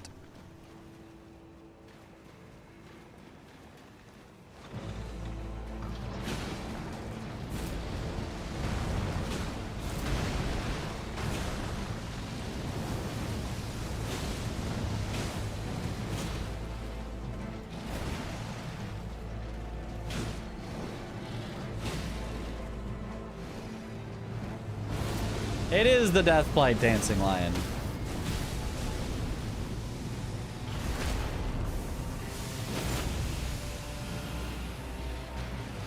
Oh my gosh.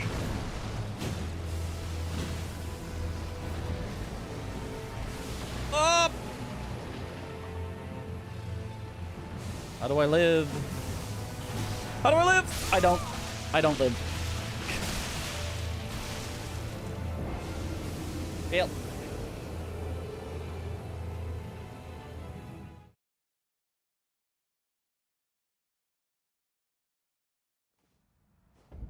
Deathblight is fine if I wouldn't always do it in tight passageways or mixing it with other things like on Dancing Lion or Fortisax. I mean, yeah, like the very concept of Deathblight is not in itself. There is nothing good that could ever come from it, but it is utilized very poorly. It's just, oh, I'm doing well. Oh, I'm instantly dead. Oh, awesome. Like, it just builds up so ridiculously quickly.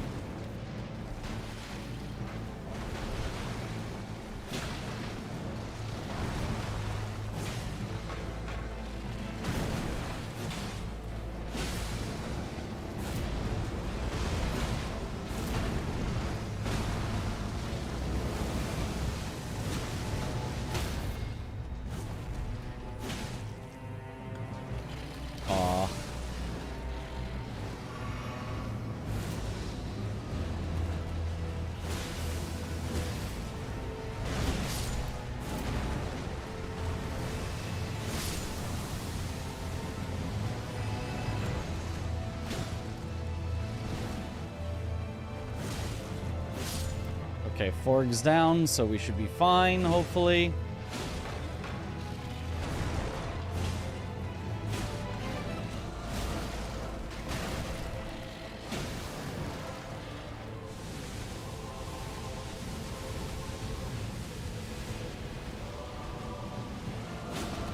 Okay, he did the worst possible death blighting attack, but we lived, so we're fine.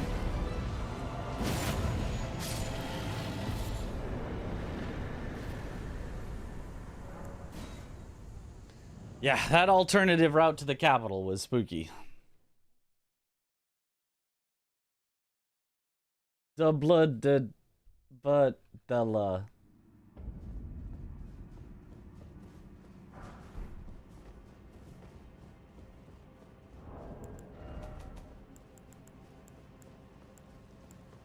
I have a 6.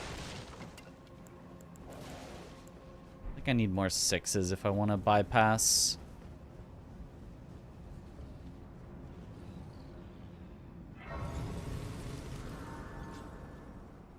If you can bench 300 pounds, you should be immune to death blight. Yeah. I mean, I can't, so I would die anyway, but yeah.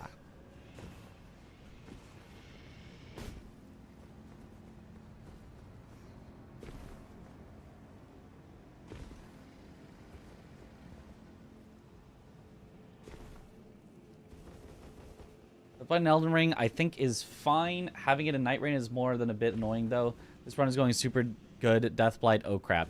So you just don't mind that the deaths in Elden Ring don't matter as much, because you can just kind of come back and do it again. Like, I do think that's fair, but I also, I don't know. I think, if anything, the thing that makes it okay is, well, I could just try again. Even though I hate this, like, I'm still like, well, I'd rather it was just not done then. It's not like Deathblight is the worst thing ever of all time, but it's certainly not the best thing ever of all time.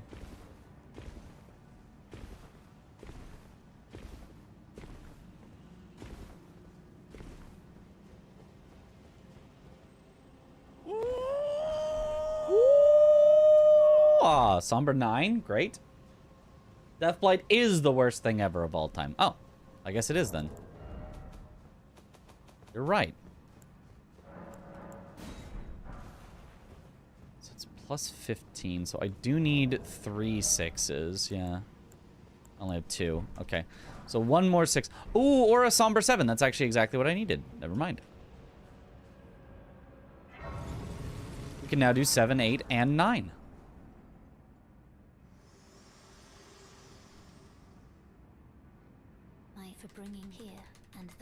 A speedrunner, perhaps, you know, you wouldn't know it from this run, because it's, I had to check everything, so this is like the slowest run of all time, but I hate an Elden Ring 2, make that very clear, yeah.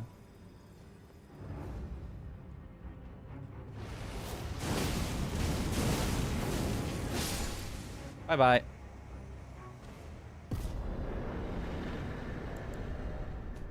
I don't have any ancients, right? Yeah, not yet.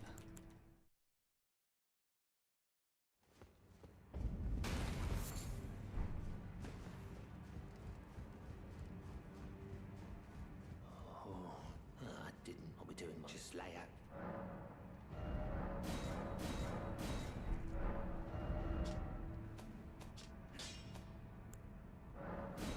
Okay. I think the insta-kill mechanics were better in Sekiro because of the whole Shadows Die Twice situation. I agree. Better. Less bad. But also, everything that had terror in Sekiro was like the worst parts of Sekiro as well. Like,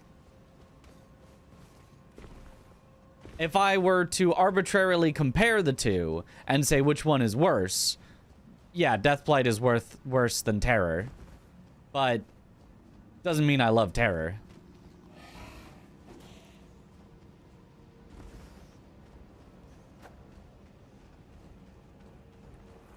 Enfeeble was Sekiro's Deathblade, but Enfeeble is only done by enemies that are so absurdly weak. They don't do anything other than that. So, like, it felt like a way to make them remotely threatening. And it also went away so fast that you could just, like... Oh, I'm kind of enfeebled. I'll hide behind this wall for a few seconds. Okay, I'm not enfeebled at all anymore.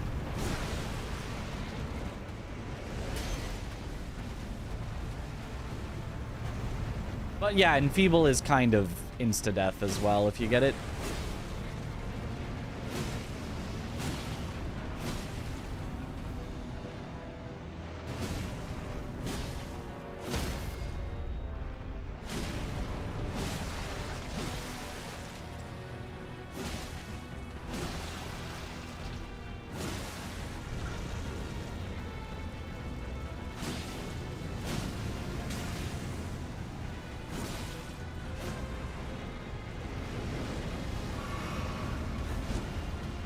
He really wants to put lava in that corner specifically.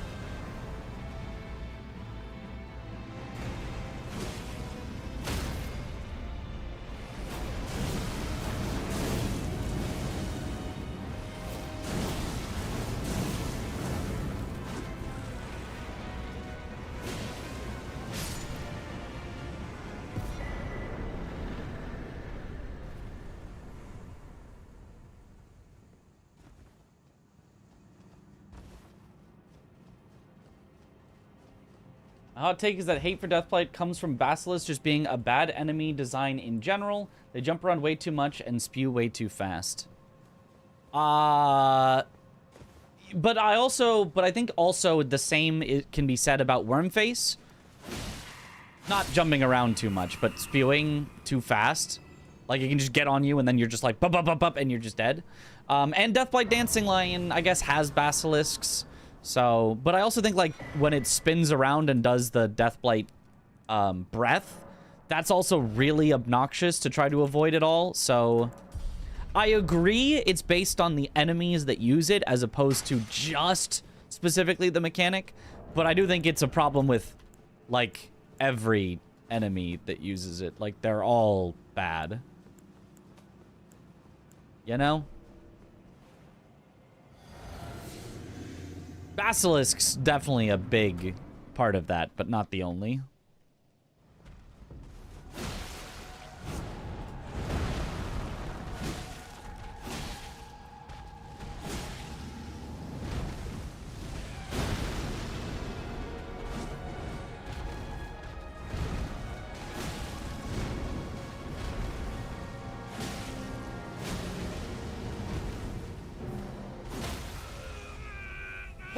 What do you mean I riposted while he was still in the air like that?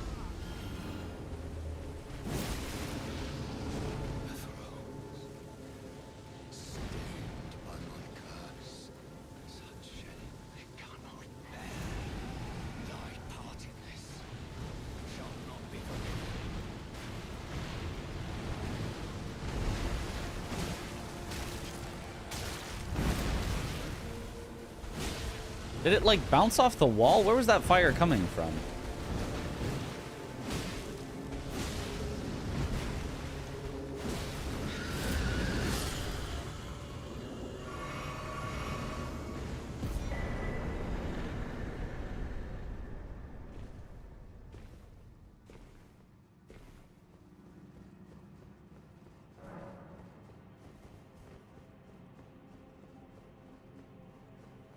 The build-up speed, it might not be quite so bad if it had build-up that was about 50% slower. Yeah. A slow building and faster recovering... I mean, obviously then it wouldn't be, like, nearly as threatening, but... Allow me, you are unable to prevent the thorn, a husk, the only way and become my purpose. So I'd like to the flame then and guide you. Wow, another great rune. They had to be hiding somewhere.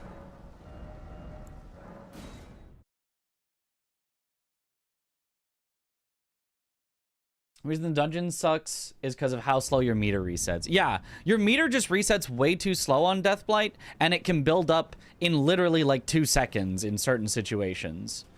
And like those together just make for a very miserable combination. Like even Basilisks, which do jump around a lot and spew a lot, I think even they would be kind of fine if you just had more... If it was just like, oh, Deathblight, yes, they are spewing it everywhere, but I'm okay to walk through it to hit them once, you know, and then afterwards I can back off and get my Deathblight back down to 0 before engaging the next Basilisk. Instead of like, oh, I walked through it a little bit, well, that's a quarter of my bar, and it's not going to go away for the next 30 seconds.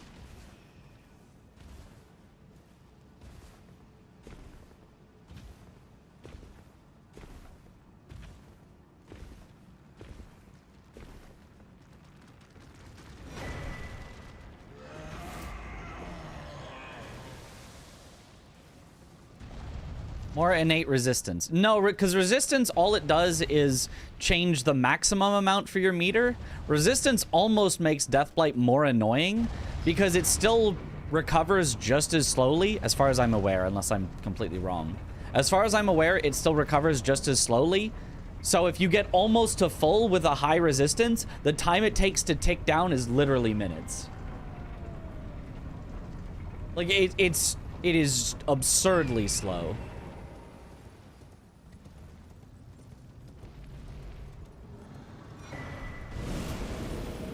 Oh, hello.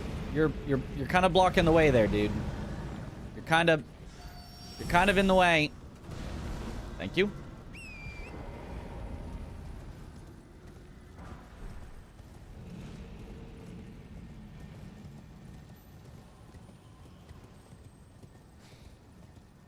Well, cursed with Deathblight for 8 to 10 business days is really bad, yeah.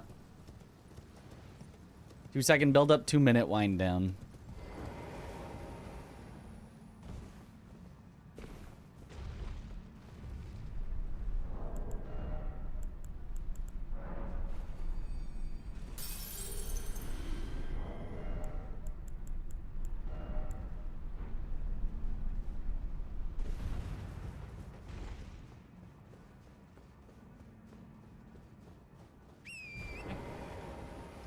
The story why Garank is in Kaled and Farum. Arani trusted him with the Rune of Death. Oh, what's the background? So Farum exists out of time. And Ronnie left... Or, not Ronnie. America left him there to guard Destined to Death.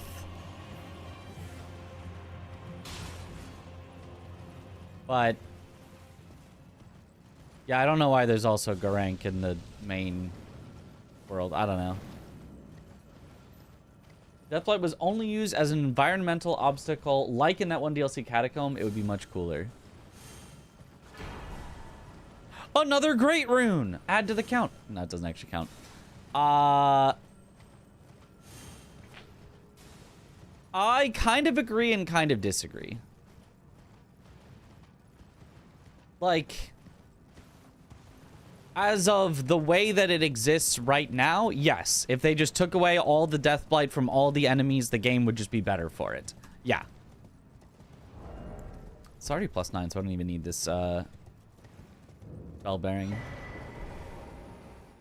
But I don't think that the only possible use for it is as an environmental hazard. I think enemies could have Deathblight, and it could actually be kind of, in some way, fun or interactive or engaging.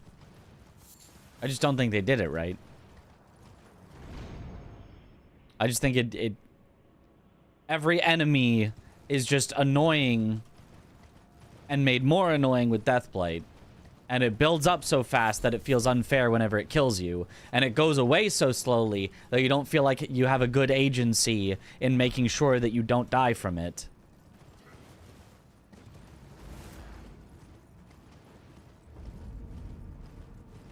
But I think it would be possible to make an enemy that uses Deathblight in some ways that doesn't feel dumb like that.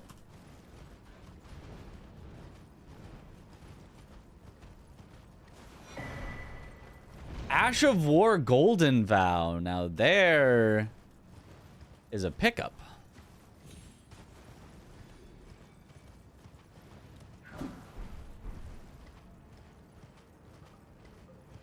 You can just take any random weapon and give it Golden Vow.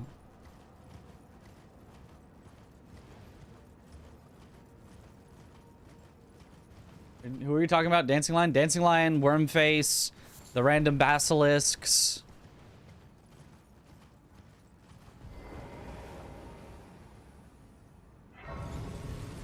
Be fine with Deathblight on hit. Yeah, Deathblight on hit could maybe be interesting instead of just fields of Deathblight. Yeah, maybe that's a good potential solution. USA team, let's go. What up, Lucy? No. No. Just lay out your...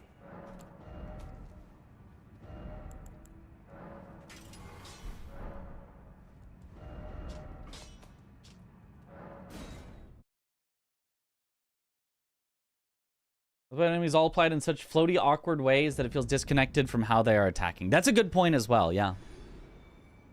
Yep.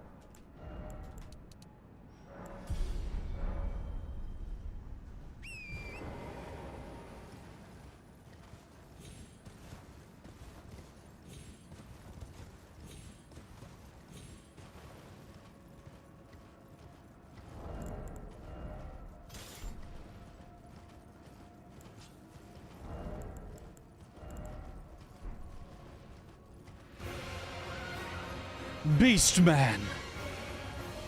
The Beastman of fire. There's no way I could take him out. But, like, actually, I don't know his moves.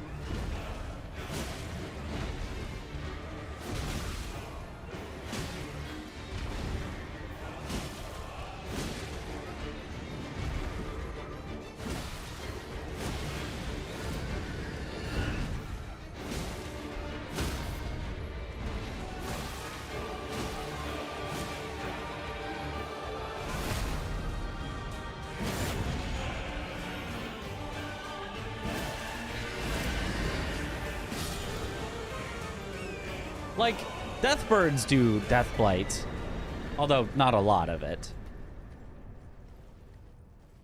But they feel okay because even if they did enough that it could theoretically kill you, which they kind of don't, they just do like very pitiful amounts of Deathblight.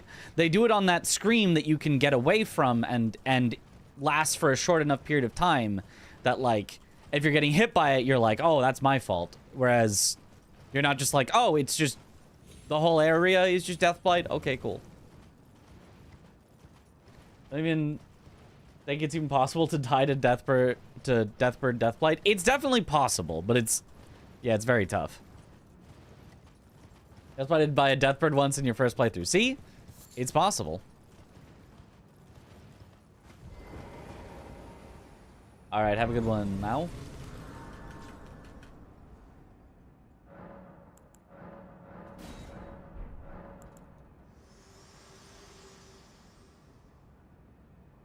This world and death, are you to commit? Very let my hand. Isn't a passive buildup unless you stand and stuff. Never died to a worm face, and I suck at the game. Well, it depends on what attacks the worm face does. Like, there's a YouTube short that I have on my YouTube channel of me doing a deathless all bosses randomizer, and Wormface literally spits one time. I roll as it's going to hit me, but as my roll ends, I'm still technically in it, so it clips me. My character goes, ugh, and, like, get staggered, and get staggered long enough that just the Deathblight under me fully kills me. Like, it's like a single spit and a pretty well-timed roll. Not perfectly timed. I rolled a little before it hit me because I didn't want it to hit me directly. And I'm just full to... No Deathblight build up to full, and I'm instantly dead. It is possible for Wormface to just kill you sometimes. But if he doesn't specifically do that move and sniper you with it, yeah, he's generally pretty fine. If you can get under his legs, it's really hard for him to actually spit on you with the Deathblight stuff.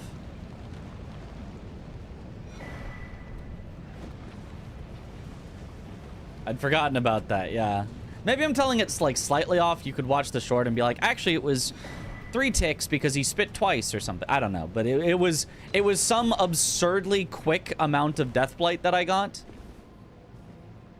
That I was just like, wow. I think I even had an anti-Deathblight chest piece on. I think I had Lionel's chest piece on. And it still just built up like that.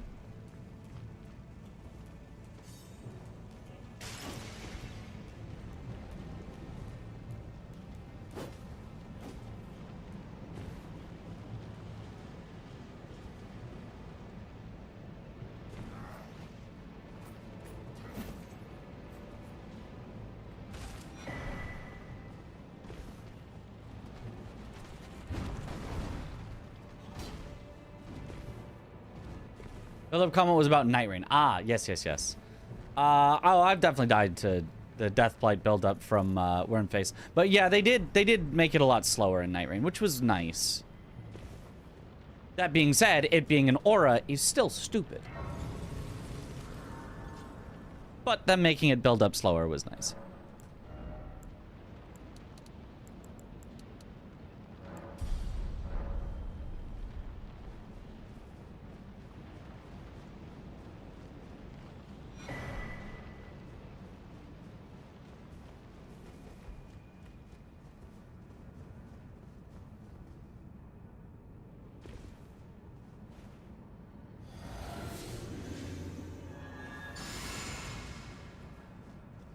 Gotta get ready.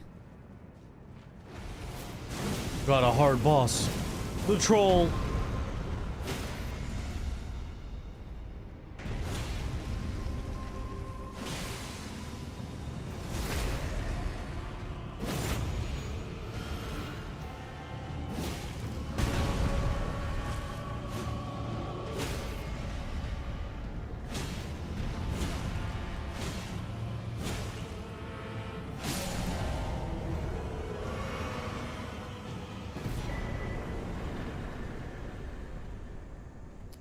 Okay.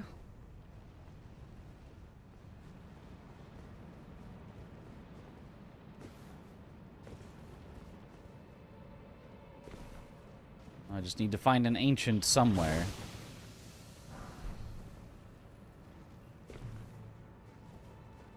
Somewhere other than the mirror.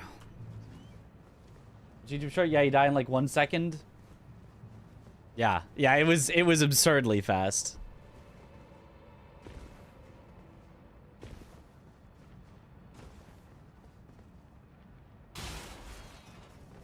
So part of the reason I don't like Deathblight is because something like that can happen. Nice turkey day all. Thank you. I did have a nice turkey day. Watched some football. We didn't actually have turkey at all. We had hot pot for our Thanksgiving meal. No secrets lie with me, not a one. That is a good voice line. I mean, if we're talking good voice lines, there's of course, curse you, Bale. That's a pretty good one. Also, gah. I mean, you don't need the rest of it. Just gah.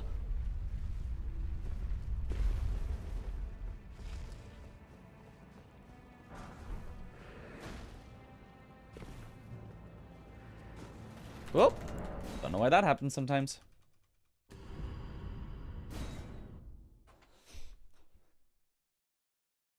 Did your fight with Deathblight instead of Frenzy to you would still be fun? Yeah, yeah.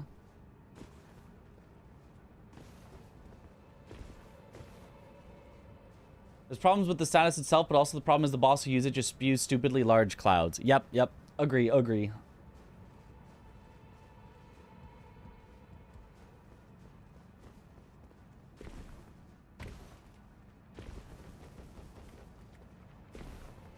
Personally love Mesmer and Morgoth's voice lines acting. Also lately, Ymir's. Okay, I haven't thought of Ymir's as that, but I could see it. Bear, seek, lest. Speaking of Wormface, get the heck out of here. Get the heck out of here. What are you doing? Get the heck out of here.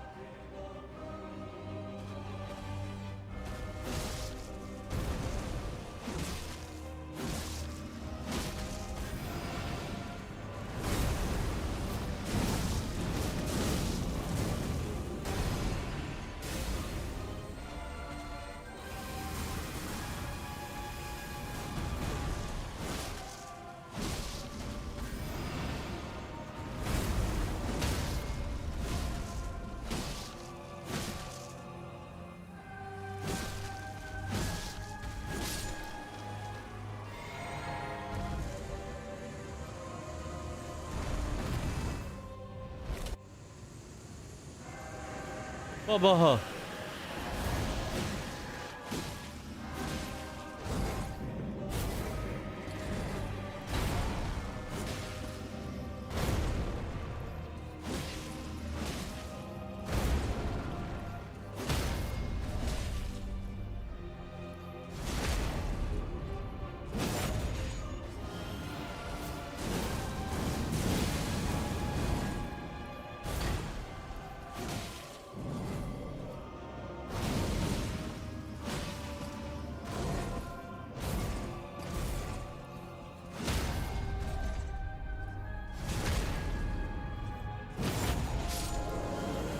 Bubba last seed 2?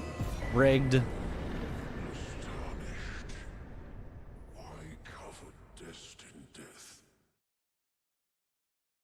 The DLC trailer and Hyper on Mesmer made his voice lines iconic too. Yeah.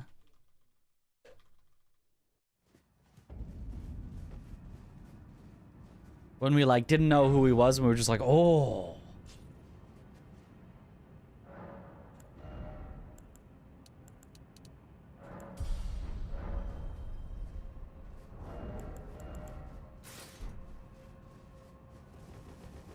It's not Gargs and Royal Revenant Arena in Seamless Mute. That was horrible, but we made it.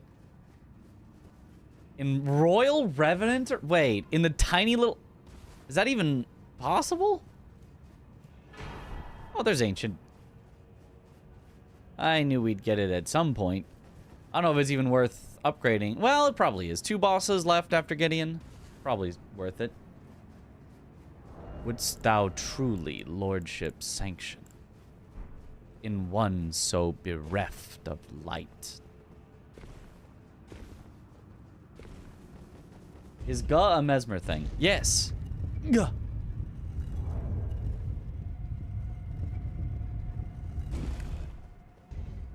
Disable arena size. I I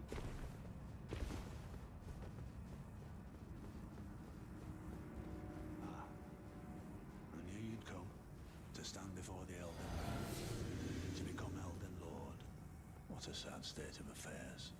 I commend your spirit, but alas, none shall take the throne. Queen Marika's high hopes for us. Oh, you can hit him early.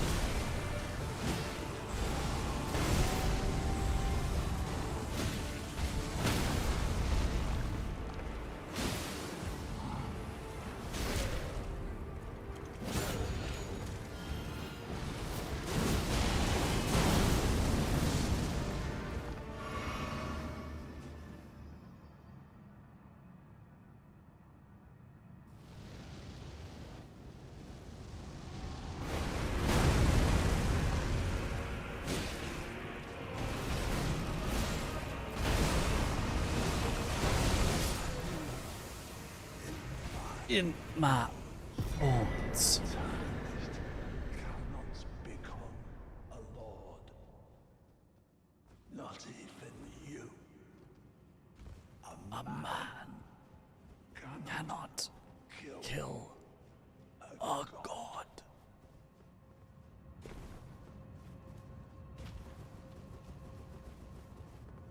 Zofnir put on a couple 100 pounds. Maybe a couple thousand, actually.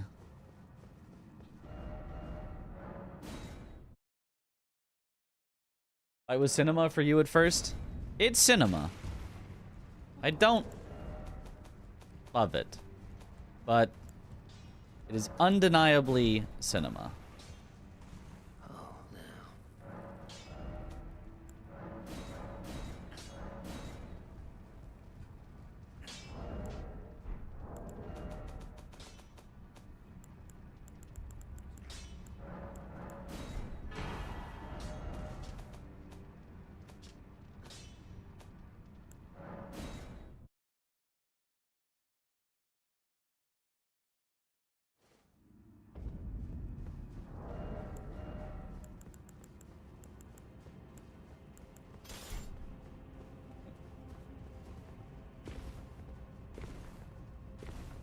Reminds you of Chris voice acting Godric and Gideon's latest video, and the editor switching back and forth between him and others. Yep.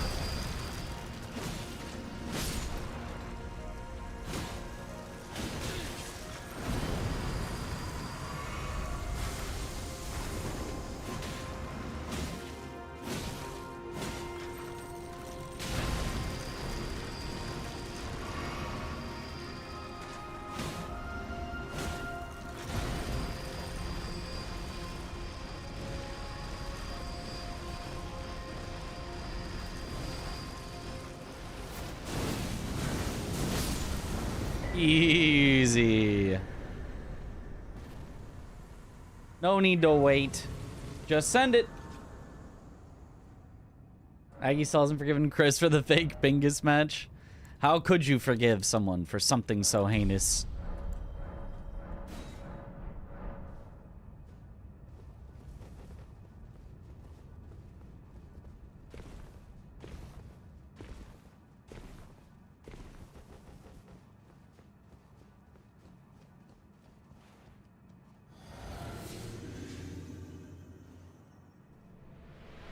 Was the fake Bingus?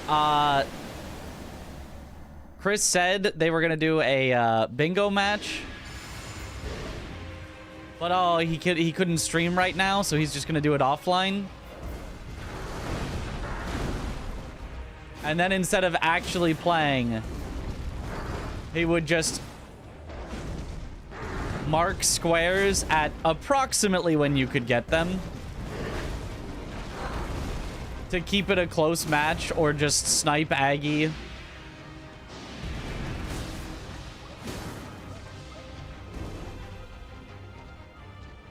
To force it to come down to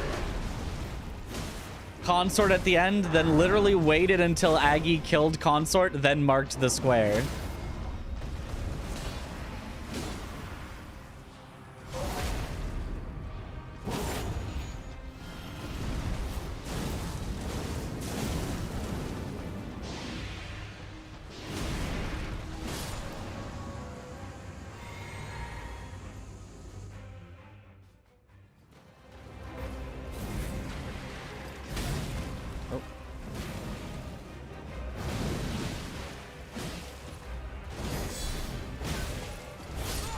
I wanted to be too fancy.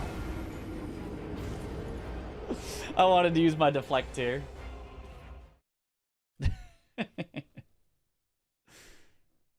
Which you can do, but you can't go for the guard counters in the middle of his combos.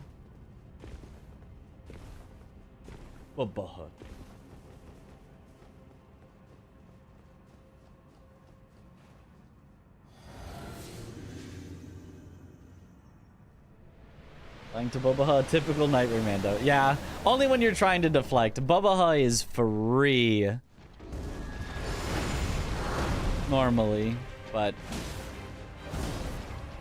deflecting is just too much fun.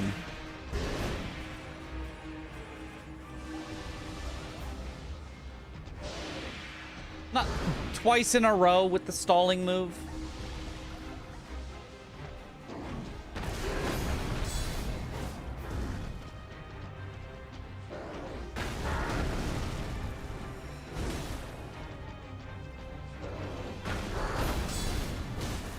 There we go.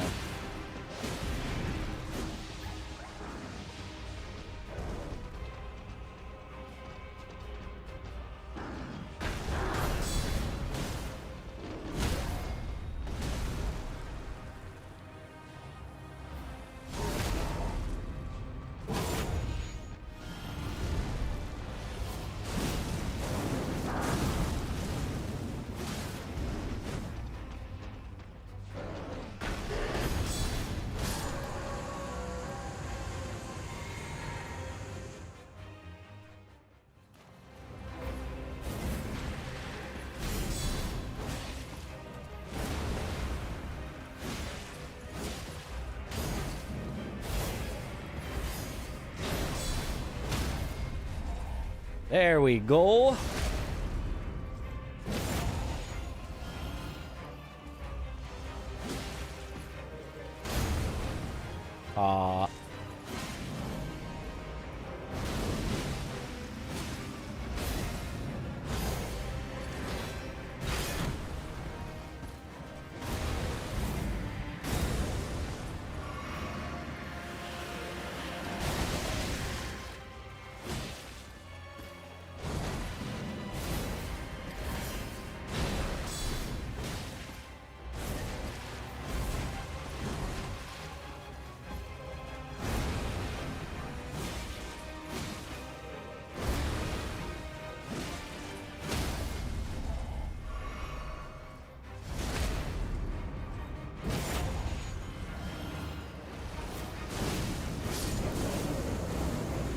All right.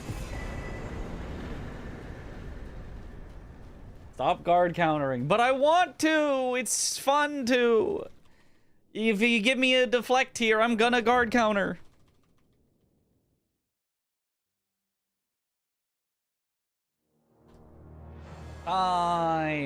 Okay, this is the absolute literal worst case scenario. A 237. I mean, that's obviously not a good time compared to what we could get. But, you know, a worst case scenario is still at least well under 3 hours. Like, we literally had to check every single available thing to finally find the key to go check other things to finally get it.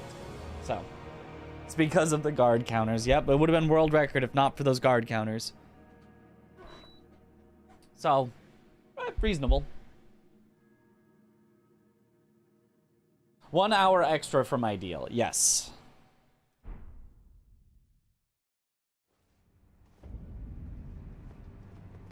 All right. Again. Now check Skippas. Oh, right. Let me reopen the game. We'll just go back into that same seed and we'll just check the Skippas and then I'll re-roll it.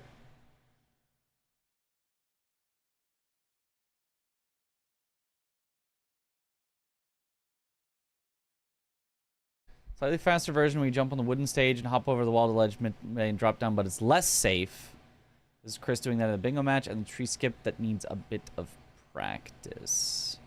Okay, let's watch the way that Gino does it, because Gino should generally do it a pretty safe way, which is what I'm looking for. I'm not looking for... Smoke, dude. a way that you could get absolutely wrecked and just not succeed.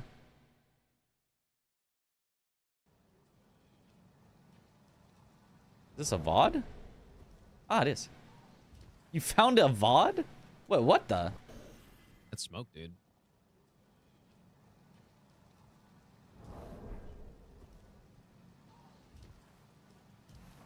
That's... Probably should level up some health. Like, my health's a little questionable. Shit! That is so shit. That is such a garbage. Oh my. Muscular Zoo. Thanks so much for the live given subs, dude. Make sure you thank Zoo if you got a sub right there. Thanks, dude. And then I guess that's the end of it, and then it's normal from here.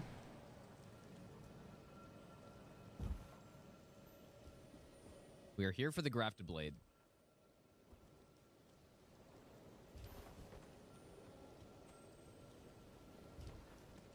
I'm not, like, the grafted blade moveset is definitely not my favorite. Yeah, I it's got to be definitely prefer the normal poke from here. artics the There's most. nothing really else that you could skip. Okay, alternatively, here's Chris doing the faster version in a bingo match.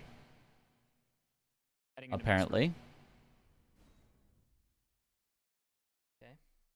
After a quit out, did he fail it once and has to redo it? He did. Okay.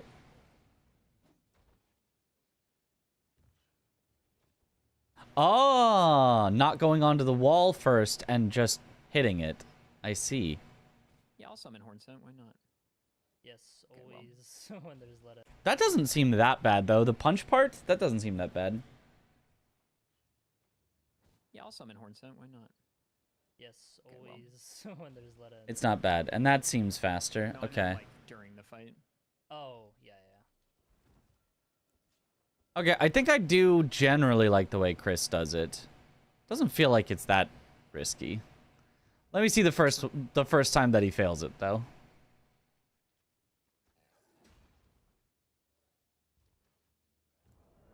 Ah, I see. Heading into Mesmer. Okay, and then apparently there is also a tree skip.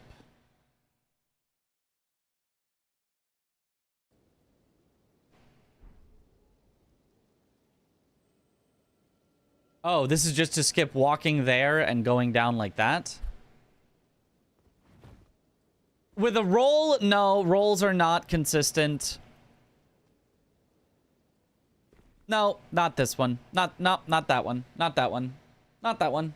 Nope, not that one.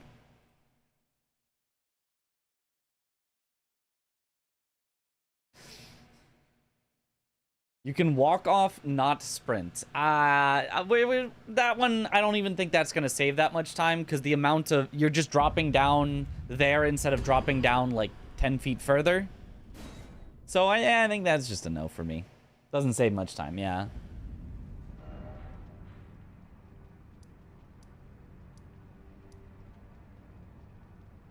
Behind the castle would be too far, right? And you can't get back from that?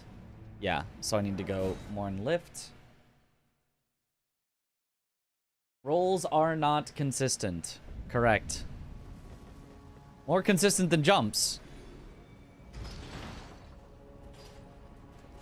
But unless you have exactly the same positioning on your roll every time, and it's really hard to have the same positioning on your roll every time because it depends on how long you were pressing forward for before you roll.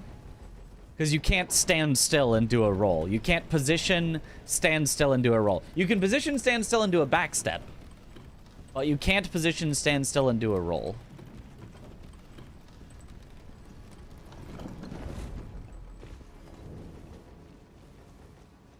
Acrobatic land on tree, how cool is that? You know, it did look pretty cool.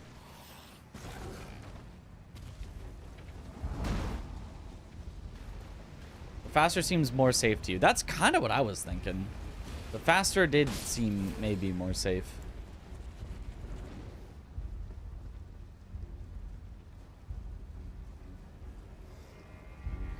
Maybe attempt with a back step? Maybe.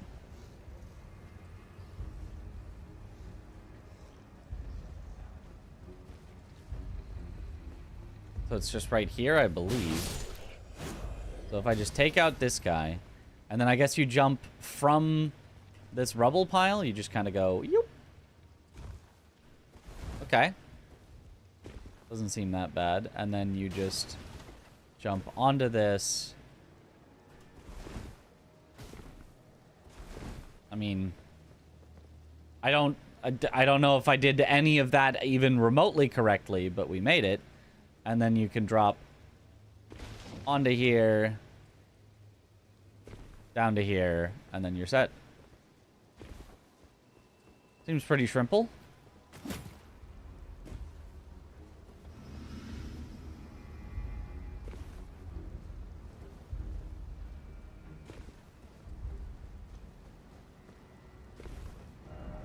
Let's do it again.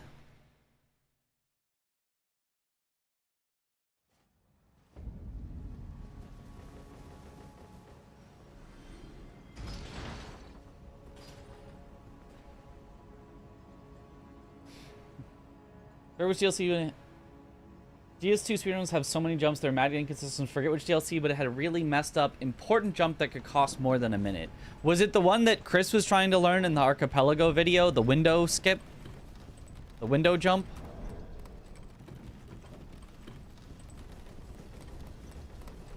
Because I know Chris was trying to do that and it took him forever to try to get it.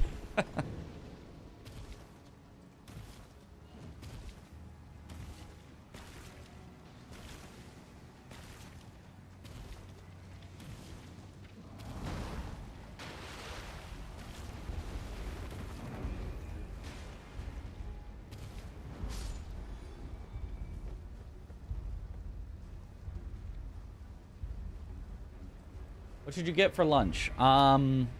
Chicken and rice.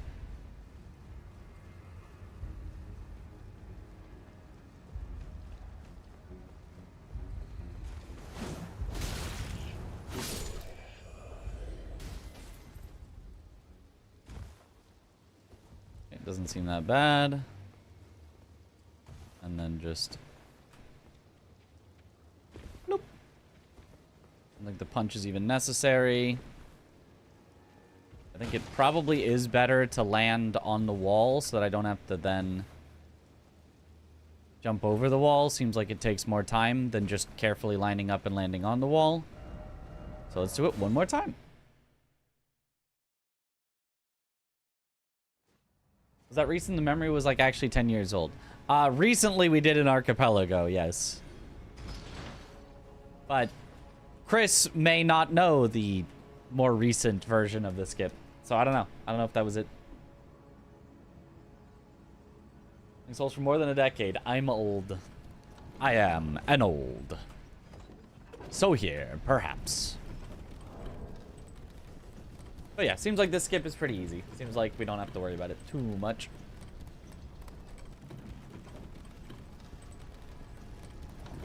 Especially because this isn't deathless, so I can always quit out if I need, if I miss it.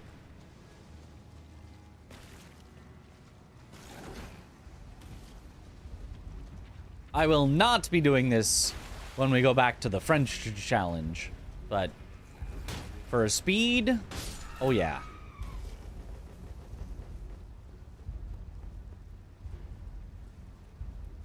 Are you going second in the race? Yes, I will be second in the race. Josh, then me. So it will still be quite early in the morn.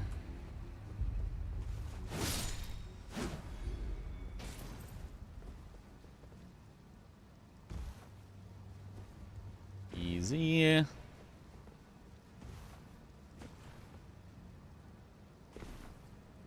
Easy. And then make sure I land on this so that then I can go like this.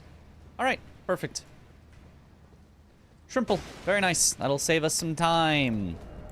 That'll make up the entire difference for the race. We'll win the race because of that.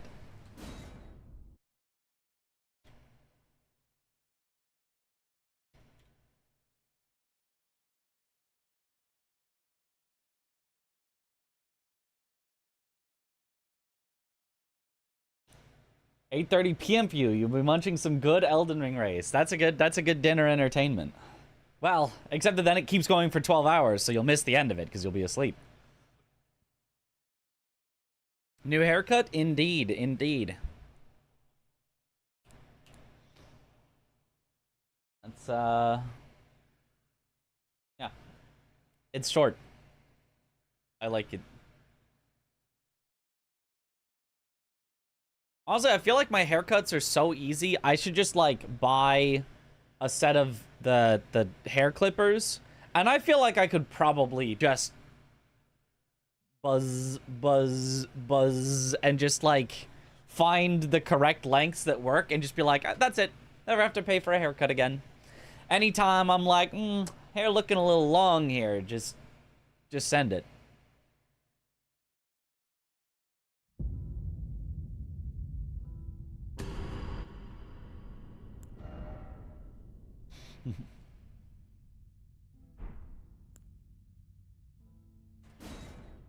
Try to watch this as much as I can live while at your grandmother's, but won't be able to watch everything for sure. Ah.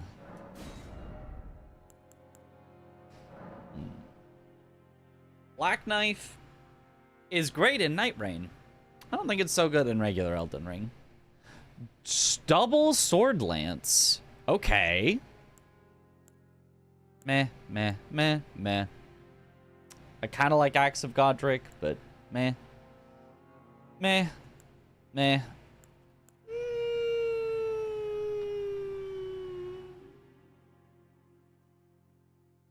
It's not the worst class.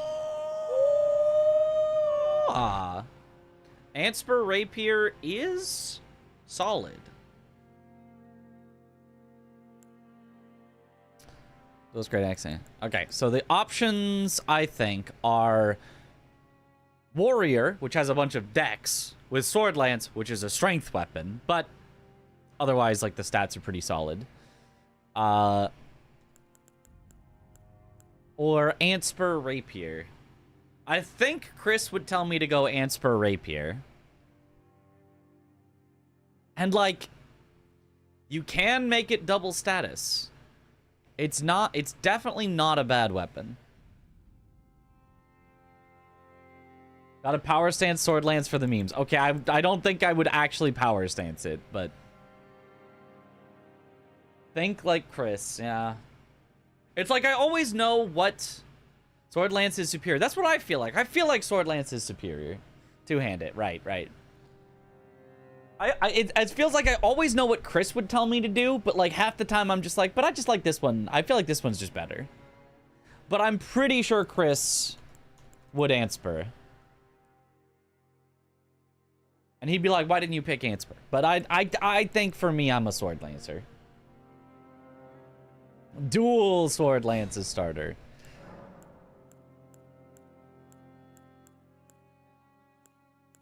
Alright, we'll just start with some Golden Vow consumables.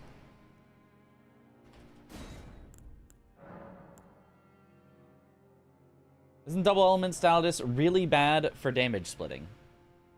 Double element is bad. Double status is great. The more status, the merrier. If you could split into like quadruple status, it would actually be so good. If you could get bleed, frost, rot. Actually, is the last one poison? Maybe you don't really need poison. If you could get bleed, frost, and poison on a weapon, which I think you can on Antspur Rapier, technically. Or not poison, rot. Bleed, frost, and rot on a weapon, it's really good. But the chances of us actually getting that specific combination is very low. Poison bleed rot on Antspur. Oh, it's poison bleed rot, right? It's not frost. Yeah, you can't get the good one. Yeah, right.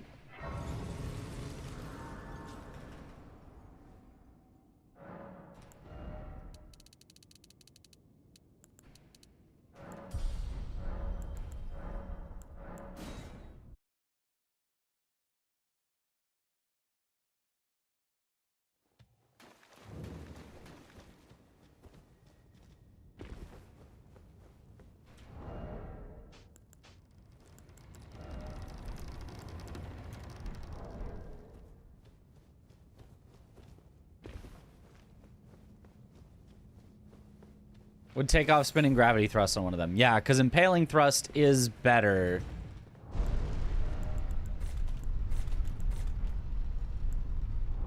Than spinning gravity thrust. And you only reapply spinning gravity thrust if you want a status.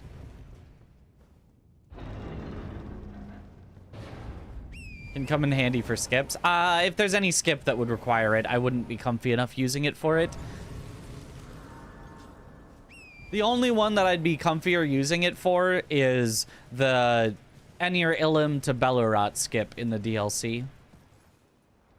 And, like, I'm not gonna do that because this isn't a DLC, so I don't think there's any situation where it would actually make a difference for me.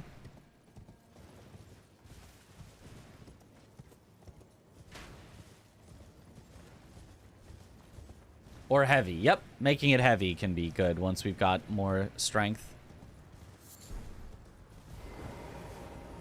Oops, don't need this. This is actually slight time waste.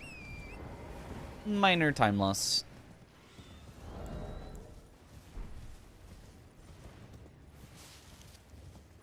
Yeah, unfortunately, this is the class that starts with a bunch of decks. So...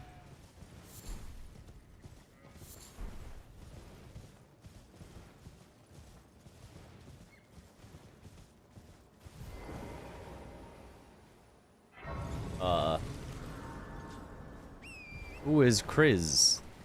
And why do they mit? Oh Kriz.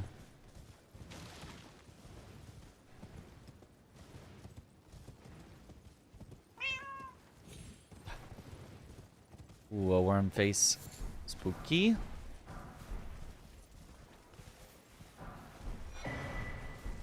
Poisoned hand, we may be pivoting. I'm a big poisoned hand enjoyer.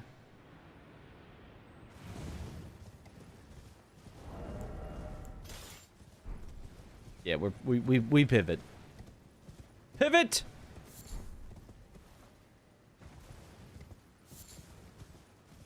We won't have the full setup to make it as good as Iron Balls, but...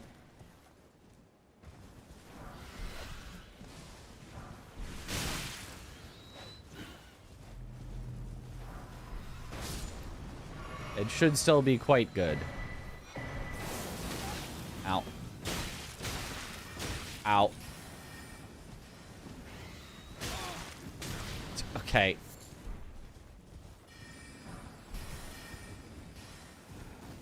Birds are so annoying. Ow. Ow. Sure. All right, this is cool. This is really fun, actually.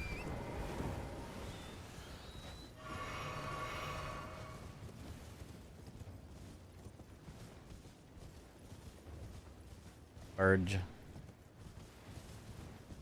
And I've already got a Somber 1 and 2, so I will not check the merchant. It's like 28 arcane requirement. Yes, but no requirements here, so... I mean, its damage is probably going to be pretty low without all that arcane, but...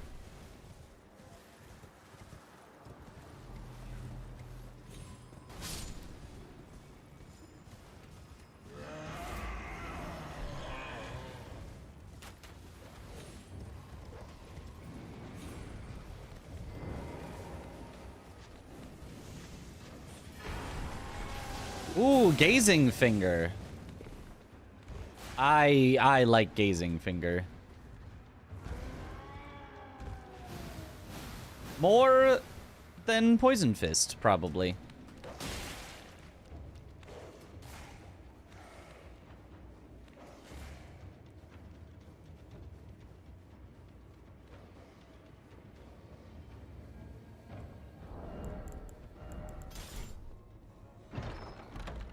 Aw.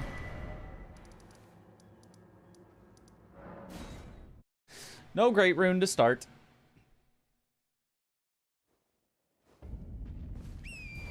Cannot believe in any poison weapons. Well, the thing is that about Poison Hand is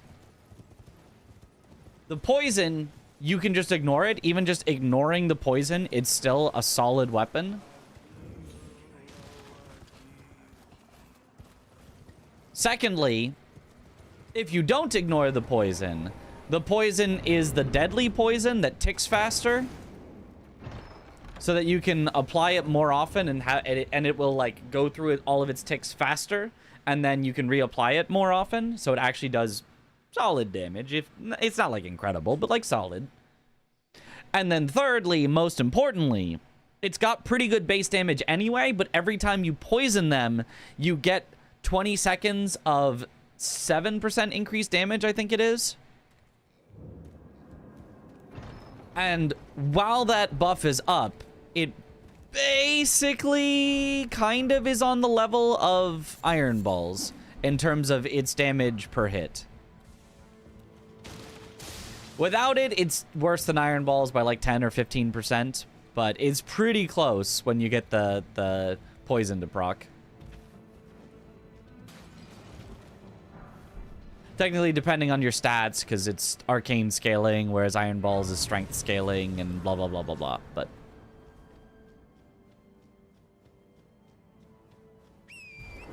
built-in Kindred of Rot Talisman effect. Exactly. So, yeah, that's why Poisoned Hand is genuinely very good.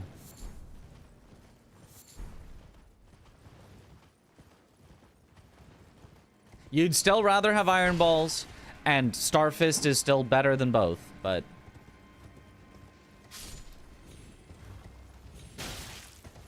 if you're in a randomizer, Poisoned Hand is quite good.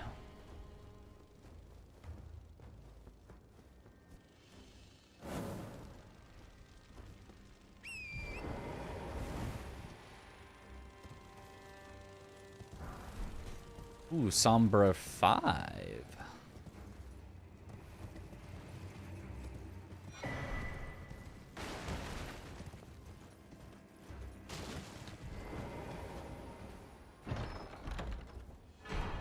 Hey, Great Rune number 1.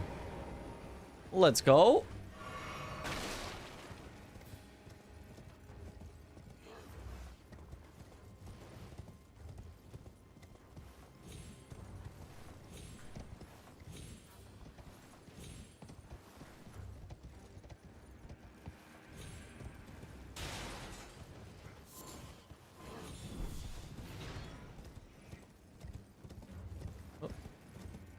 Hello. Up, please. Thank you.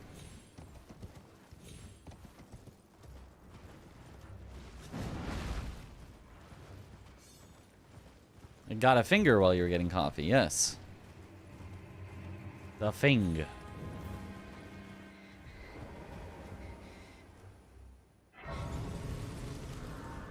Did a poison-based run, and it wasn't the best, but it was effective enough and quite fun. You can use Poison Moth Flight and Poison Flower Blooms twice to make poison act kind of like bleed. Yeah. I mean, you don't even need to do all of that. Like, well, I mean, do whatever is fun. But if you just use Poison Flower Blooms twice and you just hit them till they get poisoned and then use the Poison Flower Blooms twice, it's already like a very effective strat. You don't really have to go to like Poison Flight and all that.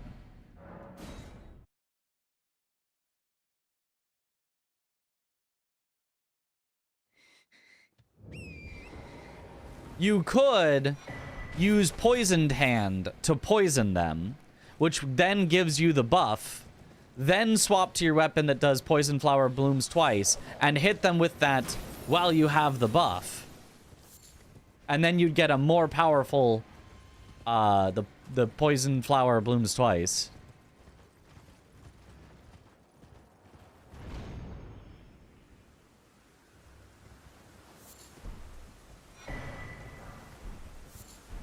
Somber 4. We've got now a 4 and a 5. I think we also have a 1 and a 2, so we're just missing a 3.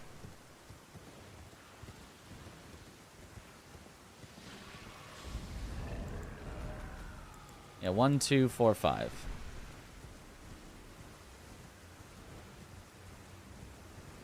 Spam Poison Flower Blooms twice until Rot procs, then switch back to Poisoned Hand. I guess so.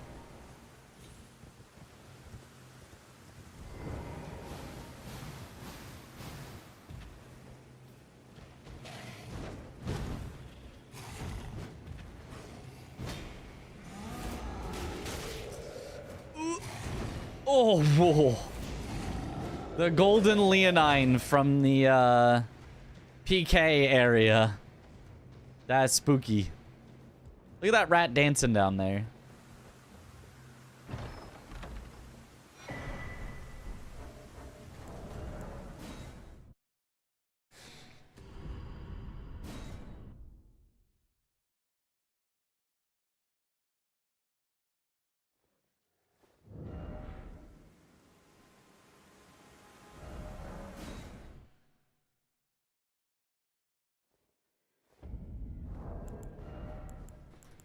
We got like no runes this pickup time though. Let's see if there's anything at the Finger Maiden Husks. Nope. Okay. Never gotta come back to you.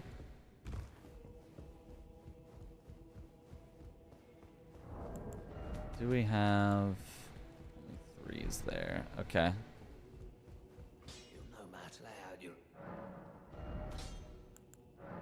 So to make it cheap, we shall upgrade that one.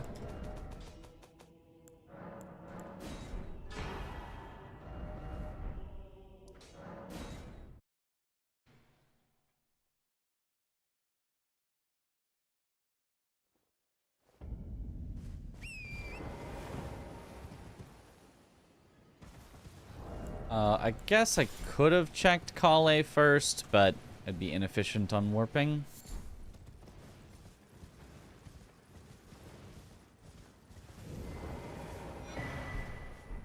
That I can also that you're not then wine. I am Carl. Yeah. Somber 1. Okay. Not bad. Not our greatest start of all time, but not bad.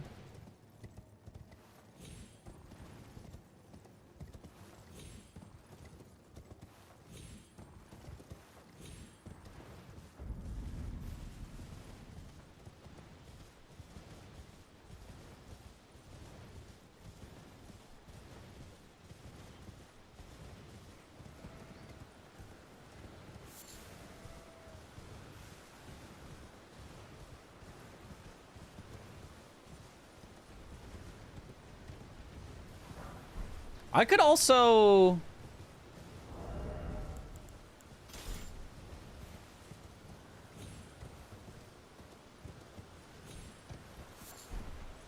I could poison with Poisoned Hand, then swap to the thing.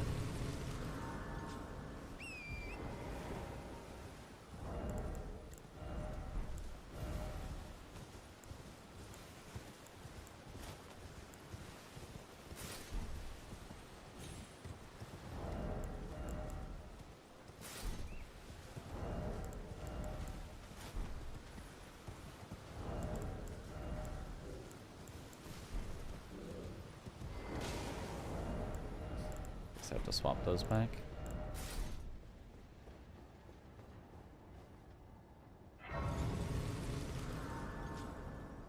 Get the buff.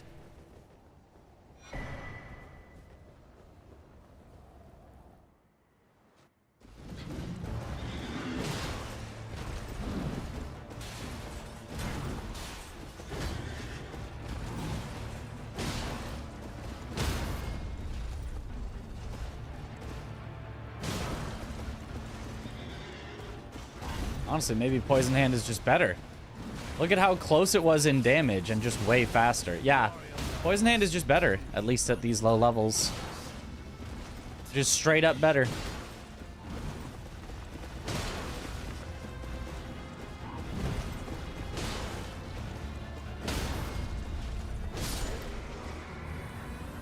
Okay.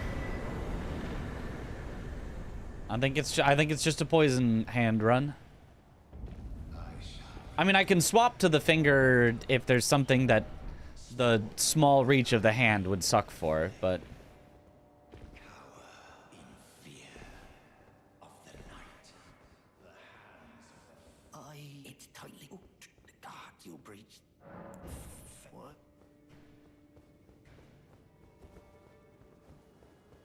The guy.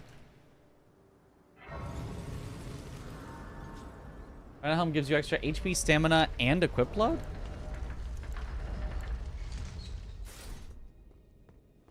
Well, that sounds pretty nice.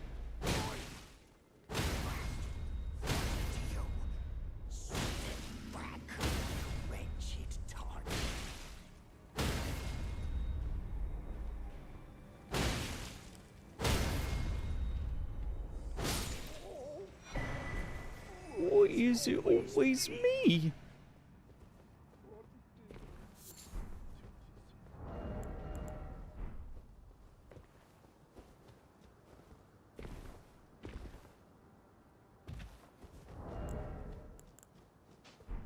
So if I just unequip that.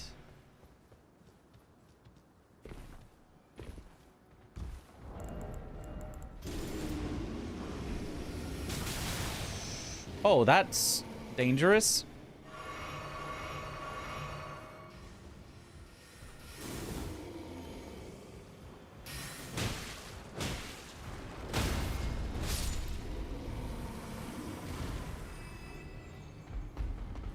You're also dangerous.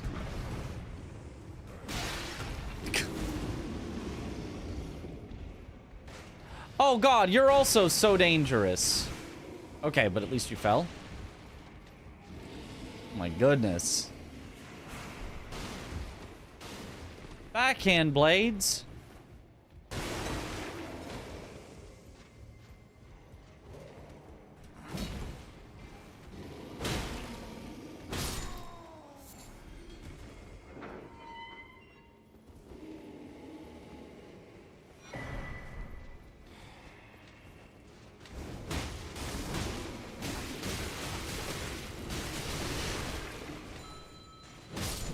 God, those things are so annoying. All right.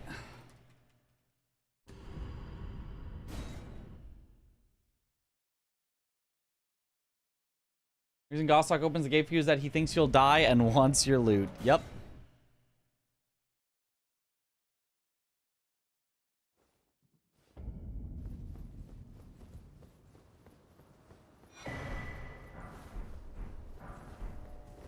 Gostock is entirely selfish.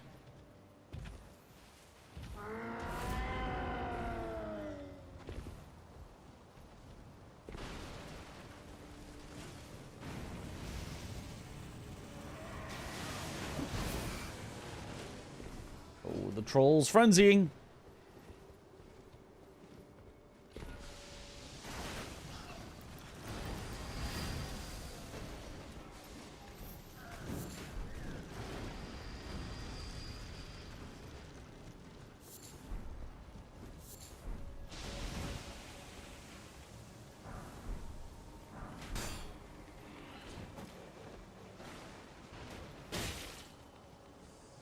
I block with my fist.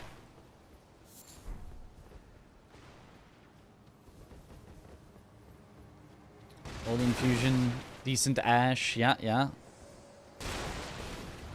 But the two weapons I want to use right now are both somber.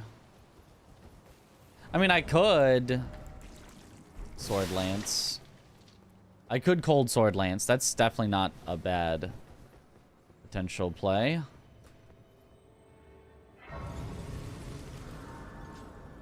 You drop an upgrade? Yes. Yes, I can.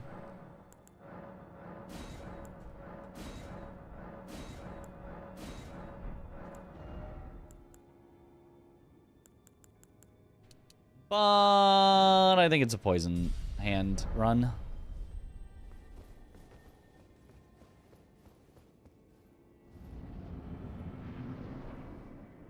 Oh, no, this is poisonable. I think it's like very, very slowly poisonable. Very resistant. Okay, that was cool. You just didn't charge in the direction you were facing, but that's fine.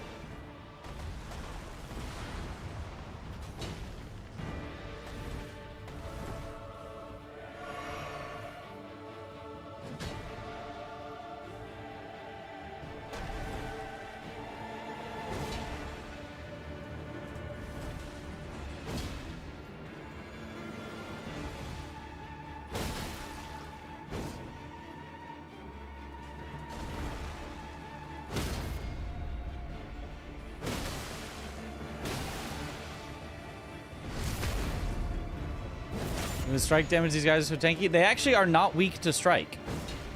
All physical damage affects them the same. They're just tanky against all physical.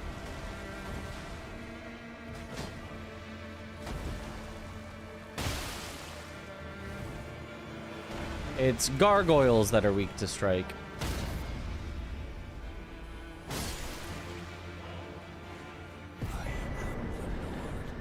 Pure Blood Knight's Metal. 35 physical, 20 elemental. Yep. We'll return together to our home, bathed in rays of cold. Yeah, one.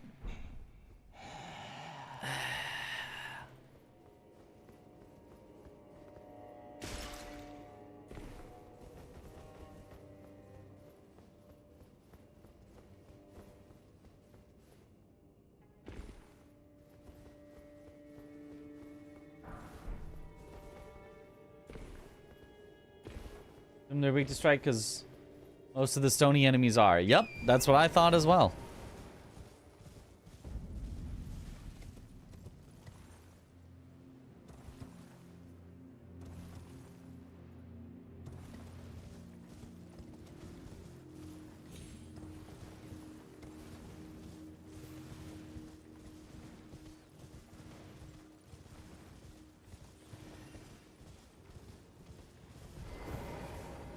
Why do I keep grabbing this, Grace?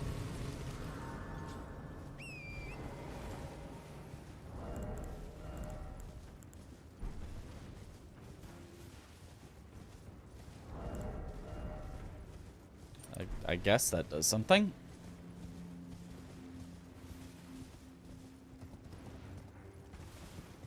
You know what they say about assuming. You're right most of the time. But, like, sometimes you aren't.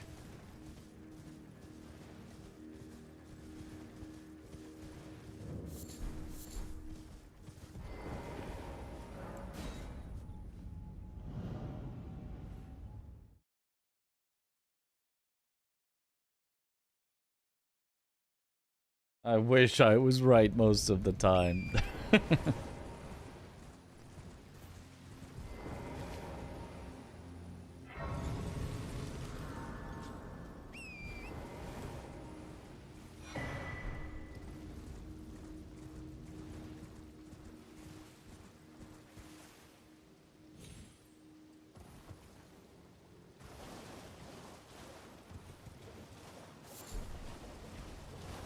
I'm always saying that, yeah. The common saying about assumptions.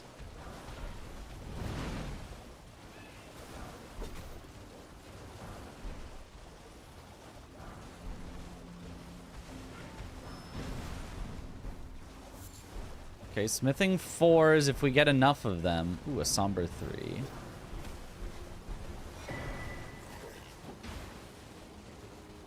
If we get enough smithing 4s, it lets us skip straight to somber 5.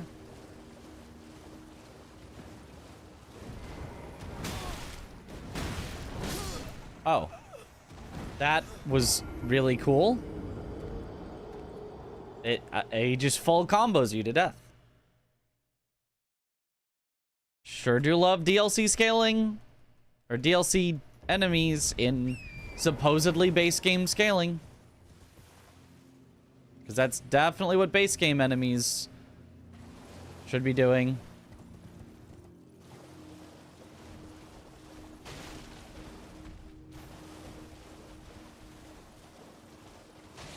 Is Bear Claws better than Bloodhound's Claws? No. Bear Claws are terrible. Bloodhound Claws are very good.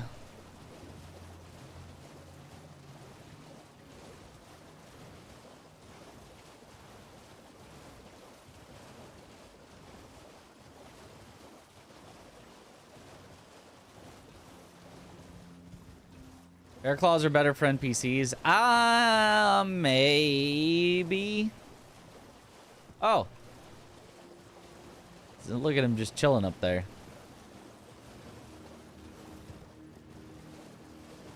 I could potentially see that. I don't really know. I haven't fought a lot of NPCs with them, but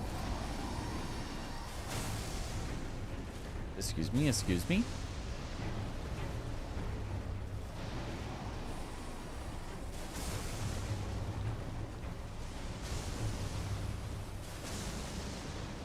Lassie is so cool. Yeah, until you have to fight him.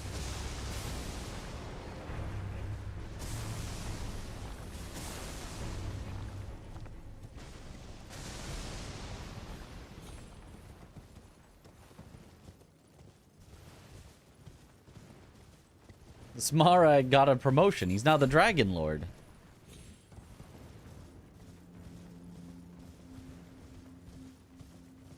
Nice to watch Deathless runs. I'm actually starting to dislike French. This is more fun and laid back. Love these non-Deathless runs. A lot less stressful. Okay, this is corrected. Yeah. I mean, I think both have their place, although I've expressed why I don't think Deathless really works super great with Randomizer. But yeah, I do like Randomizer speedruns are a lot of fun. Making the most of what you can with what the game gives you is pretty neat. Claws of Night is the best. Which claws would be after it? Raptor Talons, I think.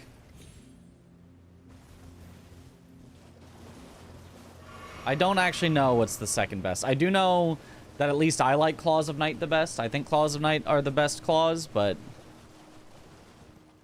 after that, I think there's several that are almost exactly identical. Raptor Claws, Bloodhound Claws, just claws or something. I think there's like 3 that are very close.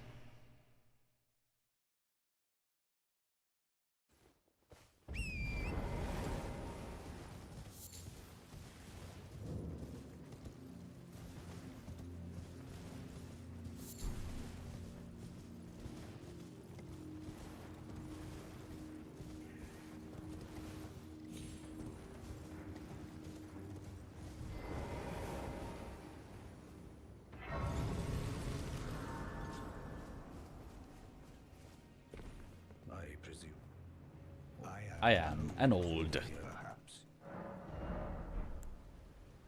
Already have one of those.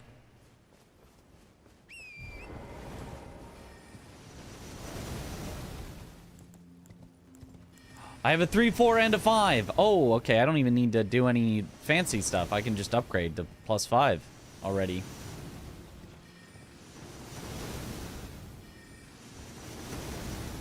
Any stakes for the USA versus France race? Yeah, whichever team wins, their country gets the Statue of Liberty.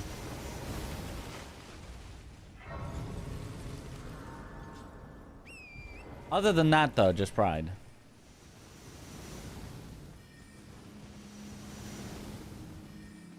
What claws was your first playthrough weapon? It was so long ago. Hook claws, that's the other one. That's just like normal claws.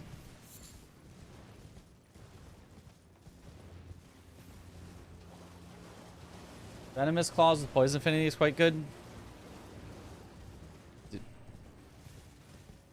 Just the claws that already have poison on them?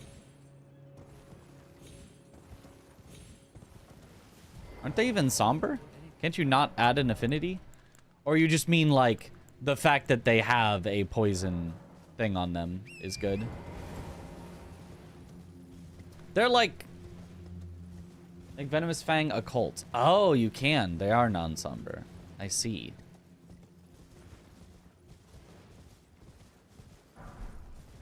Poison buildup and physical damage is crazy. Huh. Keen Raptor Claws get an S scaling index. Oh, wow.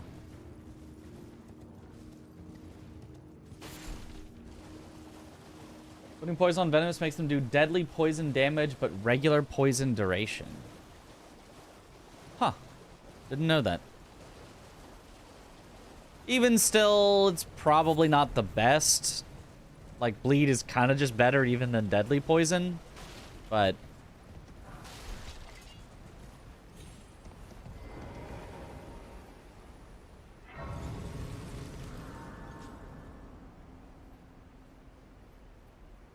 France losing the Eiffel Tower.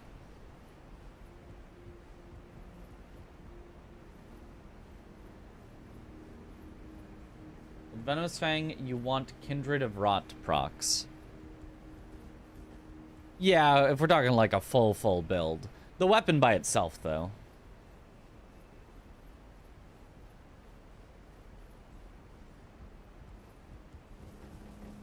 Mushroom Head and Talisman for damage. Okay, I see. Interesting.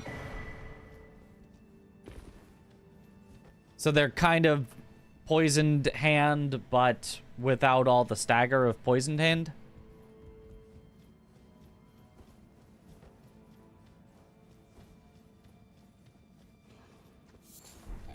Is kind of how you would use them?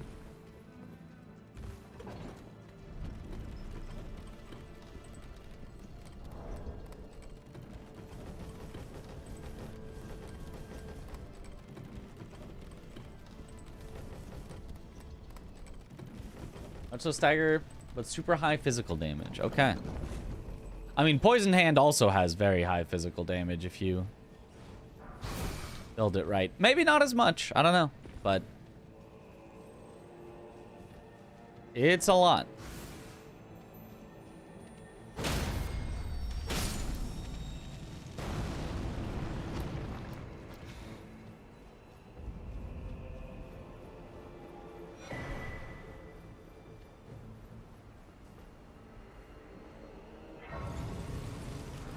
Is Alablaster Sword that good as everyone says? Yes. Yes, it is.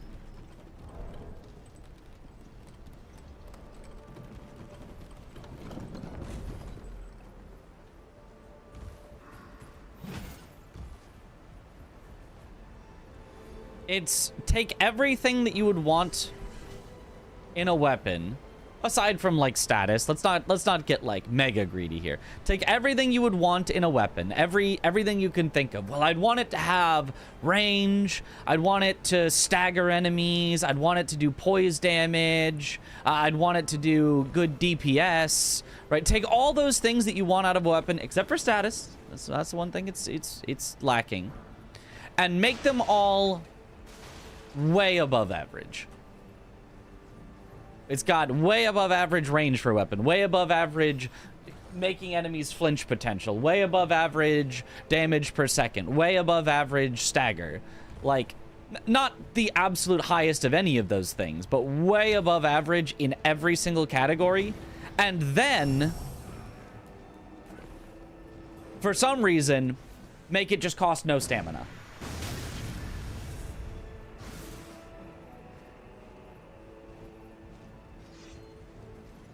And that's Alablaster.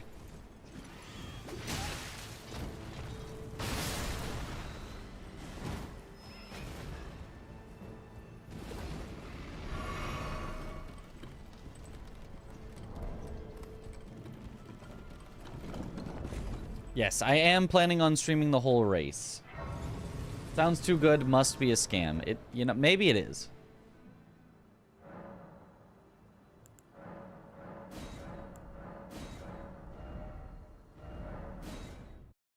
Do you be friends with anyone who doesn't like Alablaster? No. Absolutely not. Is Summoner cost get changed in Night Rain, or are you misremembering? So, I think the reason that we all think it got changed in Night Rain is because I think it doesn't... I think that was the wrong word. Yeah. I think it doesn't work on Wilder because he overwrites the moveset with his own moveset, I think. But I think if you're using it on other characters, it still has it, I think. I'm not 100% sure. I need to look at it more, test it more.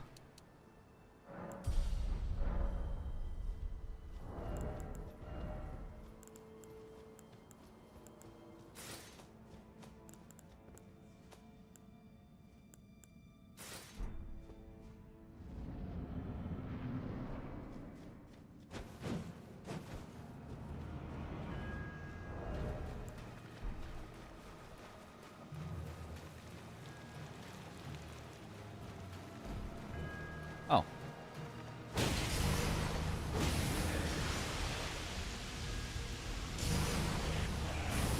Mogma worm.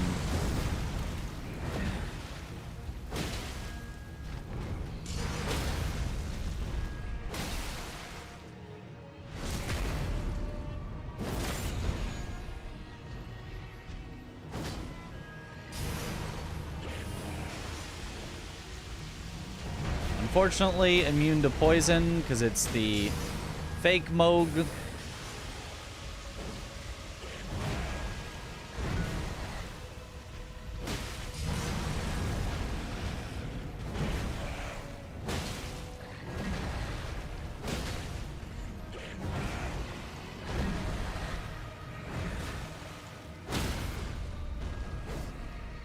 Oh.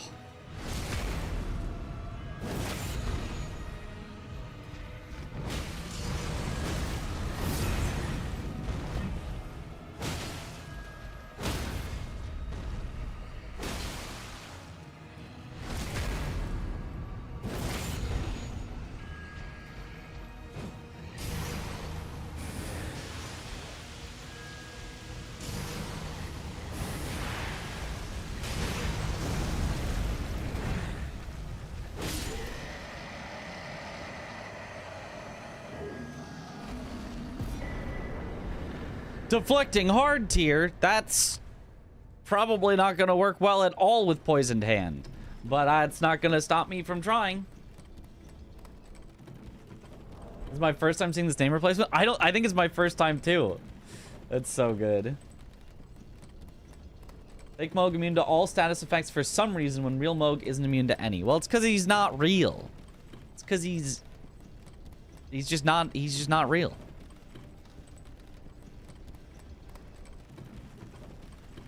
How can you poison something which isn't real?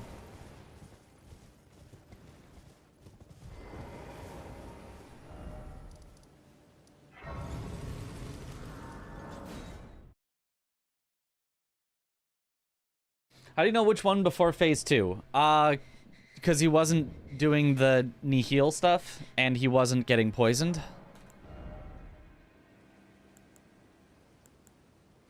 That's about it.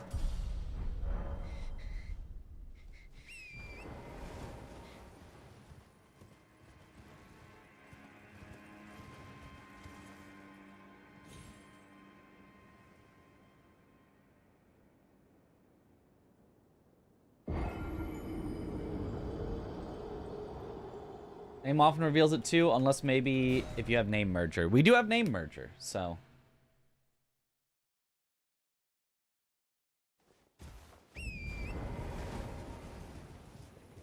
I mean, I hear something is not real. I mean, Santa? What? No, Santa is obviously real. Let's not get crazy here. If he wasn't, how would the gifts get under the tree? You know? Like, I can't think of any other possible solution, so.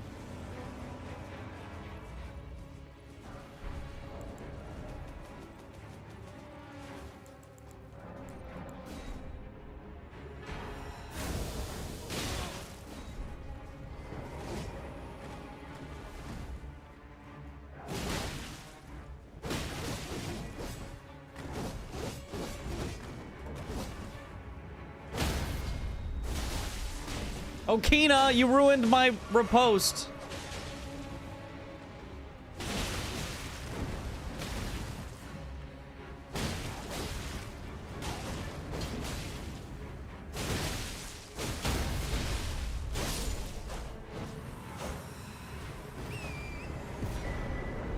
Hey. Big rune number 2. So I think we've determined the most efficient is actually Blue Retta into immediate underground.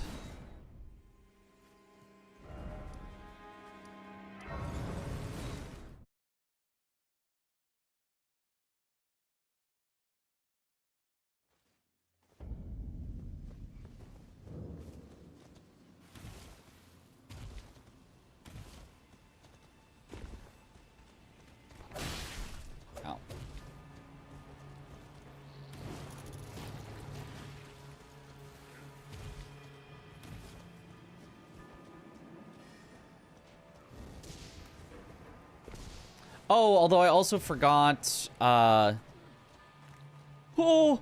me. No secrets lie with me, not a one.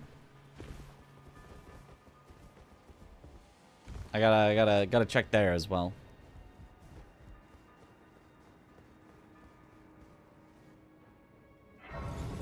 The relay race on land. No, it is online.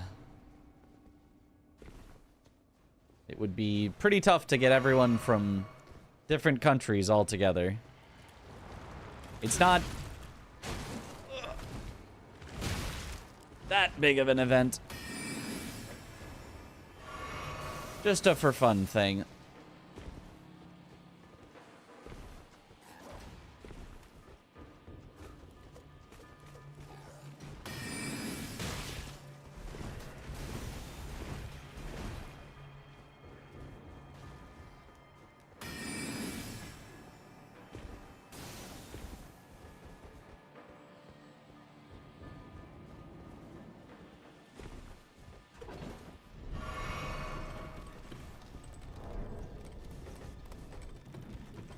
Cost money to run the lands between, so they had to delegate some positions.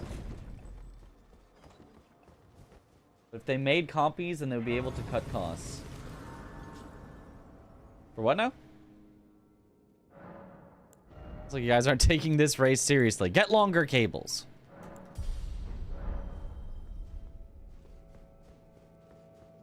They can't be that expensive.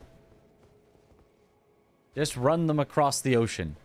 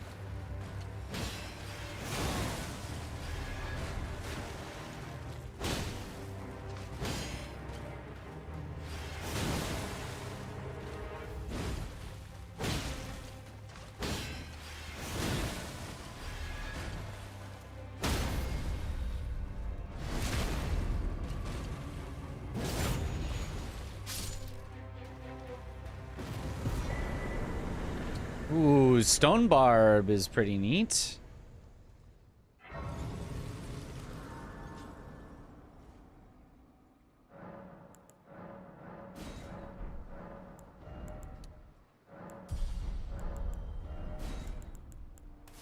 Deflecting Stone Barb and things are going to stagger immediately.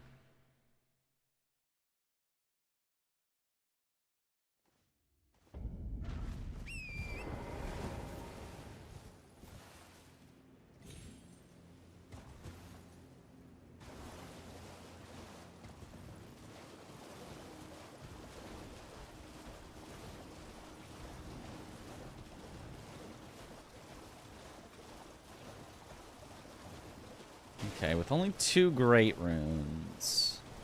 Yeah, we go underground through Gargs. And then if that doesn't work, we go Elmer and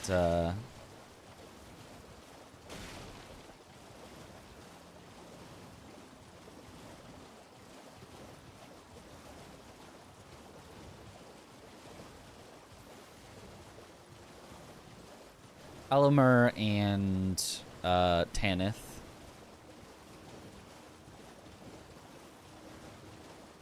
Although the goal really is not to go to Tanith unless I have to. So maybe those... I don't know. I don't know.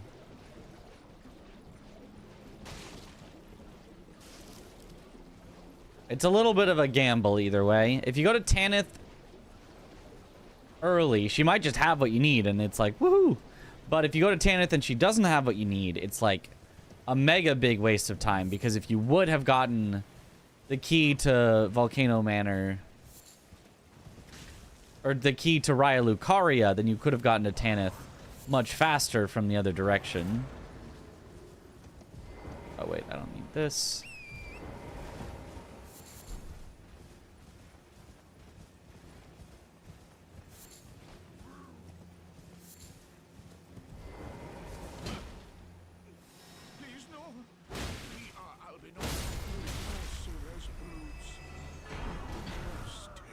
Hey.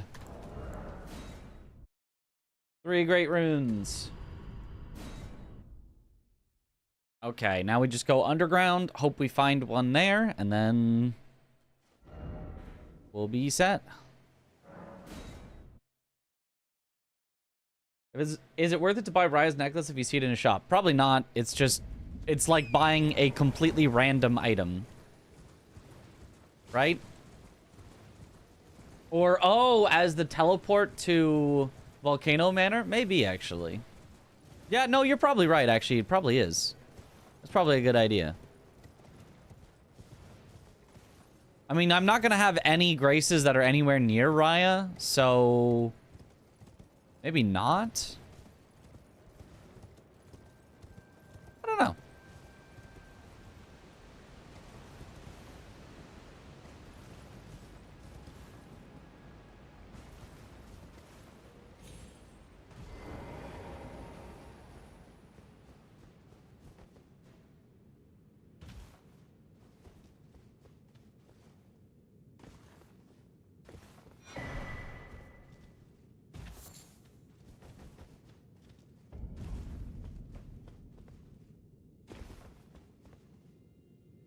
My gut says maybe.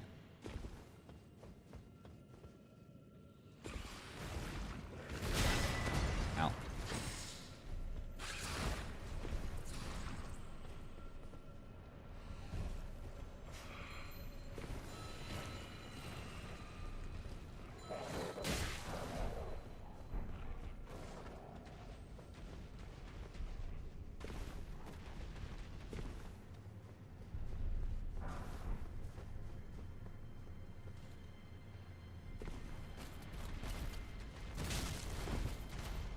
Oh.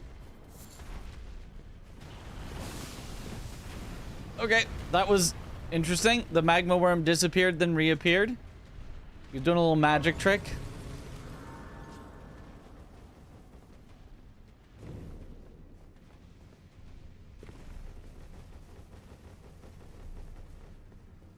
Teaching your wife, who's not a gamer, how to do Elden Ring French challenge blindfolded and with telekinesis on a Unix cycle on a dance pad. Yeah. Watch too much French, wondering why things don't auto-equip. Yeah. It is interesting that we have 2 separate randomizer challenges events going on at the same time, both involving the French. With almost completely opposite rules.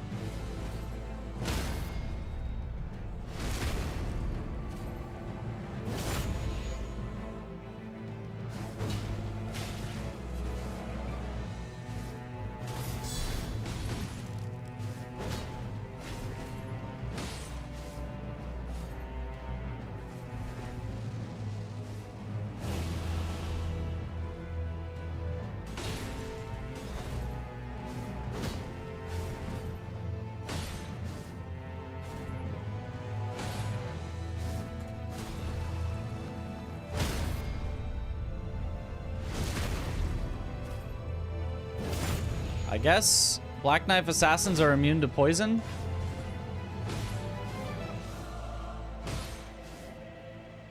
Because they built up an immunity.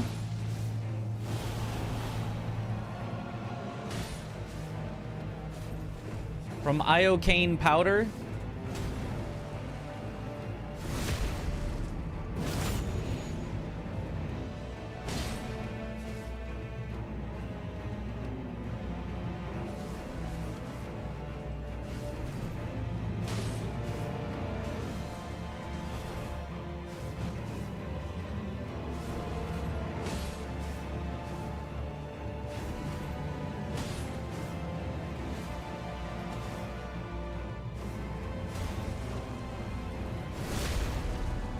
Frostworks.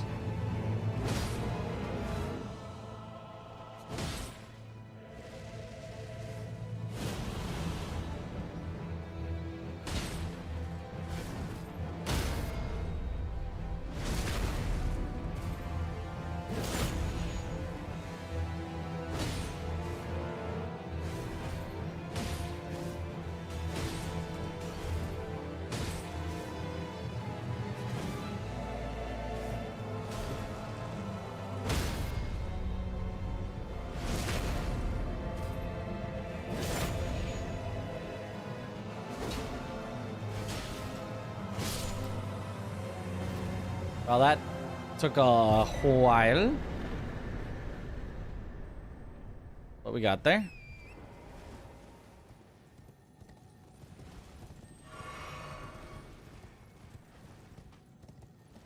I think I like the fact that Assassin is immune to poison, like character-wise. Yeah, I can make sense of it, for sure.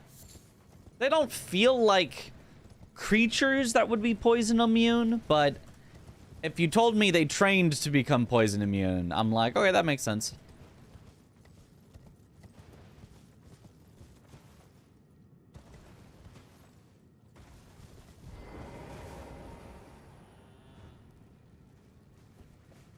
Like, there's things that I believe would be naturally immune to poison. Like a skeleton.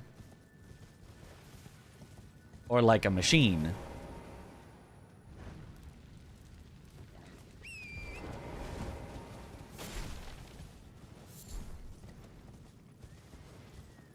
I like the part of Elden Ring lore where they explain stuff. I mean, you probably don't like a lot of Elden Ring lore then.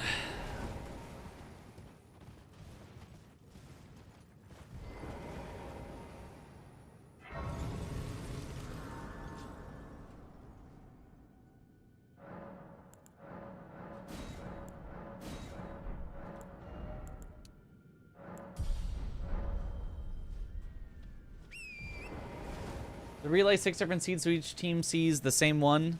Yes. It is 6. It is not 12 total different seeds. Is that Ons? Yep.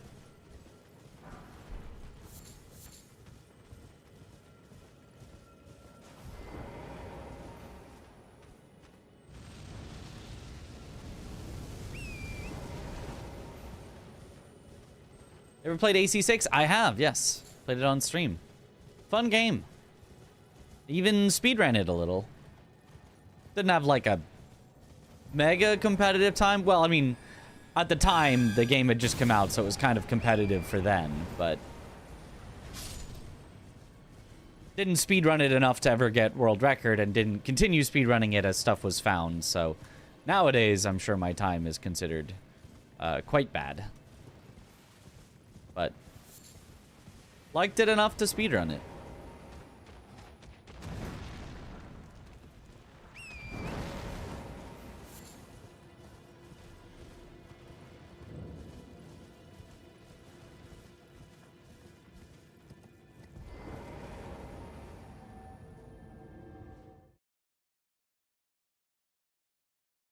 The people who are racing each other will be on the same seed. That's neat. Yeah.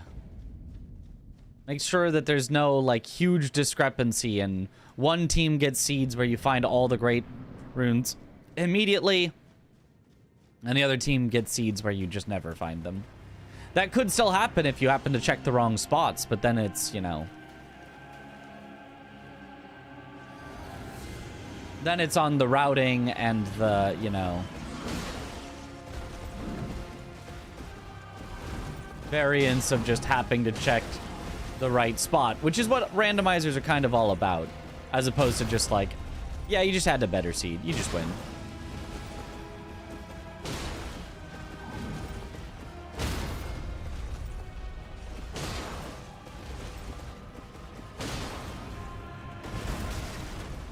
I hate that move.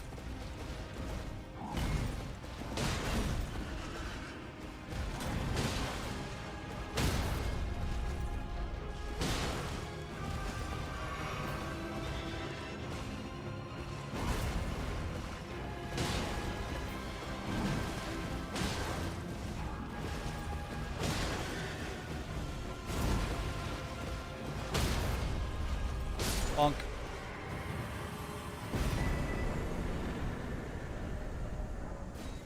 Darn. AC6 was fun, but it didn't have any replayability for you. Well, hopefully you mean any replayability after getting the true ending. Because there was direct replayability in getting the true ending.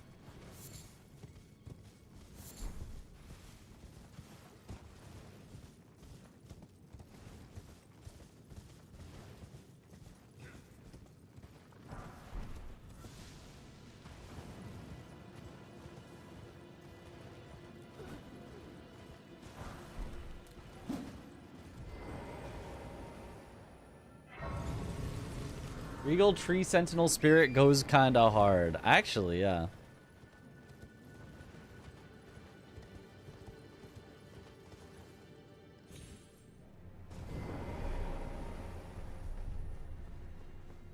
Assassin's Creed or Armored Core? Presumably Armored Core, since we're in a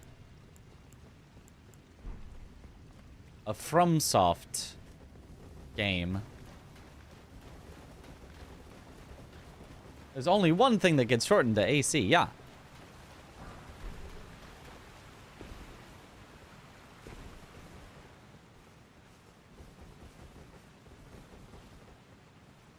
Got one ending and still didn't replay it. Well, that's on you then. That's...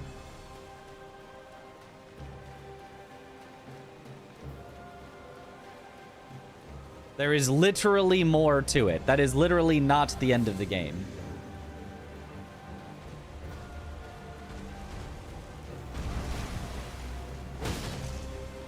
I don't mean like, oh, you could replay through the game and play exactly the same, and then you could choose a different ending at the end. I mean, like, there is just literally more in the game that you have not done.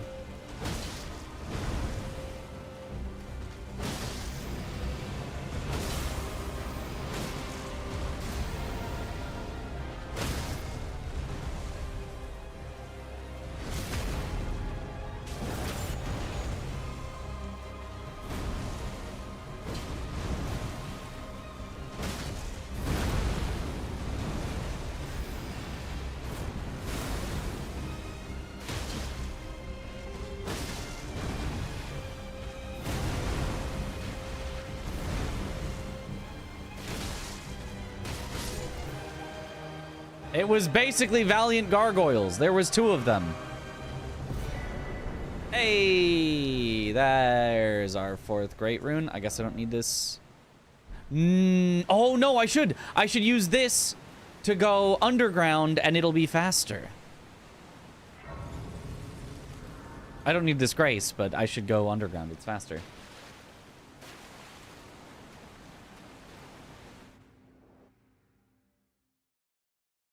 Does replaying add a lot of new missions? Yes. Now, it will... You will have to replay some old missions, but, like, mostly it's ones where you can choose a different path anyway. Like, there are different, you know... But you will have to replay some, but then, yes. I would say a first ending is maybe half of the missions.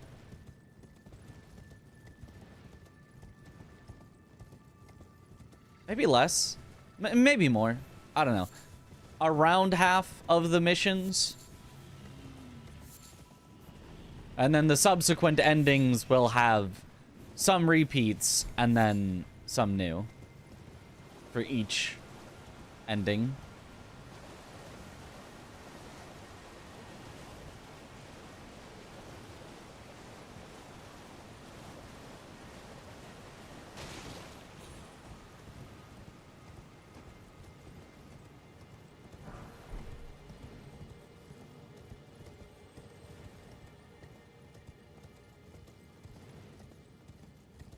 I guess this makes Underground even better than I initially anticipated.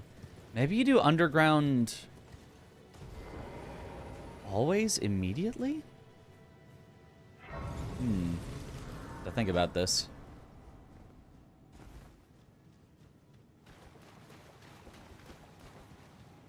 Oh, we got ourselves a spawner. Also, I didn't spend my runes.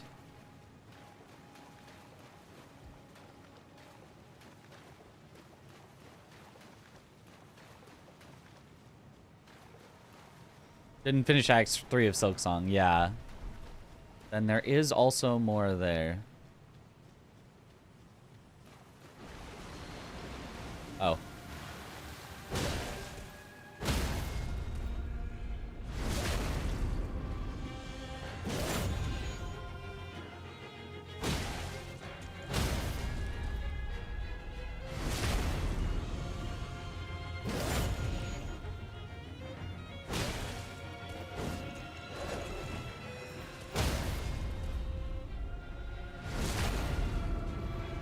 Via's noble.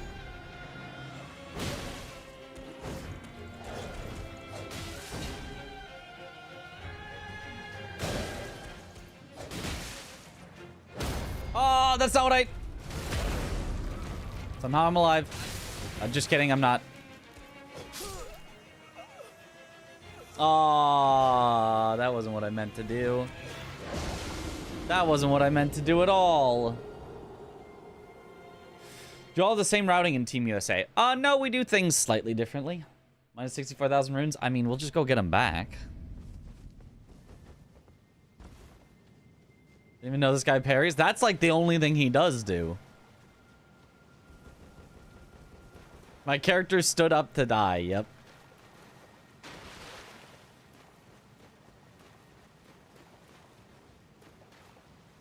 I think he can parry heavy attacks too. He can parry everything except for jump attacks. I think. Maybe not everything, but...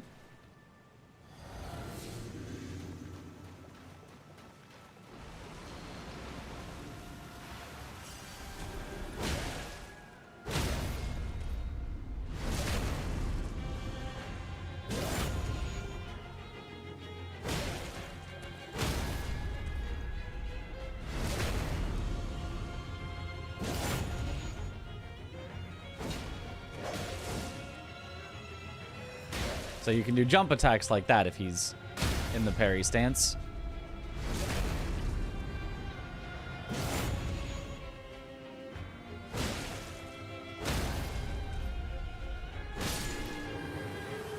Which was what I meant to do last time, but kind of messed up.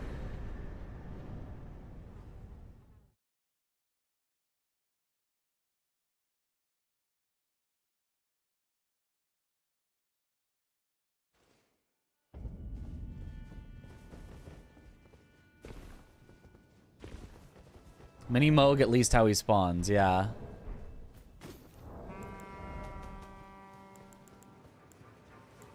We have 8 and 9.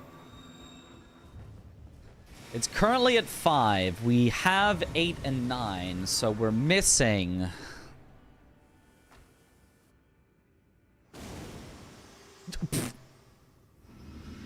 Okay, guess we'll just get poisoned here. And thus I shall to farewell. I shall leave. I wish you luck. You have. I have no.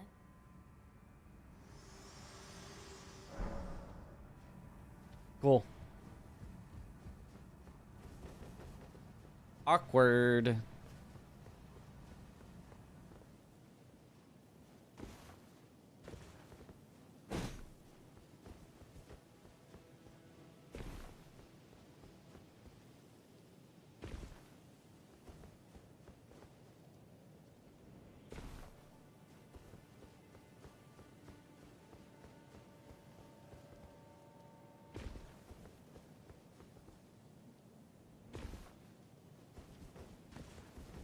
That's one way to kill Melina. That actually is a way to kill Melina.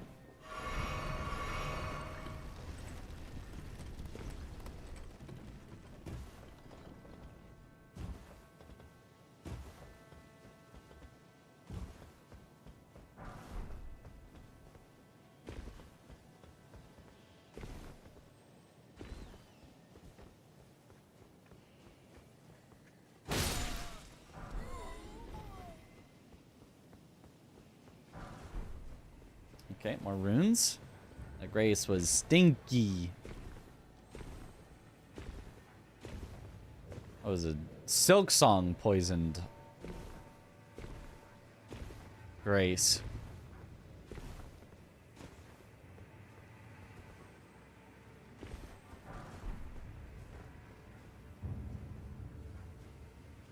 What's your game of the year 2025 except for E33? You did have to add that because it was E33. My second game of the year is Silksong.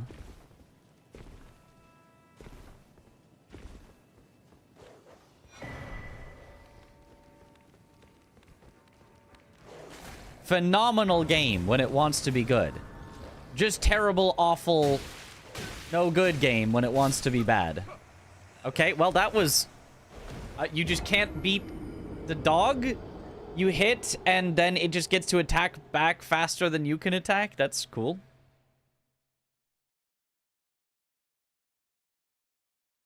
At least I already had the grace.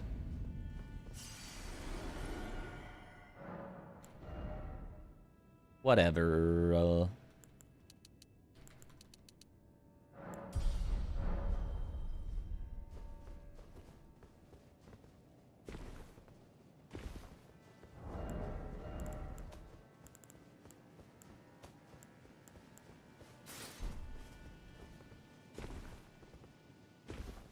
Everyone knows E33 is going to win? Probably. But I mean, stranger things have happened than something like E33 not winning. Somehow, The Last of Us 2 won. And like, that's a game that a lot of people wouldn't even describe as good. A lot of people would, but...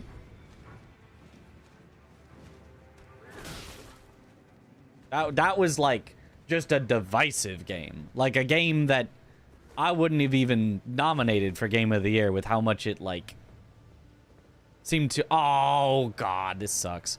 With how much it seemed to like intentionally divide its own player base.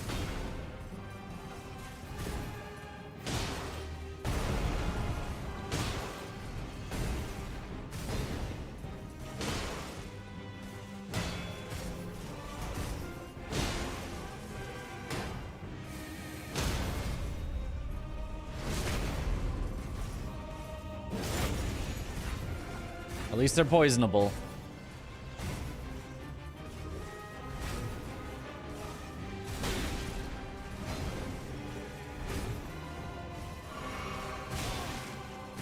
What do you mean I don't get to roll after that?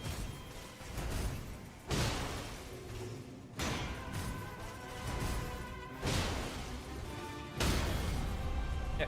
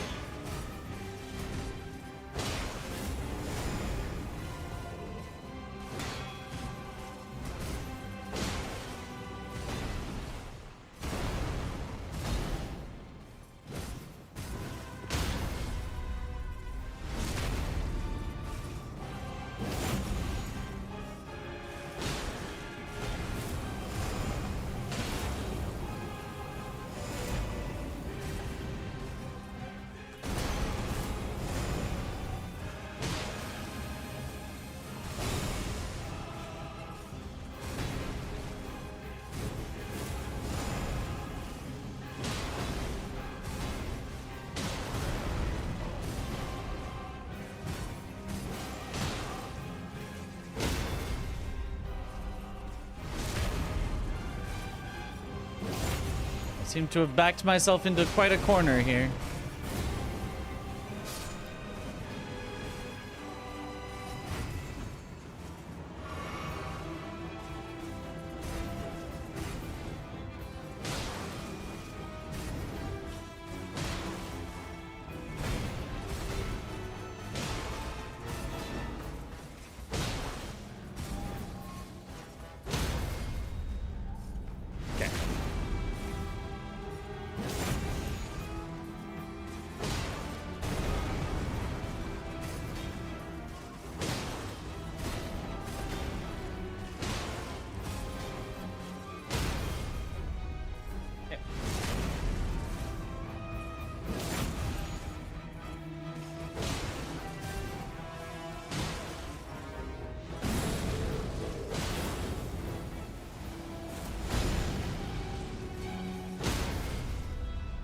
Nice.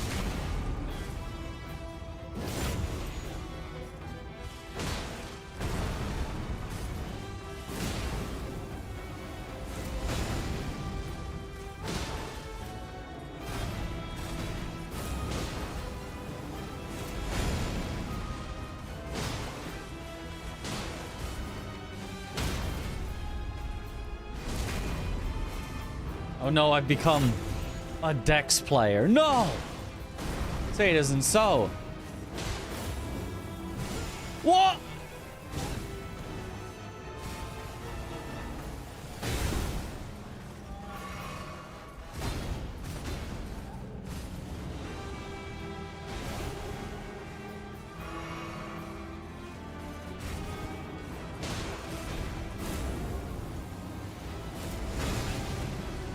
Come on.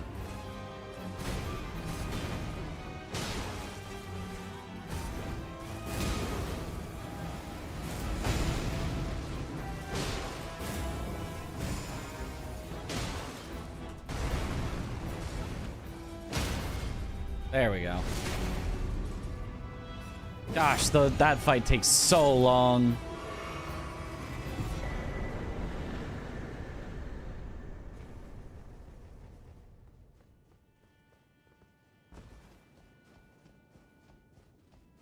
At least they're harder. That's not a good thing, necessarily. When the difficulty comes from them just being incredibly tanky, so they just take forever, and it's really boring. And them hitting really, really hard, so you make one mistake and you're just basically dead. It's bad. I don't like them. I don't like that fight at all.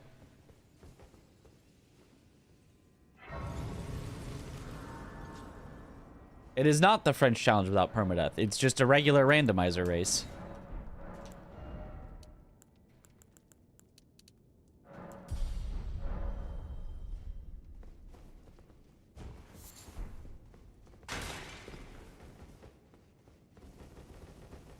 Usually we get not all bosses, not region locked.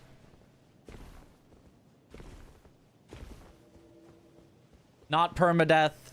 So the only out of the 5 things that French challenge is, it is one of them. It is a randomizer. Other than that, it has no similarities.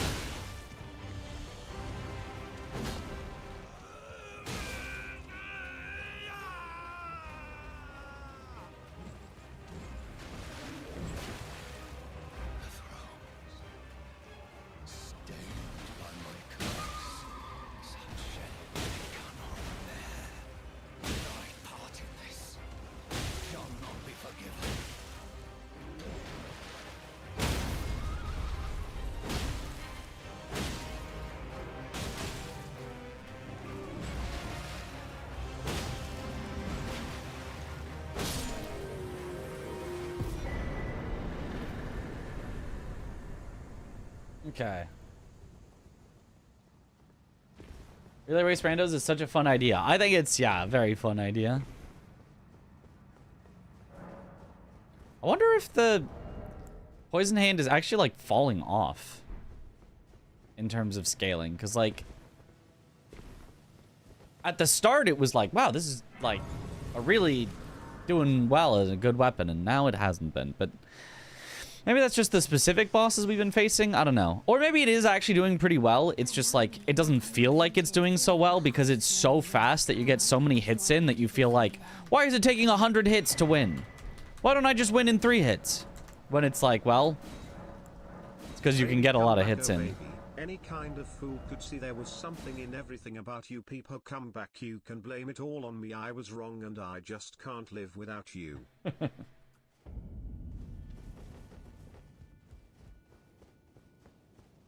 2 great runes for Landell and that's it. 4 great runes for Landell and that's it.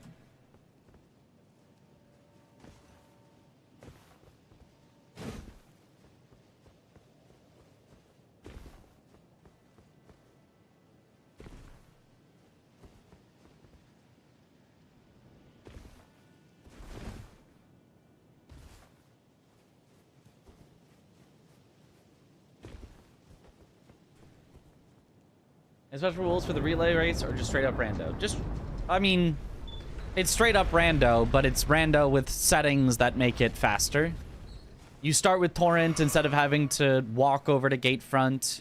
You start with 30 levels so that you can, you know, immediately fight things if you want to. Things like that.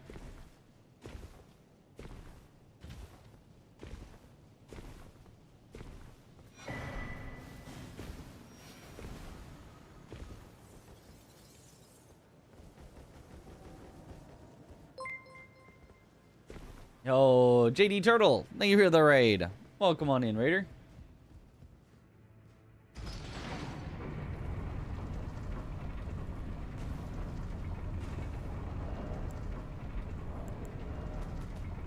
Okay.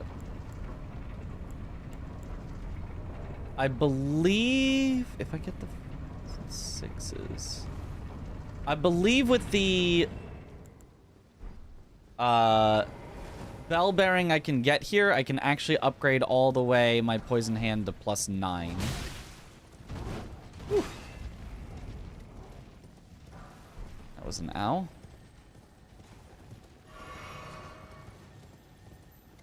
I just do the 5s and the 6s, gets it to 18,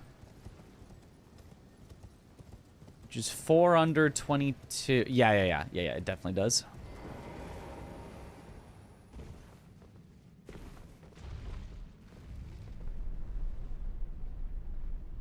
Relay race, which number is my turn? I will be second.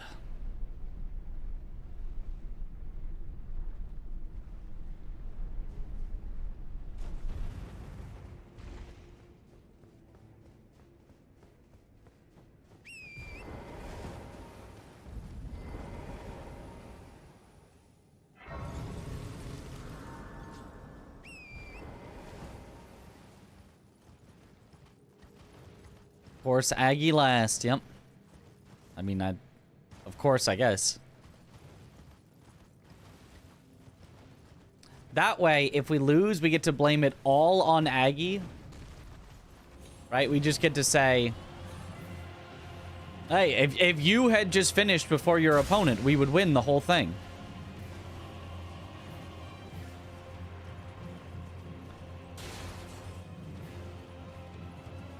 But if we win, then we can be like, yeah, we only won because I gave us a good lead.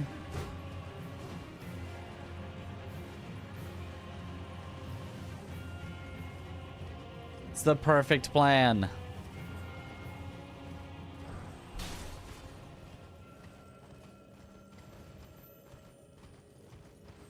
Nice strat. A very good strat. Don't think the order they play that matters that much, or does it? It does not matter that much.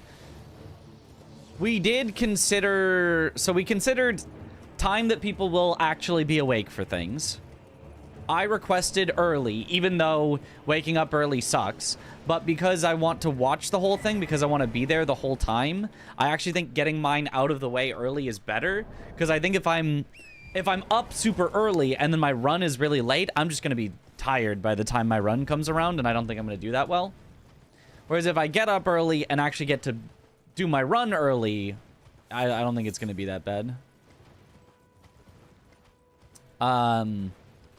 That was a factor. Another factor was we tried to kind of match up, like, you know, okay, we want to lead with strength and get up a lead early, and then we want to, you know, end with strength as well, and then if there's, you know, one spot that we can afford to lose a little bit of time, it's like more in the middle.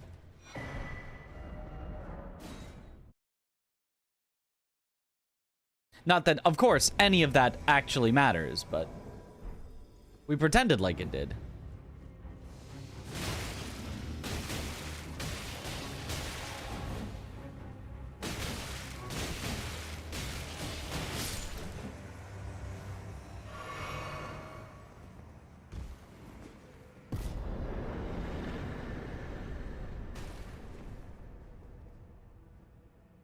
I have time to fully wake up while watching Josh. Exactly. I think it's like the perfect spot.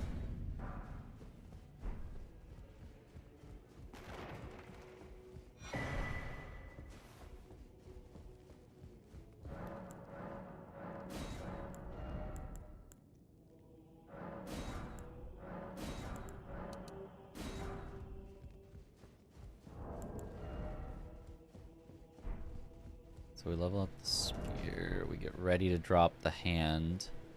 I think I can actually... I think I could have dropped it now and then only picked it up after upgrading, and I think it would have worked, but...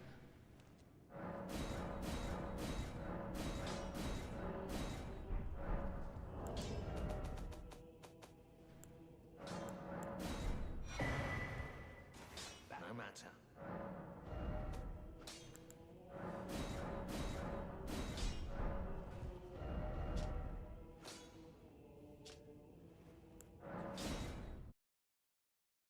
Am I streaming the whole thing? Yes. Probably missed your run because it'll be in the middle of the night for you. There's always the VOD.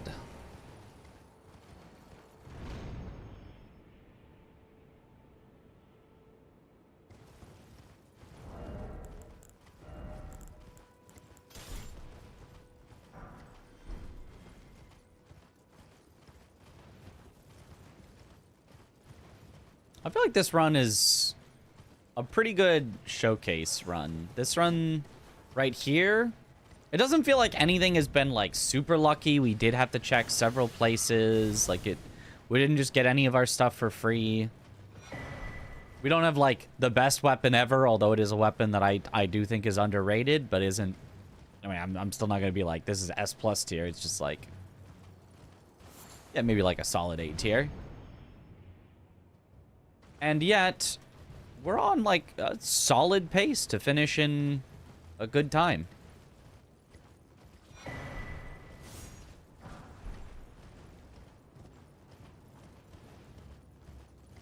We even had like a bad boss, a really bad boss of the Crucible Knight duo that took forever, so... Which team do you think is stronger? Do you know much about the French team? I know several of the French players. I don't know every one of the members of the French team. But like Forza is like one of the strongest Elden Ring speedrunners, just period. Like if he wants a record, he can just go get it, and he grinded for months to set like an almost unbeatable any percent glitchless record. And like Chemist is an incredible speedrunner that has like consistently performed well in bounties in multiple different speedrun categories. Like Pearl, I think, did really well in like the Deathless Randomizer League and stuff like that. I don't necessarily know everything that he's done, but...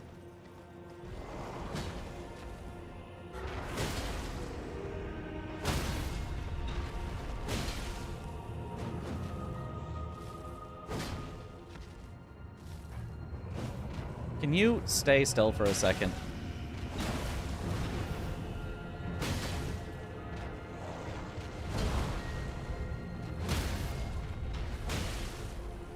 Okay.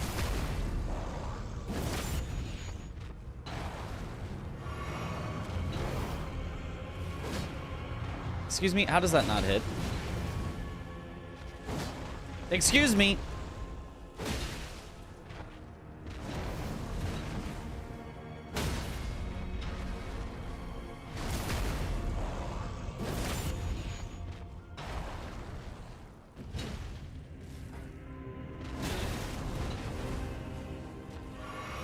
Gosh, demi-human queens are so annoying with their just lack of hurt boxes on their body. You're literally touching them. I can't move forward anymore. I am literally touching you, and somehow my attack doesn't connect. Does that make sense?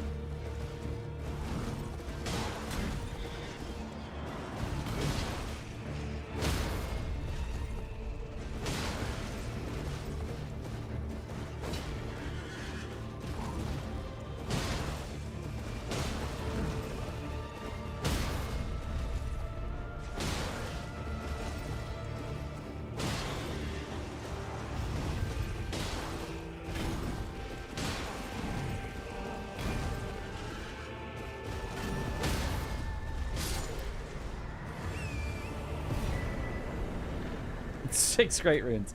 Wow, so we really did have to check almost everything, because 2 of the great runes at least were hidden where we could not have gotten them.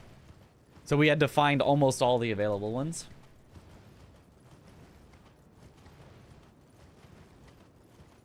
What's the prize punishment of winner loser? The Statue of Liberty. Sole ownership of the Statue of Liberty.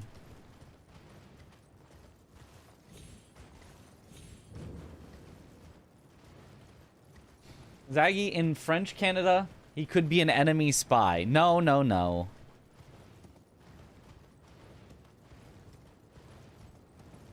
He is actually a spy for us on them.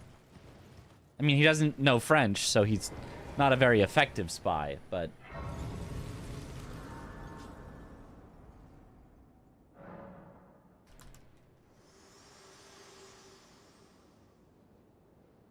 Would I put Disney skins in this game? Like, if I had the option to? No?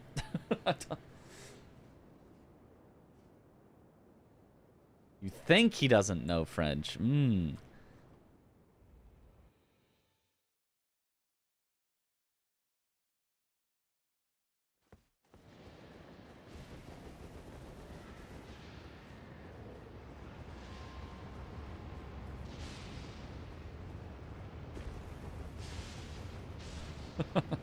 You're saying the activation codes?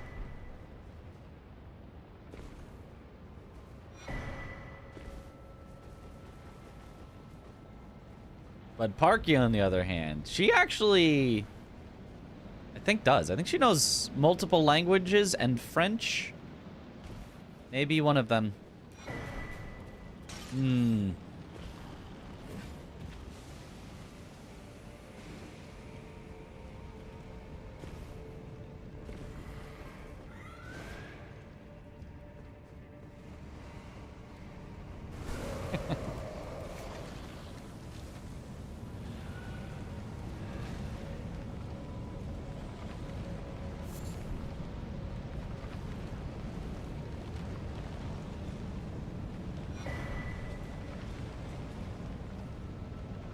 She speaks Canadian French, not French French.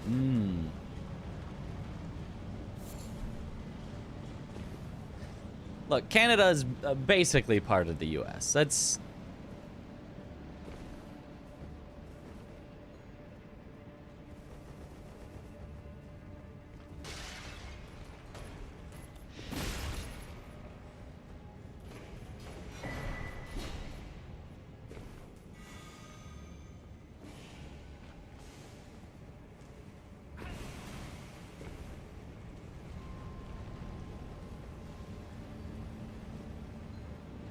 I didn't need this grace. Oh well.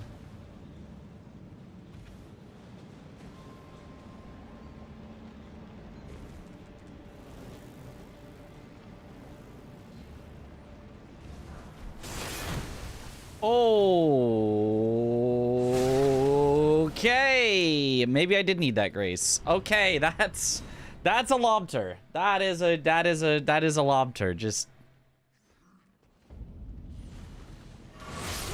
yep. Yeah, I couldn't do anything about that. That's awesome.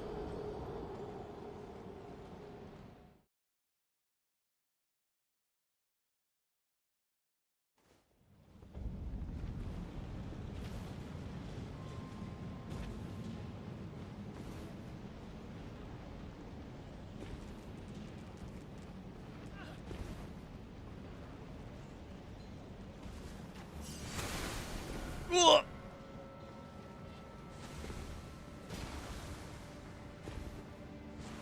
Certified lobster moment.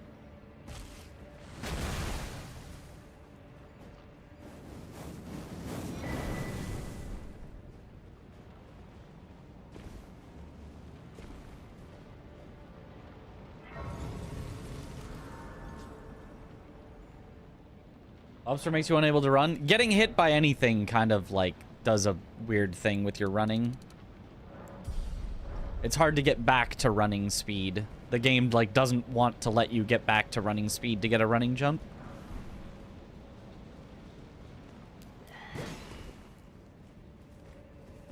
Good luck, Mitch. Mostly after blocking, but you have to block to get the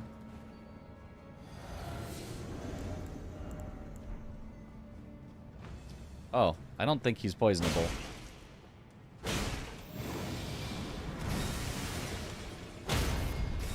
But he's definitely staggerable.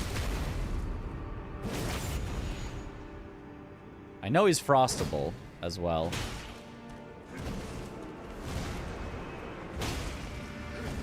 Oh, he is poisonable.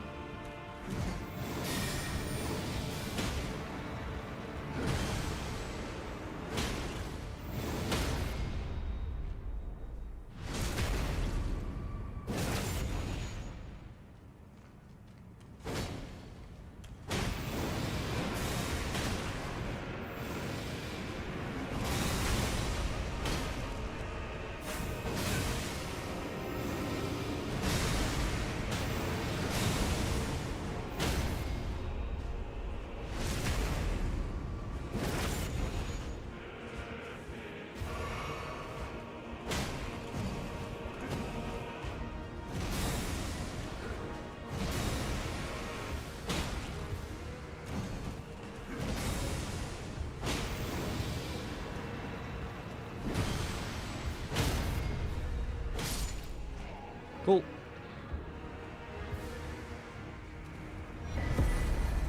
Oh, and there's the 7th Great Rune. I literally found all 4 available Great Runes and all of the rest were locked behind the capital.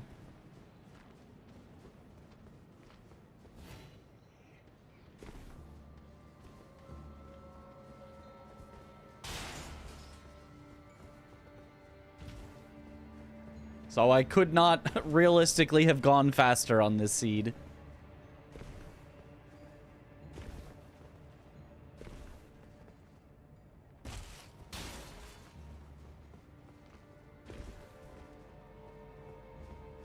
Good to watch the Where Winds Meet segment the other day. Did you like it? Was it fun? It is fun. The combat's a lot of fun. Everything outside of the combat, it feels strange. It's an MMO that is clearly an MMO that you can play solo, and like the combat feels great solo, but like all the rest of the mechanics are MMO, so it's like a weird mix. I don't think I will continue to play it, but especially given that it's free to play, you can just try it out whenever you want, and there's no downside. I would say if it looks interesting to you, definitely I would give it a recommendation to try out, but I don't think it's something that I will continue to play. Everywhere wins meet bosses are super fun. Understand what you don't enjoy about the game, yeah.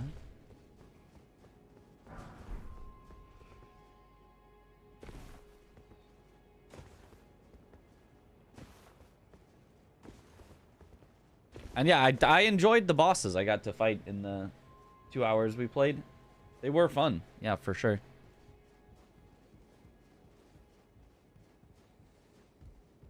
Yo, good evening.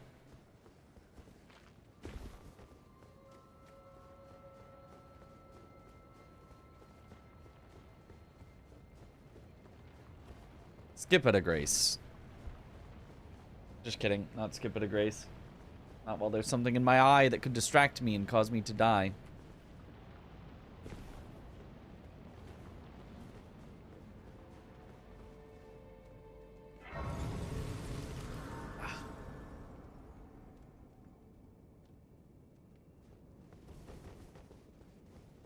Heals don't replenish when you die, though. Yeah, that was one of the things that I was like, why? That's weird. I mean, they kind of do, but they like replenish from a stock or something, and you have to make more to have a stock, kind of blood vial-y or something. I don't know.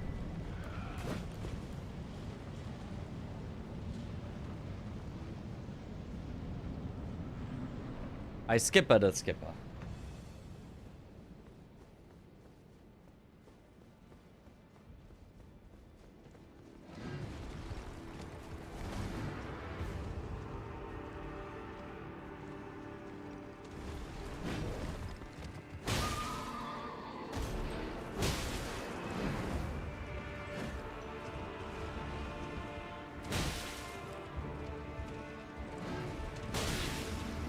Worth it?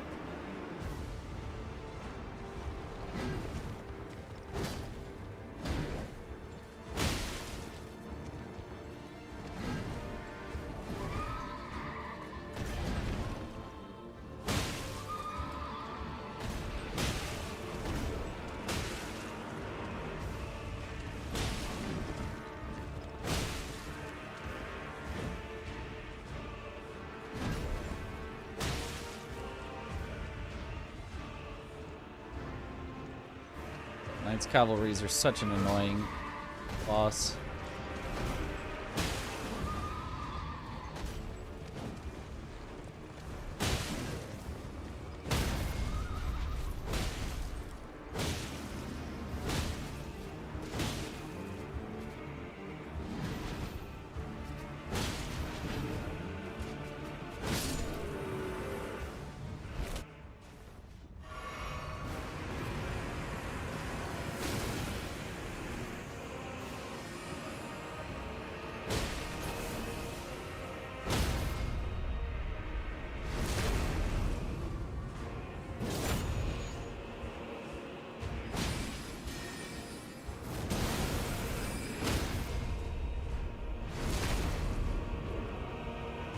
Tends to horse around a lot. Bonk.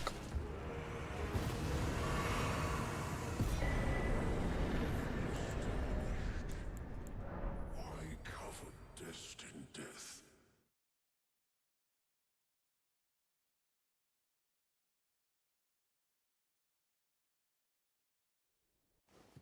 No parry shield? I don't know how to parry a Knight's Cav.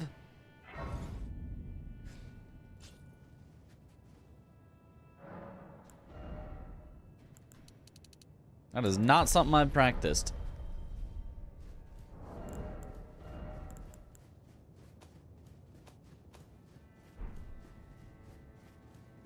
When he attacks, you press parry. No, it's before... After he starts the attack, but before he hits you. But not, like, right before he hits you. Like way before he hits you. But not, like way before. But, like... a certain very specific number of frames before he hits you. And you know what actually also makes parrying even weirder in Elden Ring than it should be? Technically, the parry window is not when the enemy's attack hits you. It's actually on a certain specific frame of the enemy's attack.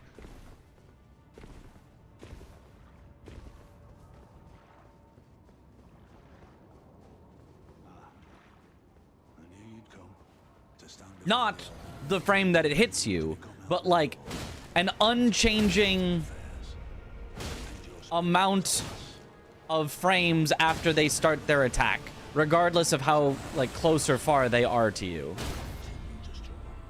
So you kind of just have to guess whereabouts in their animation it looks like they're supposed to be parryable.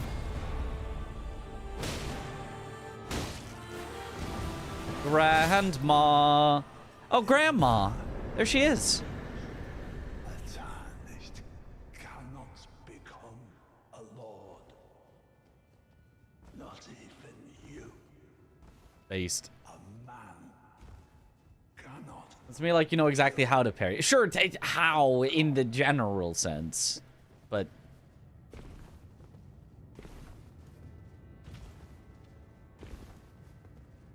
actually, an excuse for being bad at parrying. Let's go. We all do. Because parrying in Elden Ring is weird and unintuitive. By design.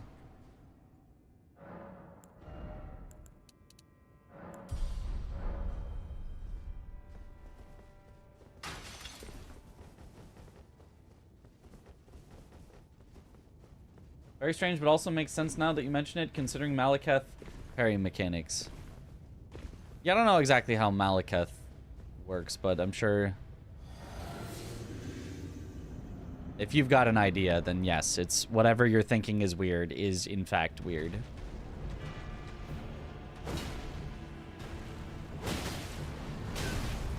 Oh.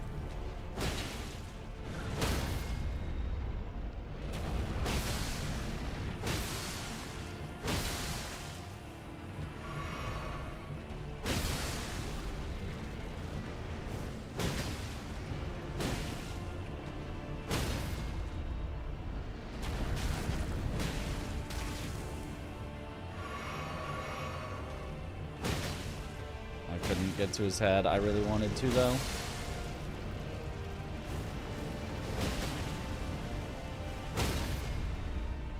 I'll just stay back here. It's fine.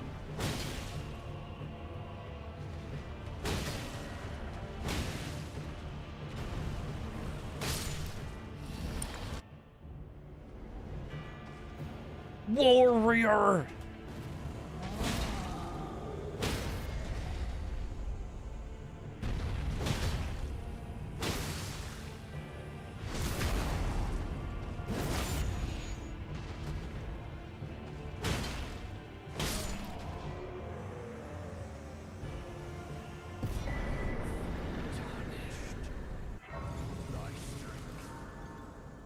Thy strength. I didn't let him say beef this time.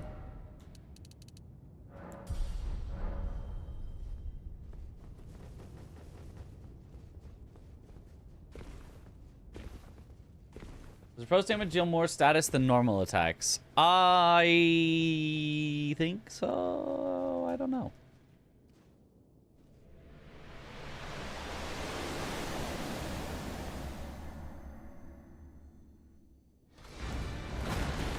Oh.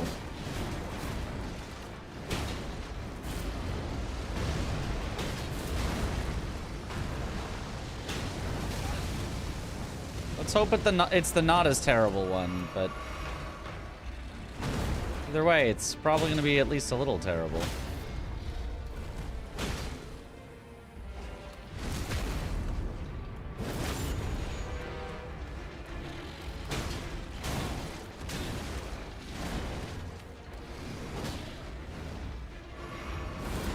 Oh, it's the terrible one.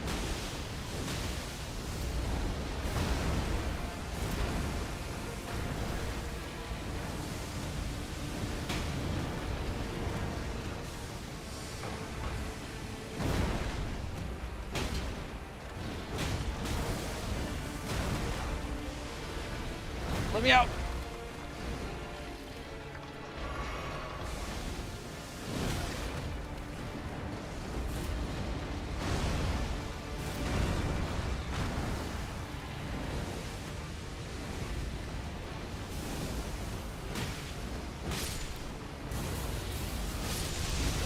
Okay.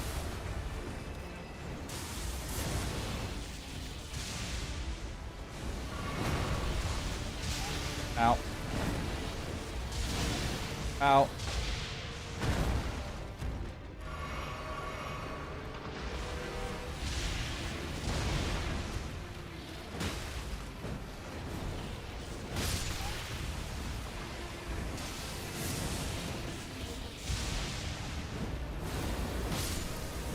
Okay.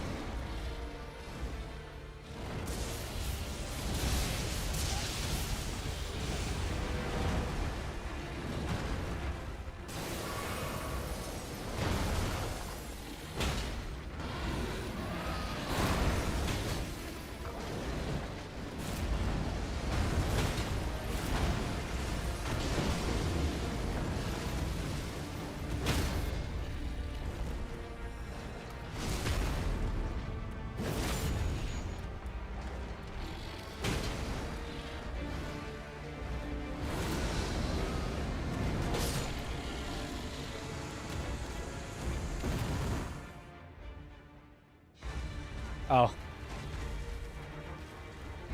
Okay. Yeah, I think we can do this one.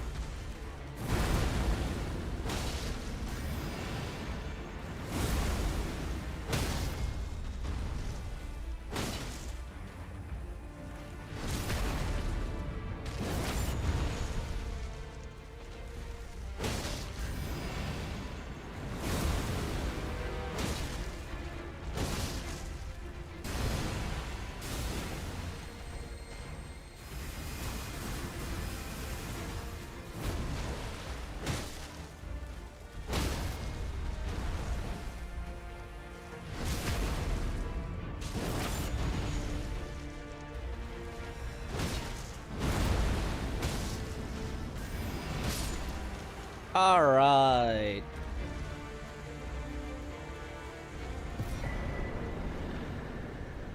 Whew. How does the race work? It'll be 6 back-to-back randomizers. Whichever team completes... Oh god, the forks are still there! Whichever team completes all 6 first wins. Time 151. Okay, that's not bad. For the number of checks we had to do, that's not bad at all.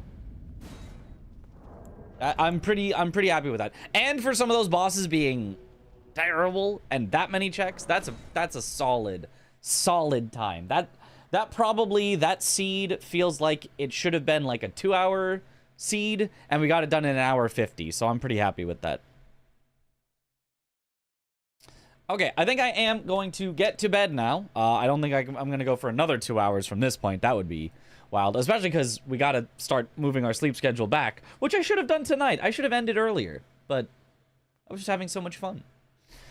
So tomorrow we'll also practice. I'll try to get on stream, start early, end early, and then Saturday we gotta be up on Sunday morning. So like Saturday is either going to be a very early stream, or I just won't stream on Saturday and just go to bed. But yeah, I think our practice here is very, very good. I think we're feeling very strong on our randomizer speed.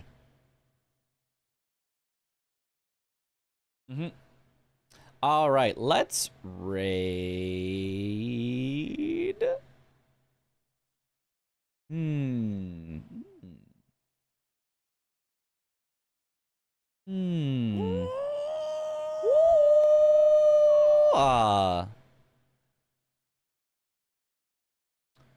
All right, let's raid a little let's get a little crazy up in here. Let's raid Sea Dog, Connor Dog, Virginia, who was doing an Elden Ring marathon with Iron Mouse. But it's Elden Ring, so Connor Dog, Virginia, the voice of the narrator for Get to Work, yep, that we speed ran for a while. So there's a loose, tenuous connection, and I like watching his stuff, so. Fellow monkey, true, fellow monkey. So let's go ahead and raid him. But yeah, thank you all for watching. Have a good night, or morning, or afternoon, or evening, wherever in the world you all happen to be. And I will see you all later. Have a good one, everyone. Bye-bye.